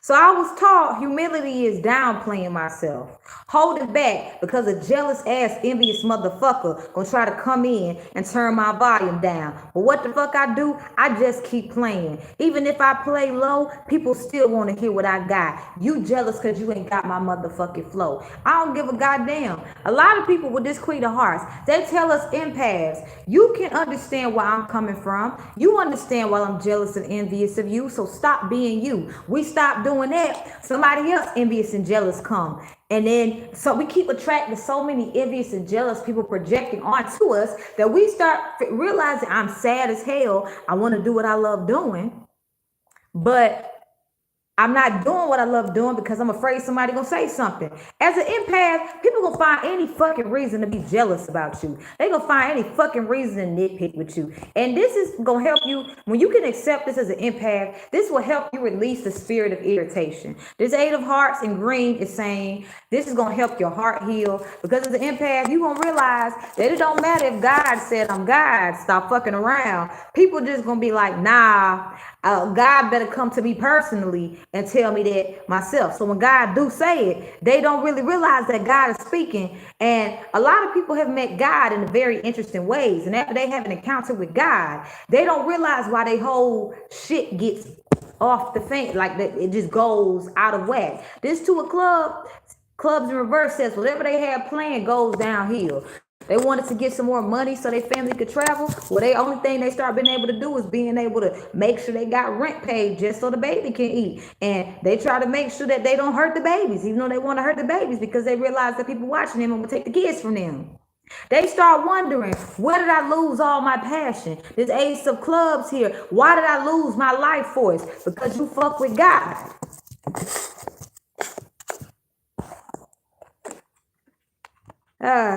Eight of Spades here. I have worked hard in order to reach my financial goals, and you just don't fit in. So, you know, it's interesting. When people meet God, they never realize they met God. They think because God answers prayers, well, God must be just like them.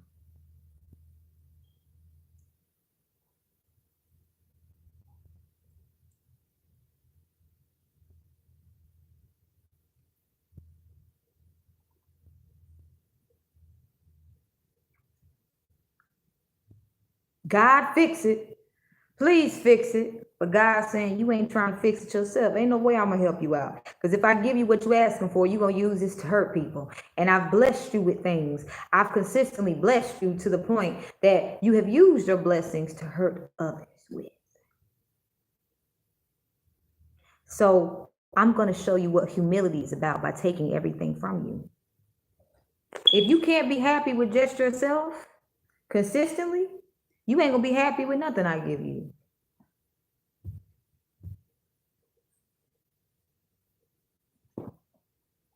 So the beautiful thing, if you're still here, and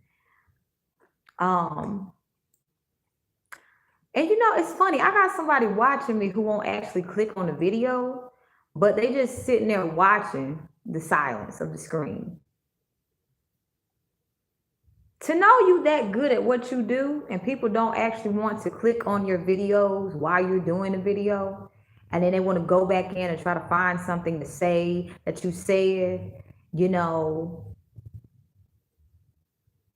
so it can use it against you, only for them to come click on this video afterwards when it's over and get hit with a dose of reality. We have age 11 in reverse. My mother dated a lot of jerks to fill my father's shoes. She looked for love like a crazy, obsessive person, looking for the person that told them to leave them alone. And yo, I have met people just like my mother. They listen to this, y'all, but this is in reverse, so it's a message. My mother dated a lot of jerks to fill my father's shoes. I used to do that. I stopped that. Will I say it's easy? No, because I be feeling loneliness. But then it's not loneliness with that person being with me. I relate to how people literally picked me apart to keep me close to them. And then when I decided to go away, they would talk about me behind my back, call me crazy, and then they would show up acting nice to me, fuck me, then go back and tell people I fuck Spain. And yet, people have described this as that's just what men do. No, that's not just what men do. There's actually some really good men out here. She looked for love like a crazy, obsessive person, looking for the person that told them to leave them alone. So I'm putting together, my father dismissed my mother because she was so toxic. And because my father wouldn't just gave me away. My mother made sure she got custody of me and kept my daddy away. It was, you gonna be with me one way or another. This child connects us. So I've met 2 baby fathers who are just like that. I've met niggas just like that too, so I can pick up on these type of people. I attract crazy, obsessive people that even when I tell them to leave me alone, they do some heinous ass shit behind my back to make it look as if I'm the crazy person. And they the ones got a whole bunch of people connected to them that know what the fuck they been doing to set me up. So the whole time I got people lying on me and shit. There's people that know what's going on, but they're envious and jealous, and they're convinced I want what she has. I have to act like her to get it. And what's funny, these same people, they get the ex-lovers that I had to walk away from, and they start getting abused much worse. Because after an encounter with me, ex-lovers, they don't, if they were in the wrong and they decided to heal, they can't heal. They can't heal with the goddamn. And so the jealous people that's like, I want to take her man, I'm gonna say, honey, that ain't my man. Go ahead and take him, boo. Because honestly, the abuse I experienced with this person was enough to get me mentally hospitalized by a whole bunch of narcissists who was just trying to pick me apart in the first place because they wanted my energy. Should I have been hospitalized? Hell no. I should have had someone listen to me tell my story. But no, I was like, when you are, removal of love has you attract ugly shit. And when you start getting a little bit of love, the same narcissists that trauma bonded to you, they do everything to keep you from getting love. Because literally, the only reason narcissists target empaths is because they want love. They want to feel accepted. Like everybody literally normally, and this is the truth, people normally respect empaths, especially Hayokas. But we live in a system where somebody did not like the fact that a Hayoka refused to acquiesce to their fuck shit. So they set it up so that it has become normalized for empaths to fight for their lives. And if we have a system and law set in place that if you tell the law that someone's trying to stalk you, and well, we don't see the proof in the pudding, but you say I'm psychic, oh shit, you have psychic abilities, you must be crazy. No, nigga, I'm the medium that you call for somebody to help you find the fucking body. You been on a case trying to figure out how to find the body, nigga. I'm the one that know how to find that shit. I'm the one that can tell you what happened in a house. You could go, like, basically go to a neighborhood in the suburbs, right? Suicide is very rampant in the suburbs. In fact, there is a family that's about to sell their house because one of their teenagers is about to commit suicide. That is how miserable they are, and I pray for that child, and I hope that it doesn't happen. However, in someone's house, I'm picking up on, their child committed suicide. So they went above and beyond because the house normally looked neat, nice, and shit. Because it's in the suburbs, people think I moved to the suburbs. I hit the jackpot shit. They don't realize a lot of people in the suburbs is struggling, right? So I'm picking up on a scenario where somebody's trying to sell a house, and the person who's selling the house knows somebody committed suicide in here. Now, what happens when a suicide is committed in a home? That place is haunted. All right, you guys. I have worked hard in order to reach my financial goals. Let's keep going. Now, if a person still decides to sell a house and is haunted, boy, there ain't no coming back from that one. Then my mother was very strategic how she picked a partner based on looks. When I say based on looks, my mother, she picked somebody who would dress a certain way to hide their insecurities. Because she realized if she could pinpoint this person's insecurities after a good romp in the sheets, she realized, well, that person ain't gonna leave me. Now, this is where my mother's crazy obsessiveness to stalk a partner comes in. When the person starts saying, I really just want some space. Well, we've had space. We've had all the space in the world. Okay, so I need some more time to think. Are you done thinking? Then you get to the point like, I don't want shit to do with you. You toxic. That's what my daddy did to her ass. This is what my mother wage an all-out war. But this is how she do it. And I've met people just like this. I started to develop in this complex. What did I do now? What did I do now? Nah, my mother just was trying to make it so nobody left her. Anybody in her life, she went above and beyond to create hell for them. She trauma bonded people so bad with lies that you would constantly think something bad is happening. No, it just was a whole bunch of fuck people constantly getting into shit and then bringing innocent people around because they didn't want to get hurt. My mother used me as a shield when she went to go get her crack. Because she was like, if I bring my baby with me, they ain't gonna do what they did to me last time. She didn't like that these people literally sat down and listened to me when they was high on the most nastiest of shit. And then all of a sudden, they got clean and left her ass. She thought it was my fault that people kept leaving her ass. So I met partners just like her. Behind closed doors, our lives were miserable.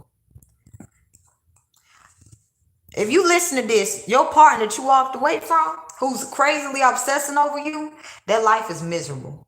I hoped we'd go outside so she could stop terrorizing me, so I could simply breathe. So you may have noticed you developed some defense mechanisms to worsen the abuse, and it wasn't because you asked for the abuse or you deserved it. You literally realize that this person has no fucking chill. This person is in a whole mental prison of their own, and they are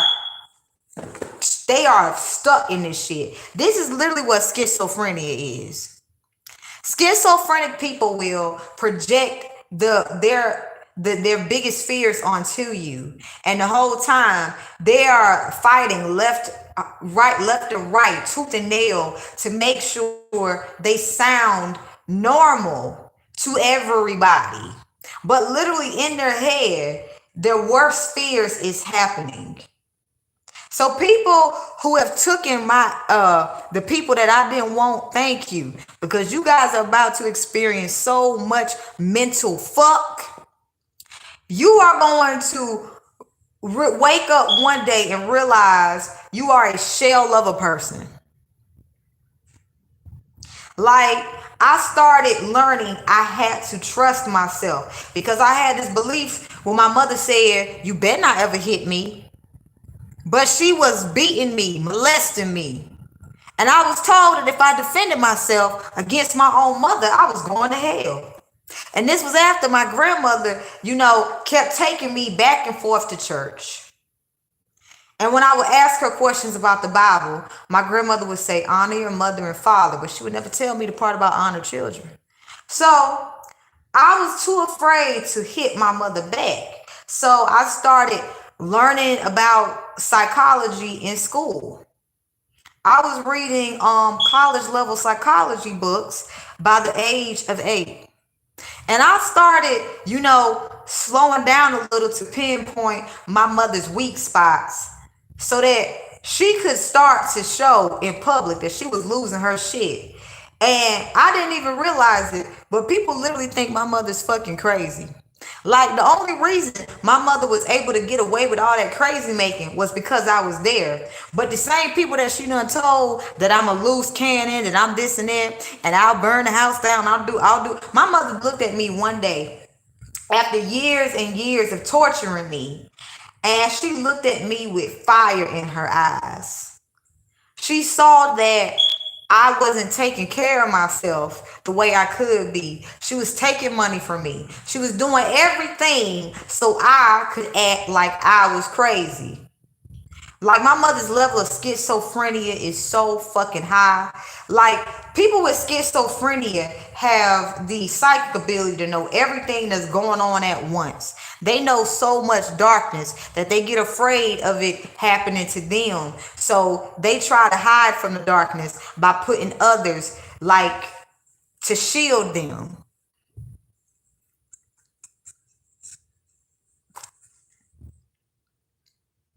So I would do stuff to, like, when I was learning things about my mother over time, I would make it so she would get so frustrated with me. She would say, go outside. Because my mother is the type of codependent, and she got a Cancer moon, and she took her Cancer moon to a nasty place. If it was quiet for 3 minutes, what you doing? What you doing? In fact, this the first time, y'all, I've been able to simply fucking relax. My body is still feeling somebody coming in my room every 3 goddamn minutes. Come on out here. Watch TV with us. You're being too quiet. You just beat the shit out of me, lady. Well, forgiveness. That's how you go to heaven. So you telling me that for me not to go to hell, I have to forgive you every time you put your fingers in my pussy and I'm a child. Every time you beat the fuck up on me where my skin is breaking apart and I'm getting infections. You telling me I gotta forgive you for the goddamn 900th time.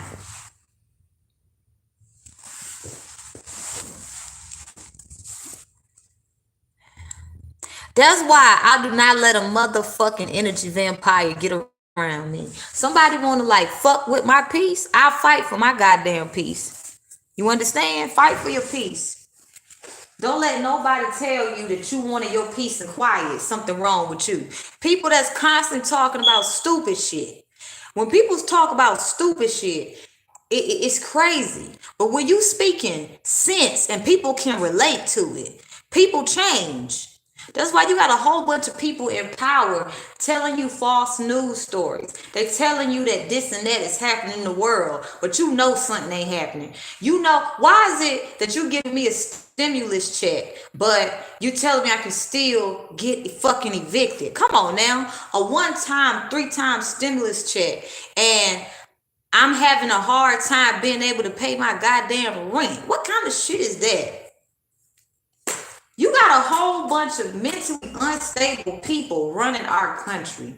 So if you show any signs of mental stability, they're automatically going to target you and project onto you. But what happens when you do not let the fear of people who have worked their way up ruthlessly to the top, must I say, and I say ruthless ass people who have worked their ways up to become your mayor so they can put out fucking laws where you will be looked at as a menace to society. If you say, I literally need help paying my bills, and to get your rent money, you waiting in line with a whole bunch of nasty ass people signing a whole bunch of paperwork, but it's easy as hell for somebody who's wicked as shit to throw a party because they just got elected. Please tell me, what kind of society do we live in? This is why I talk about conscious parenting. Becoming a conscious parent teaches you that you start to put two and two together.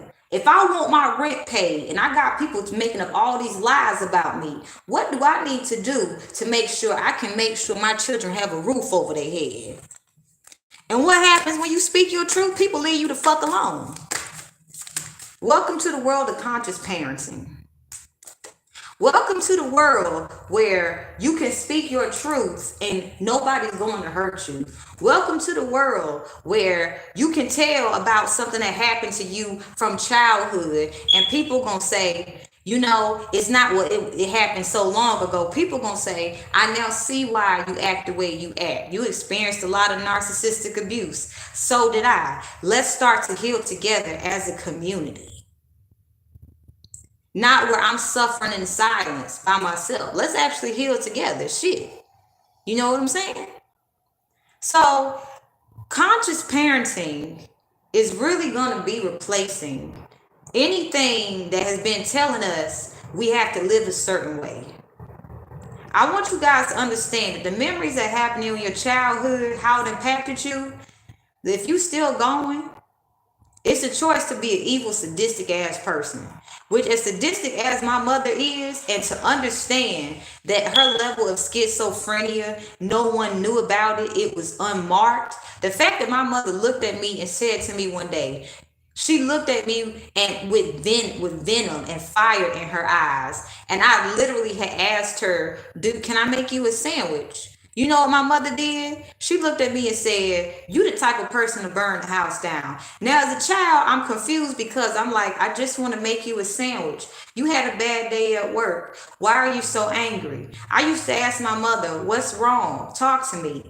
And my mother did not know how to express her emotions. So she took to putting hands on my soft, tender skin as a child. So for a mom to say, you're the type of person to do something like this to somebody, like, this is where, as conscious parents, we have to learn to reparent ourselves. Because if we don't learn to reparent ourselves, we're constantly going to feel as if the person who hurt us is following us. And quite honestly, let's just be honest. Literally, if you are at this, listening to this video, you're literally at a place where you are healed. Even though it may not feel like you've healed from the person who abused you, because you may still feel the body aches. It may still feel as if that you meet people just like them. Realize the brighter your light, nasty energy can't get to you. So in this moment, while you're parenting yourself, your children are admiring you. Your children are saying, how is it you're still able to keep going, even though you feel that fear of that person from your childhood coming to haunt you again? And you know what I tell my kids? I say, you know what keeps me going? I think about how much I love y'all. I think about how if I keep my mouth shut about what I've experienced, I'm afraid of it happening to you. So I'm willing to be under the microscope for you. I'm willing to be the one that people want to crucifix for you. Because I refuse to have you go through what I went through. Do you know what it felt like to be abused on a daily basis and have your mother tell the world that you were just a self-harmer, but it was your mother abusing you, fucking with your head. And then when you repeated the same thing she told you about what that she felt about herself to you, to the other, to the world, people look at you like, what's wrong with this person? No, people start to literally see it's not that something's wrong with this person. It's this person been through hell and back, and they got a hell of a story to tell. And the person that abused them want them to shut their goddamn mouth. Do you know how much fear I have of speaking my truth about all the abuse I endured? Because I think about how whenever I spoke my truth, my mother found me and my mother beat the shit out of me. So if you are a survivor of child abuse and it feels like you got to protect yourself from your own parent and you're meeting people like that parent, don't be afraid. We're talking about conscious parenting. Conscious parents have not had an easy life. We just choose to not give into the monster, the first monster that we met. And my mother was my monster. That's why I've gotten into tarot cards. That's why I have gotten into making my life beautiful, because my mother was so abusive to the point all I saw was darkness. And that what helped me stay sane was creating art.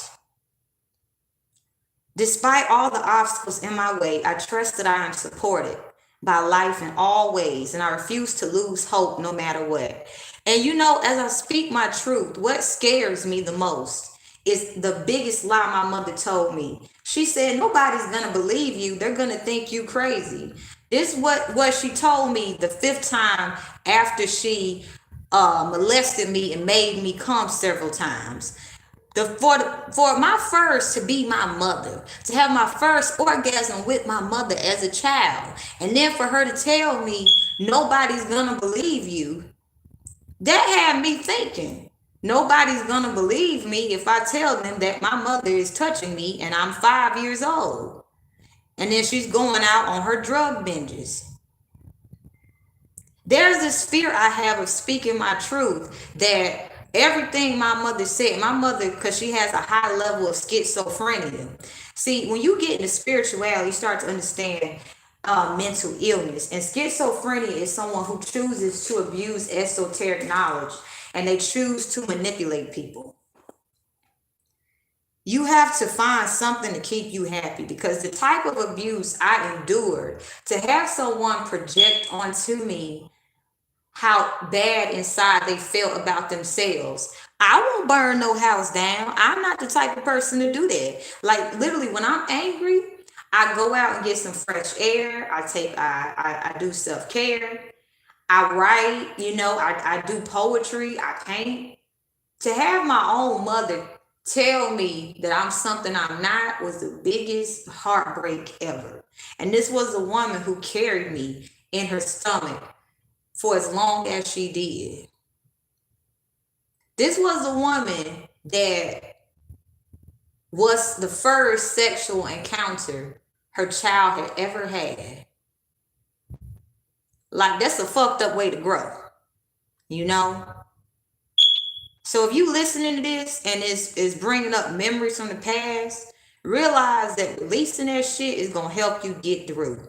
Because positive energy attracts other positive things. Like, just because you're a conscious parent doesn't mean you won't ever feel. You won't ever feel the past. Like, I trauma bonded you with lies. I know you hate lies. How can you trauma bond somebody the thing that they hate? And for me, it was with lies. Somebody could lie to me. And because my mother lied to me so much, that's how people trauma bonded with me. So now when people lie to me, I'm just forgiving them. I'm constantly forgiving them, but like, stay the fuck away from me. Because at the end of the day, I'm nobody's property. I met people just like my mom. I hate being around people like my mother. I stay in a building full of drug addicts. I stay in a building full of drug addicts who are trying to basically get this fucking high. That is not possible. I stay in a building full of people that if they had their way, they would come in and do some fuck shit to me.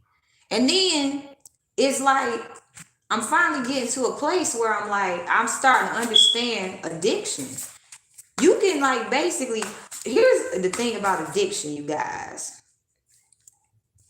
Addiction works this way. You are fully conscious of what you're doing. You are so fully conscious of everything it is that you are doing that if you say the drugs made me do it, people who don't have an addiction or have not had a history of addiction, they don't understand it. A lot of emotional and mental manipulation goes in with drug addictions. My mother has schizophrenia, and my mother also had a drug addiction. She dabbled in a lot of stuff. So not only was she psychically inclined to know about everything that was going on in the world, she was able to pinpoint certain information so that she could use it for her own gain. But she didn't know how to balance this gift, right? So she did a whole lot of crack and cocaine so she would feel numb. And she knew exactly what she was doing. So when you are dealing with people who have addictions and they want to act like I got this drug in my system, I'm powerful. What do? You stand up 10 toes down and you let these motherfuckers know, bitch, I don't care how powerful you feel with that goddamn drug in your system. I'm really about to bring your high down. And the worst thing that a person who's high or something, they don't want their high to come down. They don't want their high to come down. So what do they do to keep having money and a high coming in? Well, they do a whole bunch of shit. They try to basically manipulate you. They try to emotionally manipulate you. So if you guys want to know how to you want to make somebody have a like who has an addiction. If you want to get them to OD, I'm gonna tell you guys exactly how to do it. See, people with addictions, they get warnings to not keep doing certain type of shit. You know what I'm saying? They get warnings. Don't keep doing that coke, bro. I put that shit down, bro. Cause their bodies start telling them, my immune system went down. But I'm gonna tell y'all exactly how to get somebody to OD who want to come up in your house and fuck with your shit. I'm surrounded by a building full of addicts. Like the building I'm in is Addict Central. Okay? When I say Addict Central, people be trying to have conversations with me and shit. They be looking at me, she a single female. Yeah. We can fuck with her. And then they come to find out, I wish I never met that bitch. I can't even make no goddamn money to get my drugs. I can't even do the shit I normally like to do. And they end up committing suicide. So if you guys want to know how to get somebody to just throw the towel in who got an addiction, well, I'll tell y'all how to do it.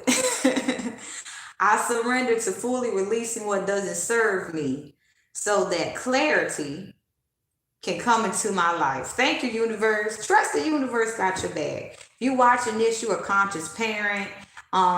You are basically making it so that your child doesn't have to live in a world full of goddamn liars who say, well, this is the way the world is. No, the way the world is that they left out a whole bunch of shit of what's going on.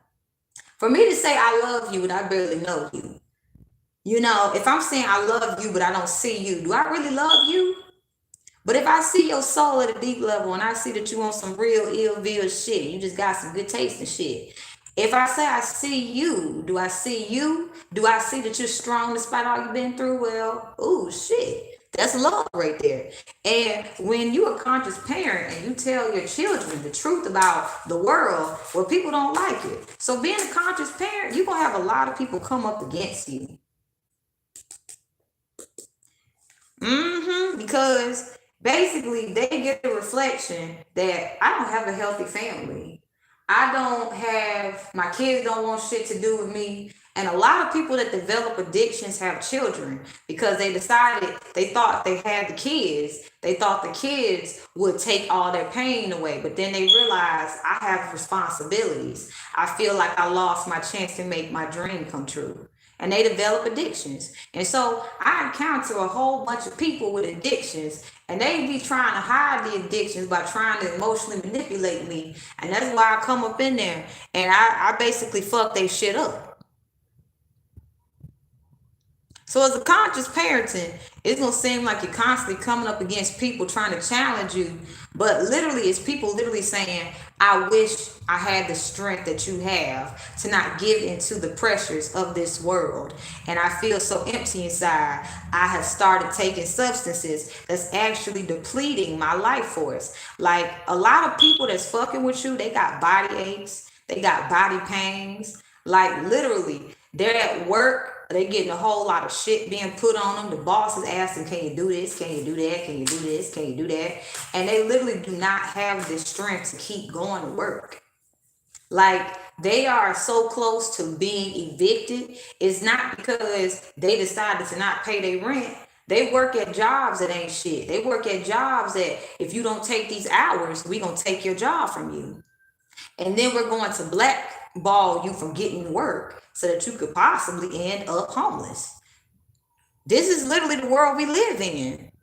And these are these incidents that have literally been isolated, so it will seem as if you're going through it by yourself. But the reality is, it's just a jerk taking their anger out on you. And then we think it's the way the world is. And we walk around mad as hell at the world.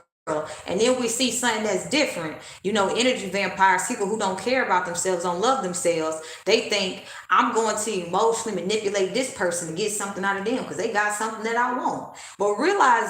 But eventually down the line, people who target me, they realize it's not that I want you or what you have. I want to be able to know myself as deeply as you do. How is it you're able to explain your emotions in such an objective manner so that people listen to you? How is it you're able to explain your emotions and stay on topic and on course and people can hear you clearly and people walk away with a new experience, but I'm not able to, and I simply want to be like you? How is it you are able to communicate in such an effective manner, and every time I try to communicate with you, you don't pay me attention? Every time I try to communicate like you, people think I'm crazy, but when you speak, people actually listen.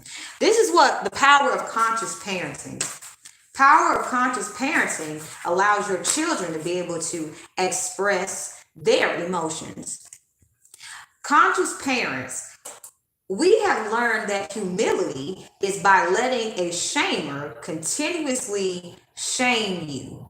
Where you're supposed to let them walk all over you, step on you, deceive you, consistently harm you, and then for them to act like, oh my gosh, I had no idea what I was doing, but it's obvious you knew what you're doing. A conscious parent tells their children, put the shamer on display. Shamers like to have attention, but a shamer doesn't like when they get a negative attention. Shamers care so much about what people think about them. Boy, let me tell you something. If you want to expose somebody's true colors, you plant all the seeds that you need to plant. Now, if this person's copying you, here's what they gonna do. They're not gonna tell you what they're doing, but I'm gonna tell you, they gonna be like, shit, I'm about to act like this person. They gonna miss shit. They gonna miss little small details. Think about the concept of spiritual power as a conscious parent. When we think about spiritual power, if you take the spiritual out of power, people are literally just copying you and they don't have the protection that you have to do what you're doing. You see what I'm saying? They don't have the protection that you have to do what you are doing. So, as a conscious parent, you teach your children discipline. You don't just teach your children like, this is the world and whatever you want can happen and you got to make it happen by any means necessary. You teach your children Before you start trying to make this dream come true, I need you to understand what true humility is. I need you to understand integrity. I need you to understand the basic things that make us humane. Honesty. The thing that a lot of people lack. I need you to be honest with yourself. Conscious parents are honest. Conscious parents say to their children. So I'm gonna be 100 with you. Mommy or daddy made a mistake. And I need to be so honest about this with you because I want you to understand that if I lie to you, this can negatively impact you long term. And I understand that I will have great shame if I see I hurt you in any small form or fashion.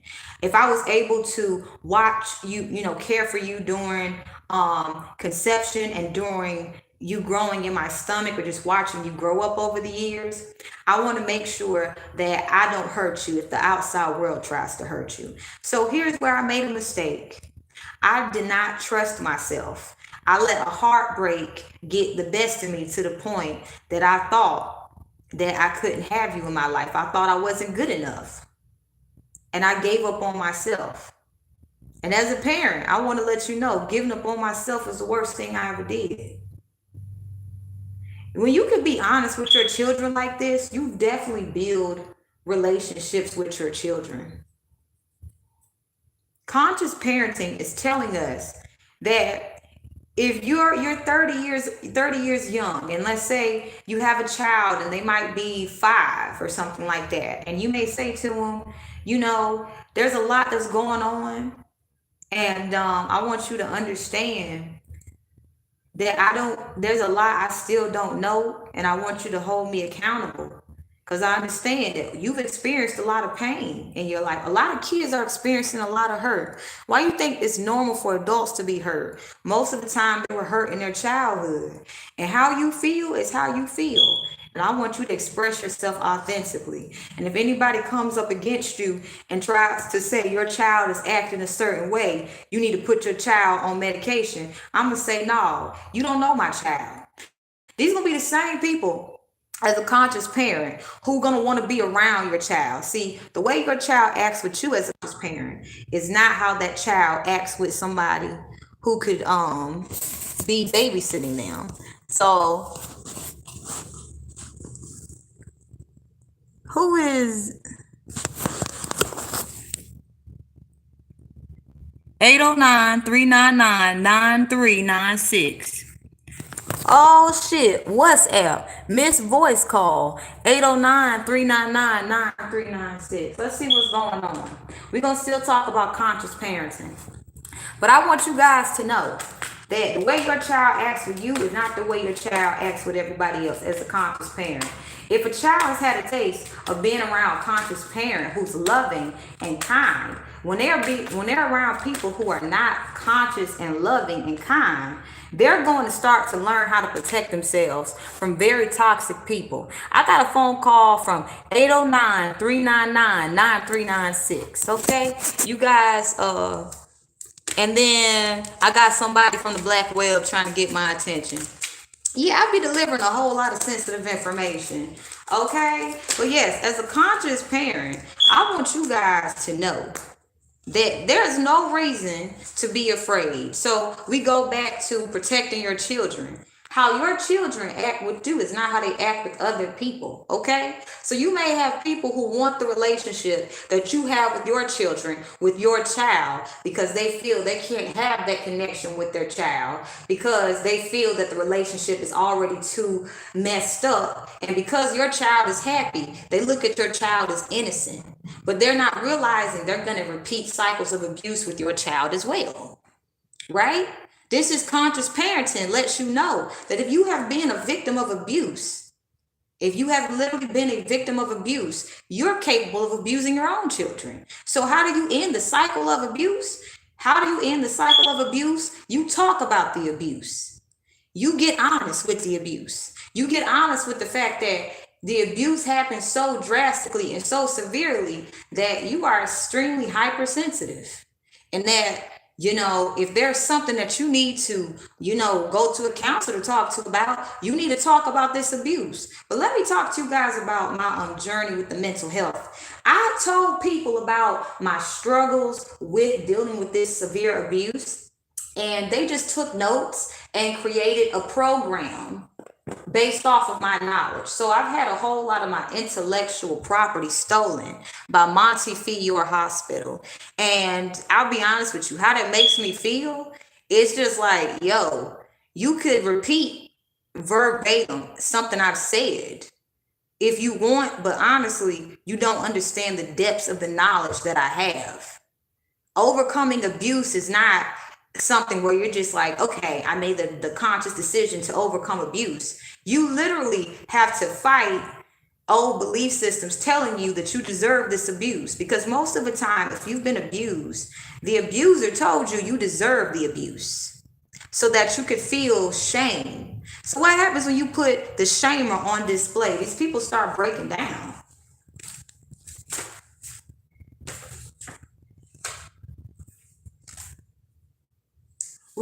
I gave you AIDS. This is coming up. So somebody purposely tried to give someone AIDS.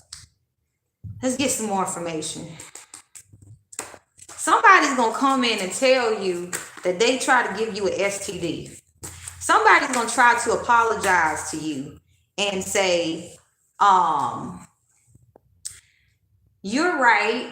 You're right. I'm very happy for you to be healing. They're not going to be healing at all, but they're going to come to you and tell you they did something bad. Like, they're going to tell you they did something so bad to you. And with I gave you AIDS, I use that as an example. Like, when I say that example is so extreme, somebody that you love did something so extreme to you. Somebody that you forgave and you finally just said you couldn't deal with it. They think if they come to you and be honest with you that I did something horrible to you, they think that you're going to take them back. This person trauma bonded you with lies. And they wondering that what they going to tell you is going to be what basically, if somebody told them what they're going to tell you, here's what would happen. They would literally lose their shit. And when they tell you what you're going to find out, you're going to be so calm. This person's going to be like, how are you still standing? This person's literally trying to get a reaction out of you. This person isn't happy for you. They just want to see you lose your shit. They want to see you basically, you know, feel as if you're alone. But literally this person is expecting you to lose your shit, because if they heard what you told them, what they're going to tell you, if someone told them what they're going to tell you, they wouldn't have lost their shit.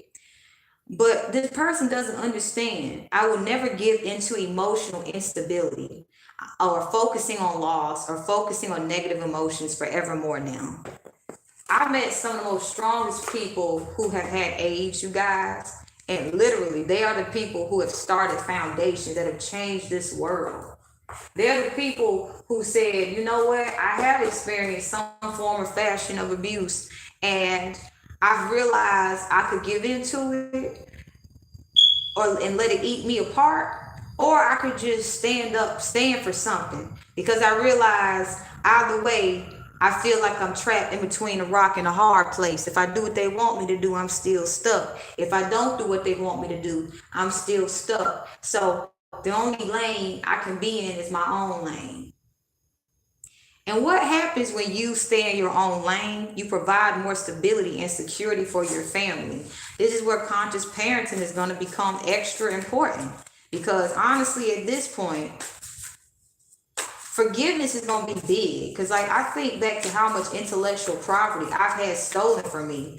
You know, this type of conversation I'm having with you guys, I've had this conversation with others on a massive, like behind closed doors. And these are the same people that will write stuff about me that was not true on paper. And then they would smile in my face and get so comfortable with me and steal my intellectual property. But so it wouldn't seem as if I created the intellectual property. They would literally put on the paper that I had psychosis. Like, dealing with people in the mental health industry on this level, it's letting me know it doesn't matter someone's title. It matters the heart of a person. If a person has a nasty, ugly ass heart, like literally, they could be the fucking president of the United States, and because they're feeling self-destructive, they'll self-destruct your shit. Like real shit. But a person with a good heart without a degree, people are less likely to give that person credibility because well, you didn't get the a proper education for this. So we can't give, so what you said can't be true. It has to come from another source. I'm finally at the point where I'm just like, look, steal my intellectual property all you want. I'm not going to be afraid of you stealing my shit. Y'all be trying to steal my shit anyway. Come to my channel and get all the shit you want to do. Put it together. Try to write a book about it. But I do warn you, if you missing some key details of the shit I'm telling you, you might wind up in a place that you don't want to be in. You know what I'm saying? So go ahead, steal the intellectual property. It's here for everybody to get. You know what I'm saying? This intellectual property I'm sharing is so that everybody who wants to understand how, you know, everything is connected at a deep level, you know, go ahead, steal the property, keep putting it out, you know. I literally just want to say, as a conscious parent, you're going to be so intelligent. People going to be just amazed at how intelligent you are. And they're going to wonder, how is it that you live with dumbasses like people who feel because they have some position of authority? How is it you are able to live with a bunch of dumbasses who use their positions of authority against you? How is it that you still ain't lost your shit and it feels like everybody around you is losing their shit and trying to project it onto you? Literally, I'm an Aquarius. I really don't give a flying fuck at this point. So if you went to astrology, y'all, okay, you went to astrology, shit. Yeah, if you went to astrology, there's a lot of negative shit about Aquariuses that ain't true. Like literally, if an Aquarius wants to get to know you, we will take the time to get to know you. But if we don't give a fuck about you and you trying to get up in our space, we will avoid you. And then what happens when we do that, people's abandonment issues get stirred up. Like, I love having Aquarius energy. But like one of the things I've been in Aquarius though, people who feel abandoned by you and they feel like you move on from them too fast or you don't care about them or you doing better things than you. Because people take the time to misunderstand us on purpose, they literally target our mental health. That's part, if you are an Aquarius, if you have Aquarius in your chart, people will target some aspect of you. And most of the time it's the mental health. But you know what's interesting? Who will target your mental health more? It is a lover. People that you have loved, people that you share your friendship with, because an Aquarius's love language is friendship. We are friends. If you're not our friend, we don't fuck with you. So people will do everything. They don't just come in and like sabotage our shit in the beginning. They take the time to get to know us. Long, slow, and then they try to sabotage us. Because Aquariuses are constantly changing and evolving. So we can't just fuck with anybody. So if we do like choose to interact with y'all, anybody, you gotta be a down ass person. Cause like some of the best friends you can have is an Aquarius. And because we like, nah, I don't want shit to do with you, we be attracting all these codependent motherfuckers who just like, I really want to be your friend. These are the people who will go above and beyond to sabotage us to no avail. They will try to keep us from speaking our truth. And to be an Aquarius, you have to literally know that it doesn't matter what people say or do. The only thing that fucking matters is you.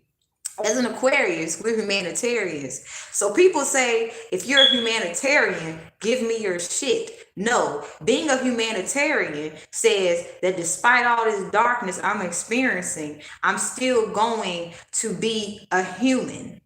The human part that is honest, kind, instead of being inhumane and hurting people. Like being an Aquarius, you literally have to be the bigger person because you will constantly have people who want to have access to you, trying to find some fucking reason to talk to you. And so they'll try to target you because you naturally have things because you're so fucking lucky. So being an Aquarius, like, I'm gonna warn you guys, we're in the age of Aquarius, and if you fuck with an Aquarius who don't want shit to do with you, if you a stalker, literally that's your life. Like, this is the age of Aquarius right now. If you fuck with an Aquarius, if an Aquarius has made it obvious, I don't want shit to do with you, bro. Leave me alone, bro. Let's just say it's not gonna end good for you. Now there are dark Aquariuses, and us dark Aquariuses, like when we turn dark, we can turn dark. And I'm not a dark Aquarius. I'm one of the a light Aquarius. A dark Aquarius will act like everybody else, and they will be suffering inside, and then they'll sabotage everybody on the low. You will never know that they fucking did it. The dark side of an Aquarius, you can compare it to Jack the Ripper. Like us Aquariuses, it's easy to irritate us and shit. But like, and that's why people be trying to irritate us. They be trying to get under our skin because we really don't be giving a fuck. Like, literally, I don't give a fuck. Like, I was playing a song. If you don't give a damn, I don't give a fuck. Hey, if you don't give a damn, we don't give a fuck. Don't start no shit, won't be no shit. Like, real talk. So dark Aquariuses will act like everybody else, and they will do some Jack the Ripper shit. Like, so if you actually meet an Aquarius who's like honest and shit, you better be grateful. And if something tell you leave that Aquarius alone, and you get warnings and you choose not to, well, this is where you've been warned. So I just want you guys to know, children need to know about astrology. Children need to know, especially like growing up in a household with a clingy, codependent Cancer, and I'm a freedom-seeking Aquarius son. I was like, leave me the fuck alone. That's why I abandoned my own goddamn mama. Anybody that fuck with my freedom, I abandon their asses. So when I be having like people that be like targeting me because they feel abandoned, I be like, I don't give a fuck, and I ain't scared of your ass either. You go take them mommy and daddy issues back to your mommy and daddy, bitch. Come try me. Like, Aquariuses, we're fearless. We are the ones that you don't know what the fuck we doing, how we doing it, but it's working for us. So that's why I be having a whole bunch of people be like trying to get in my space, and like, I love myself so much to be humane and speak the truth. Because in Aquarius, if you don't speak your truth, people will constantly be trying to get in your shit. Like our card for the tarot deck is the star card. It's because we're healers. We attract people who are in tower moments. So if you are familiar with tarot, you understand that the star card comes right after the tower moment. So it's people will try to be a tower moment in our lives just to get our attention.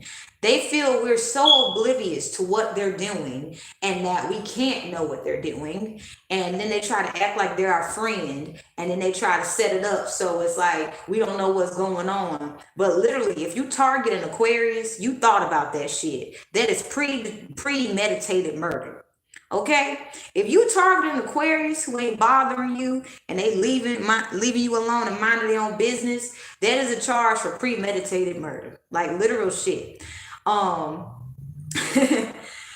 Because Aquarius, we just be bothering. We don't be bothering nobody. We mind our own business. We have people who go above and beyond to create situations for us where we can feel unstable. And this is where, when we feel unstable, they target our mental health. So as an Aquarius, we are geniuses. We are the ones who will build a robot, and then we'll also build the garden, and then we'll go on tour and do all kinds of shit. Like an Aquarius can do any and everything. We attract a lot of envy and jealousy. We attract a lot of people that want to know themselves as deeply as us, but they're not willing to put the work in. And these be the main people that be trying to fuck with us. And it's like, as an Aquarius, you get to the point, you realize, if I act nice with this person, because this person trying to act nice with me, they're going to do some fuck shit. So this is where we create an environment where people feel like, I can't get access to that person. Well, hell no, your toxic ass can't hang out with me.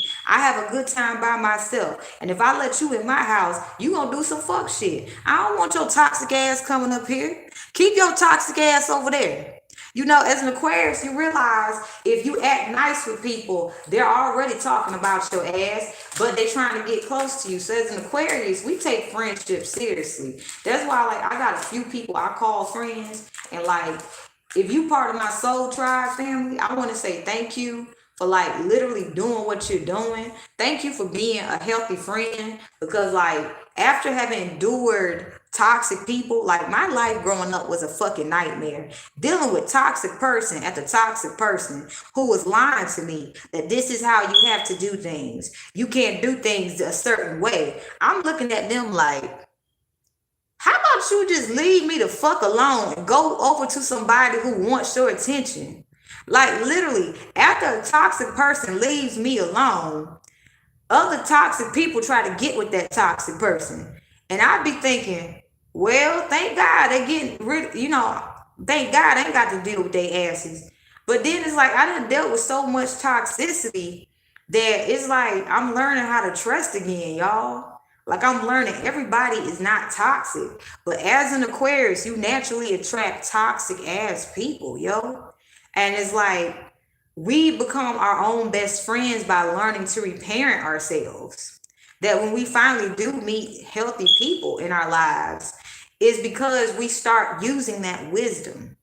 When Aquarius is in denial about stuff, we continue attracting abuse. However, when we start walking in our truth, everything works out for us. And people that's been planning and plotting against us, they look at us as that person's lucky. No, it ain't because I'm lucky, bitch. I'm not inhumane. I understand that just because I had a bad day don't mean it's okay for me to take my shit out on you. I'm also honoring my sensitivities. Like, you're toxic and you trying to act like you ain't toxic. And because I don't want shit to do with you, you trying to act like you're projecting your shit onto me. And then you want me to not be able to communicate clearly about what the fuck is truly going on. Well, let's just say after COVID kicked in, a lot of people started having a mental decline, okay? So anybody who's trying to, lie and say, well, such and such doesn't have stability, these people are appearing very mentally unstable. Okay, let's talk about why the mental instability is happening on a global mass basis. Because literally a lot of people have been carrying around so much trauma. They have been passing trauma on from child to child. And now the fact that people waking up and saying, I'm not going to deal with your toxic ass. They're experiencing isolation, severe loneliness. So the people that was game stalking you before, they're starting to realize I have no support. And if I want to talk about what's going on in my head, I ain't got nobody around me I can talk to about this shit with. I got all this shit, all these questions I want to ask, and I done did so much narcissistic abuse. I've experienced so much narcissistic abuse. I don't feel comfortable with my own thoughts. I don't like quiet. I don't like to have to sit here in my own thoughts. So this is where us Aquariuses, we attract people that want to talk about every goddamn thing they've been through, but they don't want to do shit about it. So it's like, you want me to give you attention, but you're not willing to give yourself attention. Get the fuck out of here, bro. I understand that adversity is caused by our inner chaos that we refuse to heal with the truth of love, and instead choose to judge misfortunately instead of giving it patience and understanding to be accepted completely as it is in order to transform us. I am now accepting that the grave feelings of disappointment I felt in the beginning stages of life with those that I love and loved actually helped me create creative solutions to overcome obstacles and challenges that are a part of my soul's journey. This is like as and every Aquarius is different, you know, like a snowflake. Every Aquarius is different. You will only meet one Aquarius of that kind, okay? But this is saying I'm not going to be around people who on some stuck shit, because those are people, they just stay stuck in hurt and pain, and when I start moving past them, they start trying to make my life a living hell. So people be trying to get close to me and shit, and I just be like, stay the fuck away over there. And then I be having people be trying to talk to me, and now I'm starting to get into this energy where, you know, I'm a bit of a trickster, okay? I'm that smart person who will I'm that smart person, yo, who will build a fucking robot, do some skateboarding shit, be bad as like have some of the baddest makeup looks you ever seen, and I look innocent, and people will be like, that person's an easy target. And after having interactions with me, they'll look at me like, well, I don't I'm sorry. How you sorry if you knew what you was doing, bro? You knew what you was doing, bro. You knew what the fuck you was doing. And you came up in here and tried to start some shit. So I'm about to finish this shit for you. See, people are trying to make Aquariuses feel like we don't belong. I want to say on behalf of every healthy Aquarius, thank you. Because don't nobody want to be around your funky ass anyway. You acting fake as fake as shit. You fake as shit. And then you think I want to be around your fake ass? Like literally, I remember last summer, I went to the beach. So basically I do this every summer. I go to a different beach once a week. All right. And I had brought this Virgo with me, and she was in this place where she thought she had to have her career set up before she could have children and want a romantic relationship. But she really wanted a relationship, and she saw I was attractive, men and women, and she was jealous of it. She wasn't seeing how much hard work she had put in. So she started trying to pick me apart and break my self-esteem down. So I told her ass goodbye, and I went to heal. And I learned something from her that day. I learned that I am a survivor and a master transformer. Because let me tell you guys, this particular Virgo I dealt with, she's so goddamn smart, and she's so beautiful, and she know how to blend in and look like she's an innocent person. But boy, let me tell you how smart that bitch is. Boy, she could build a fucking nuclear bomb. That bitch is so goddamn smart. Let me tell you some shit. Like, she catch so many details, but she see it from her perspective, that this bitch she was trying to break my self-esteem down in a way I had never had it done before. So I pulled away because I realized if I felt afraid to say you're toxic, I don't want shit to do with you, I was going to keep getting sucked into mental and emotional manipulation. And this was a new form of manipulation I had never felt or had experienced. This type of manipulation from this Virgo, it was the type of shit to have you end up on the outside of a fucking street holding up a sign, no lack of self-care. This person has successfully driven people crazy to the point where these people walk away from their home, they walk away from everything, and then they'll end up on the street corner spouting off things they know from a distorted perspective, and people are like, we ain't gonna mess with that person, we gonna leave that person alone, they too crazy even for a psych ward. And so I'm starting to put together, if as like I said, as a healer and an Aquarius, we meet some really dark ass people. Okay? We some people who so fucking dark, y'all. They don't show to the outside world that they dark. They act like I'm such a sweet person. We meet people that's so goddamn dark as an Aquarius. Like, you have to be hopeful and not give up on life, because you realize how dark this world can get.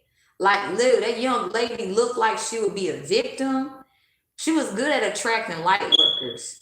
But then, within a week of starting to know her, she got so comfortable with me, her mask started falling off.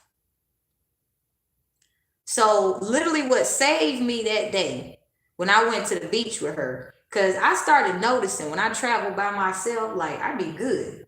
I be having a good time. You know what I'm saying? She came with me. I felt like I had to, be extra mindful, because she was super hypersensitive, but she didn't know how to deal with her emotions. So I felt like I had to constantly keep coddling her and checking up on her to make sure she felt safe. But she didn't want to admit that she didn't feel safe in her own body, but she kept lying and said she was. But she kept evil-eyeing me the whole time. So I've been dealing with frenemy dynamics for the longest, y'all. So what did I do? I drew a picture of, I'll follow the trail of lavender.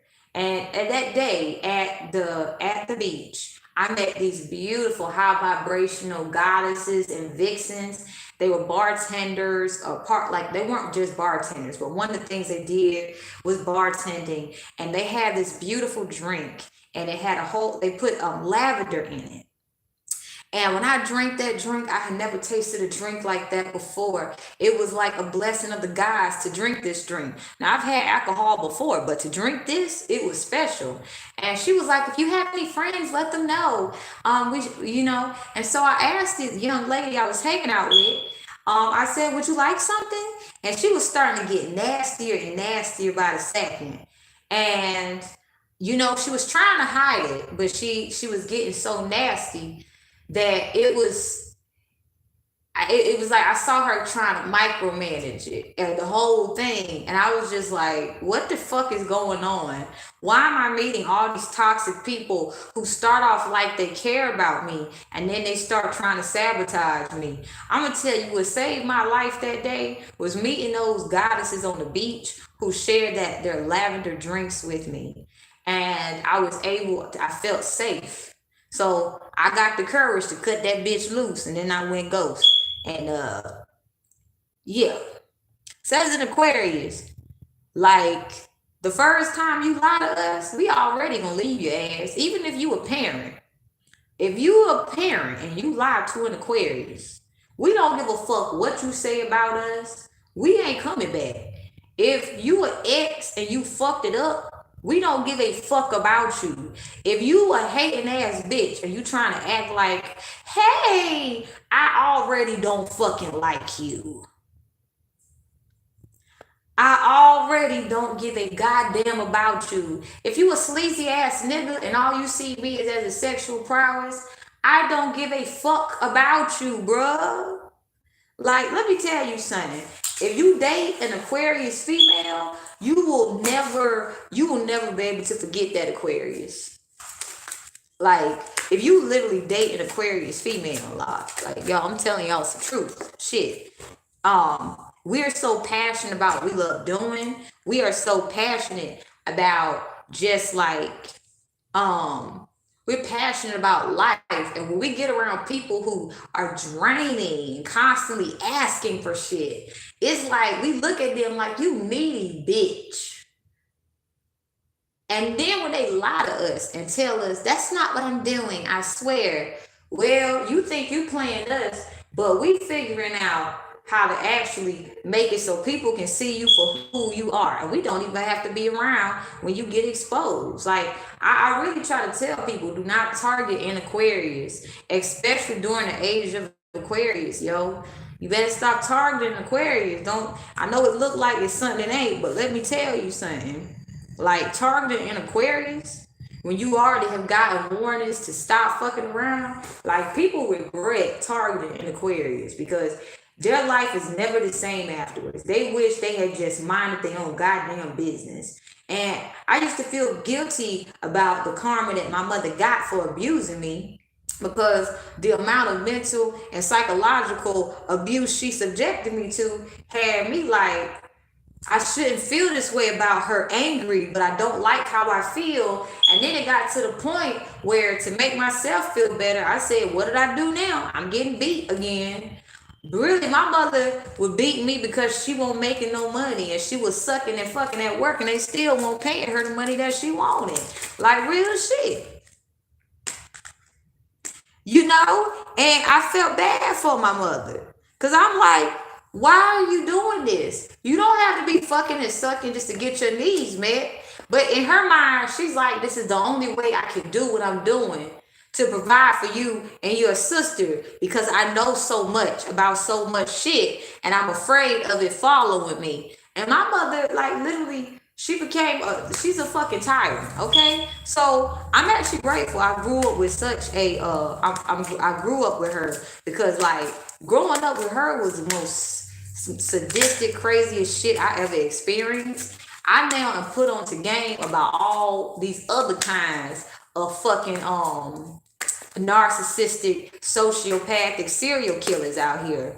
Like, literal shit. My mother's a Cancer moon with a Libra, a Cancer sun with a Libra moon. So my mother knew a whole lot of shit. If you got a friend that's a Libra, your Libra friend know everything. Your Libra friend can find out secrets about somebody that they don't even know, but that you know, and then they'll find out secrets about what the other person know. And you'll be wondering, how this person able to, like, always fit in wherever they go? It's because they picking up on your secrets. And anybody who uses and exploits this gift to basically take advantage of you, this somebody you don't want to have around you. So basically, my mother taught me how to read a narcissist, okay? In fact, what I noticed, the biggest way to get rid of a narcissist is tell them the truth. You tell them the truth, and they ain't gonna like how they feel. Because as I was stating, see, I'm an Aquarius, so here's what I attract. I attract hopeless people, people ready to give up. I attract people that want to commit suicide. I attract people that feel like the tower moment is there forever. I attract people that attract so much conflict, okay? I attract sad people. I attract people that's abandoned. I attract people that got mental illness. I attract people that's confused. I attract people that don't know whether they coming or going. And you know what's funny? They try to hide this, and they try to act like, well, I'm a good, healthy person to be around. And I'm just like, yo, if you're afraid of the environment you're living in, you don't need to be coming to me. You need to be going deep within to figure out how it is you can basically change your life. You looking at me like I'm gonna be the one to change your life. Hell to the no, bitch. Conscious parents, we teach our children. We teach our children not to be abused. How? By when the world comes up against us after we speak our truth, we stand our ground. How is it somebody is going to know the cue to come in and attack you? They're going to see if did that person stop shining? If you're shining bright, people who want to take you down, they're going to act like they're on your team because they want you to lower your guard down. But let me tell you, when your self-esteem is in the dirt, these people will run your name through the muck. So if you just got a bit of newfound fame, don't take it personal that people acting like they respect you. No, they're so triggered because they feel like shit and they're lazy as shit.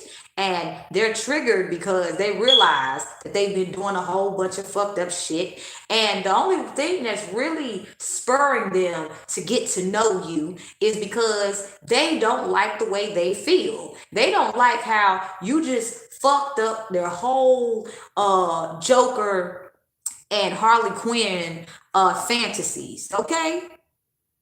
These are some like sick people that I, as an Aquarius, I attract. And that's why I'm constantly just like, get the fuck away from me. You smiling at me. You trying to act like you this or that. Nigga, we all know what's up. And I really, the fact is, I'm not going to show you what's up because I'm telling you, I can take it there. That's why I'm going to let my ancestors handle your ass. You understand? So if you are being stalked by people who are sick in the fucking head, it doesn't matter even if you told them that this is what it is and this is and what it ain't. These people are looking at you as a meal ticket because they feel you are able to communicate so clearly with everybody. Ooh, shit. But I don't like the way I feel when I'm around you. So I'm going to try to get close to you and sabotage you. Just know, Spirit got some protection for you. Like, you already highly protected if you're hearing this message. But you have some protection. God has not forsaken you. He is answering my prayers. And I do not let the world change me. To end this one of this conscious parenting is about reparenting yourself, okay?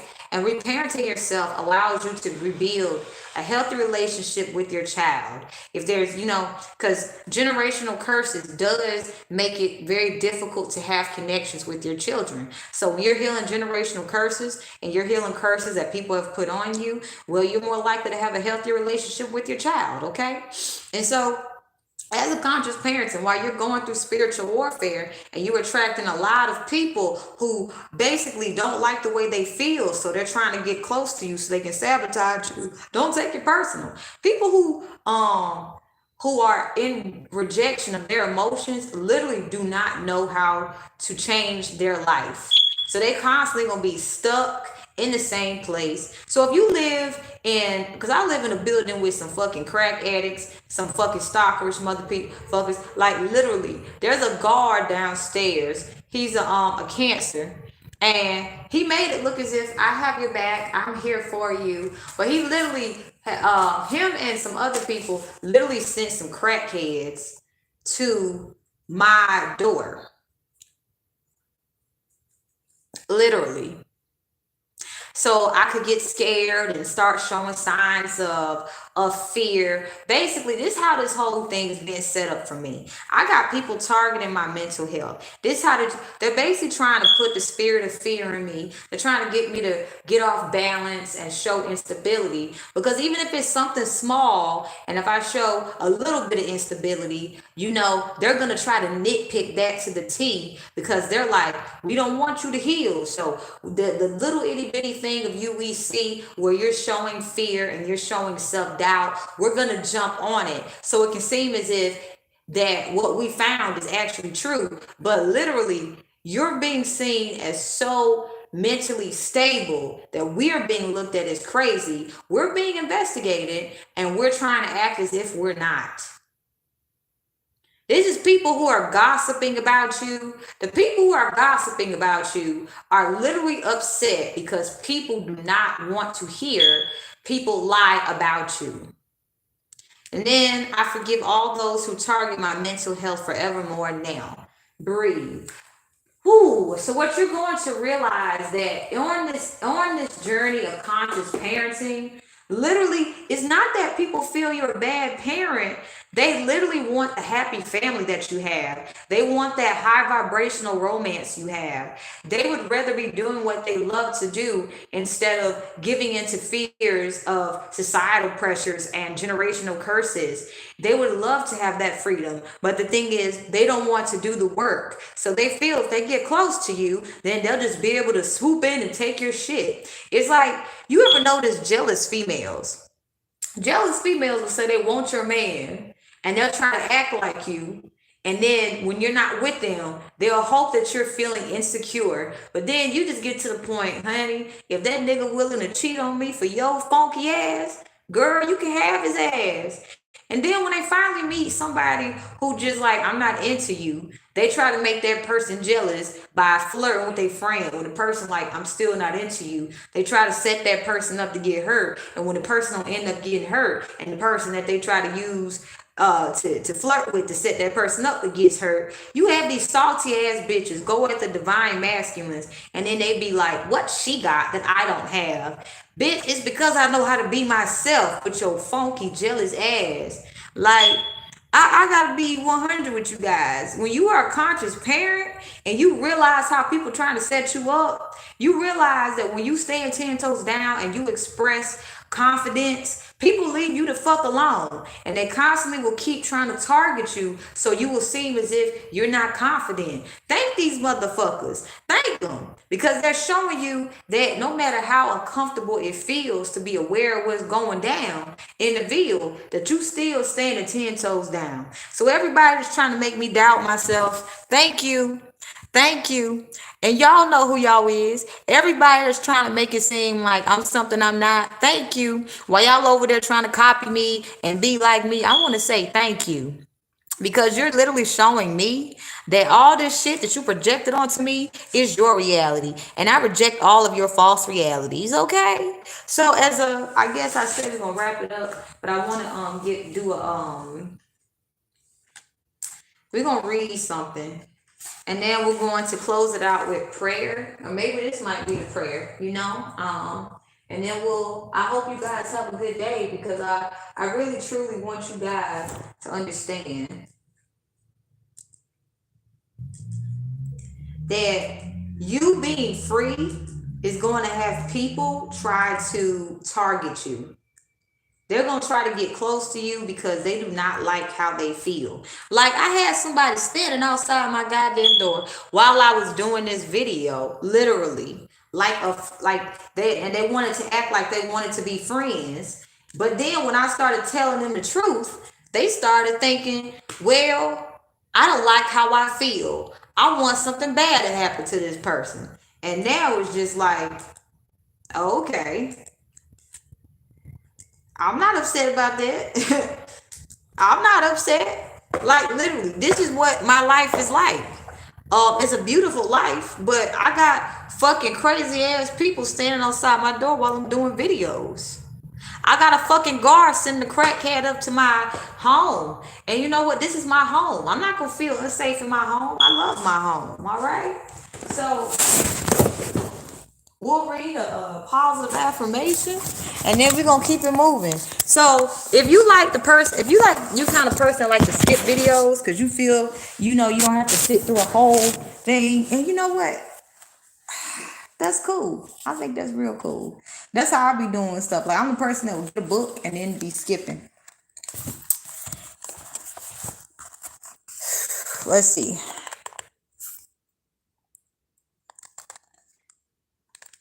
The intention of manifesting an altar my ancestors deserve is to create a legacy of abundance in all areas, to heal all generational curses in the spirit realm. I invoke my ancestors in this present moment to learn about our manifestation abilities and who we are. And I also want to put out that people are going to try to put fear in you because they don't want you manifesting.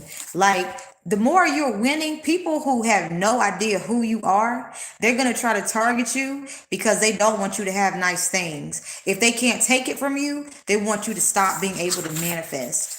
And that's not happening. Ain't no fear in my heart. In fact, when I get off this video, I'm about to just be playing a whole bunch of music. I ask to become grounded in who we are and to know the truth of every illusion that has plagued our entirety of existence. Okay? I give great gratitude to my ancestors for assisting me in releasing what doesn't serve me and for guiding and protecting me through changes of uncertainty. May sacred unions of divine counterparts and soul family be divinely guided to each other and protected from all evil that wishes to harm the uniting of these connections. May the abundance of the divine counterparts and soul families uniting help create the new world as the ways of the old world are eliminated and eradicated forevermore in this moment.